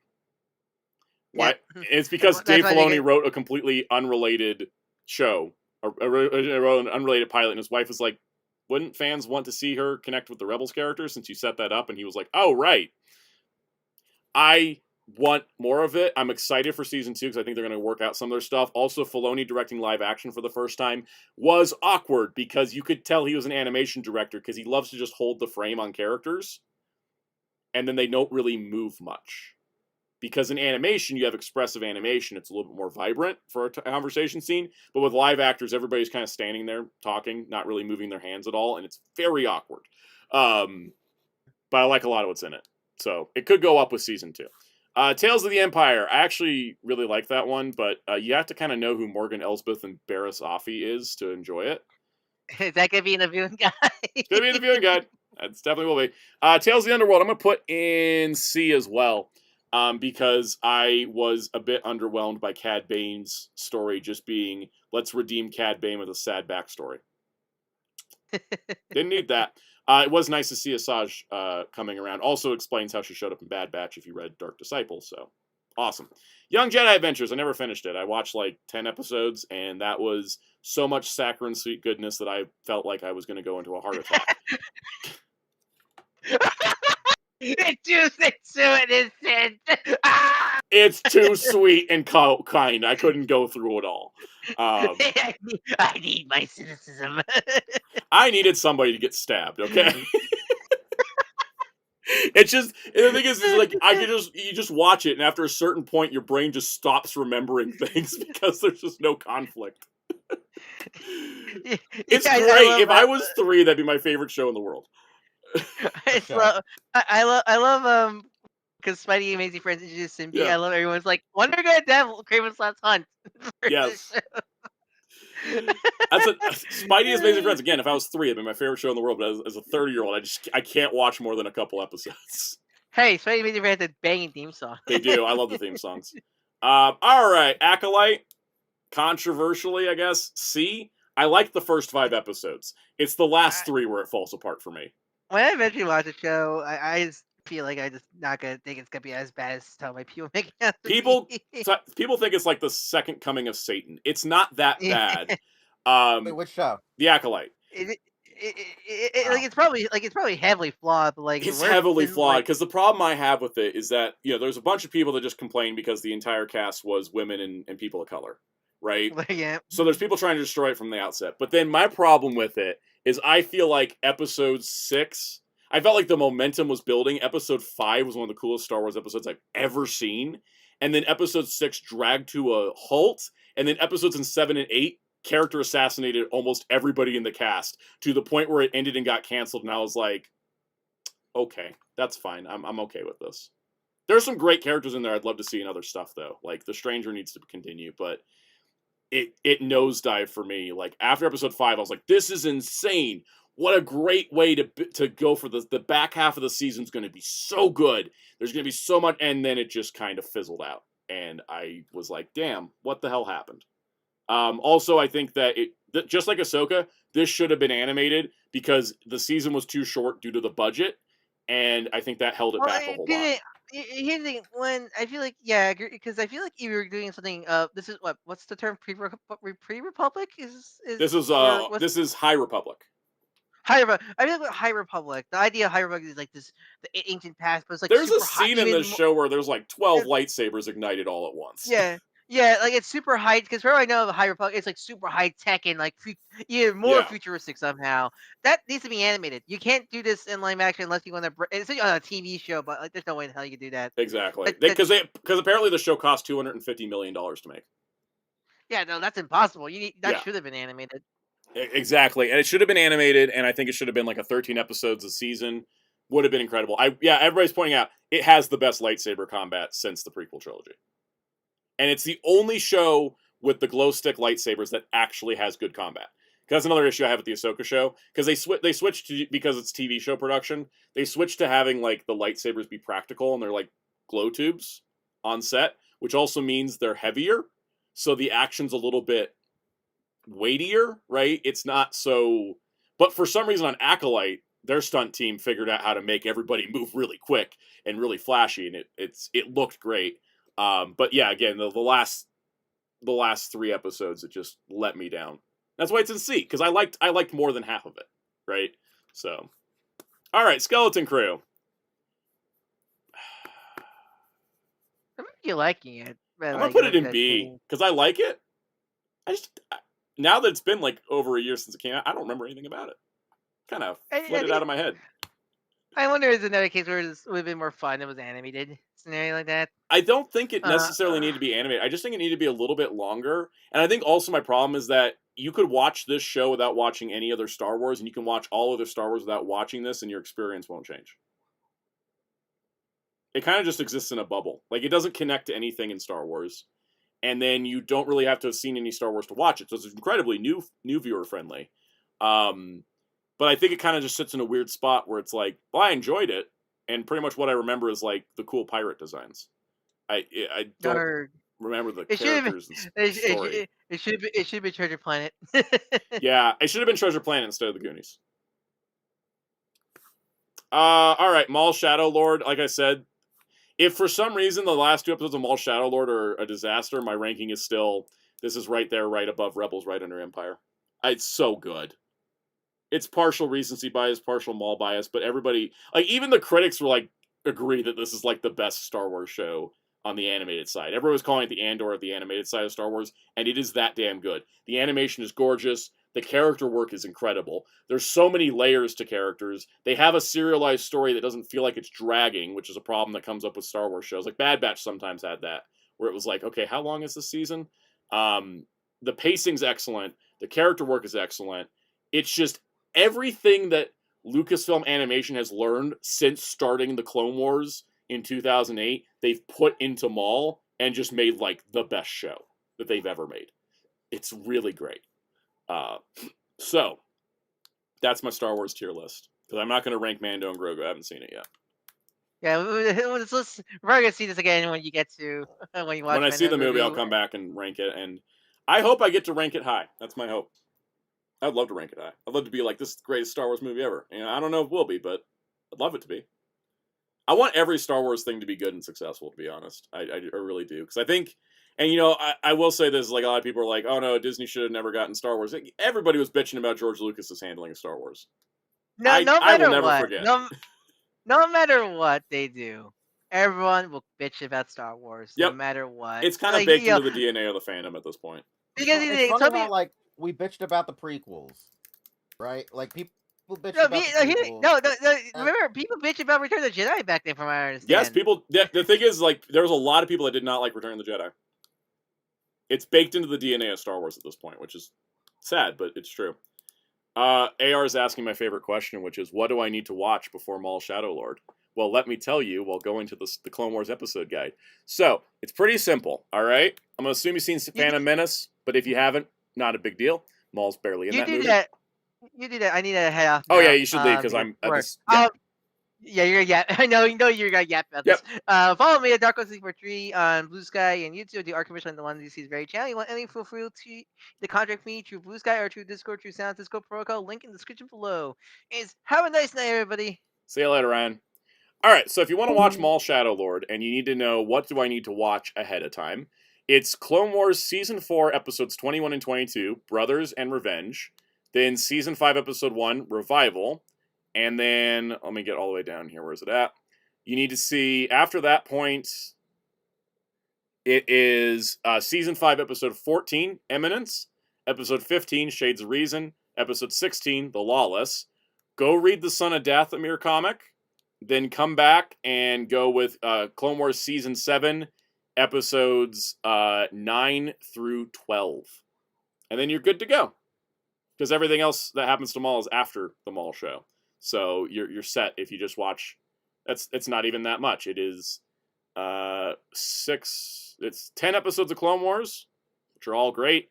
4 issues of a comic, which you could skip because they kind of fill you in, but it's important. And then the 10 episodes of Season 1 of Maul. So there you go. Blade Raider brings up a very solid point. If you don't watch Episode 1, The Phantom Menace, you'll miss half of Maul.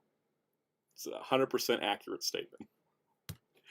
So that's the tier list. That was a fun time. We're going to wrap up the show now. I don't know if anybody else is left. Sound out. We got to talk about the real thing that's important. What's the real thing? We got to talk about Spider-Man's tier list from 1981. What?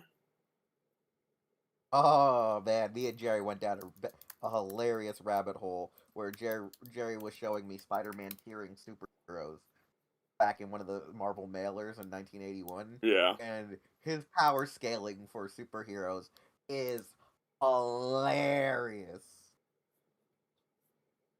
That's funny. That's really funny. Well, we can talk about that next week even.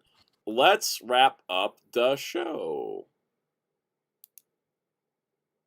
Yeah? You wanna plug stuff? I guess so, Jerry. You want to plug stuff?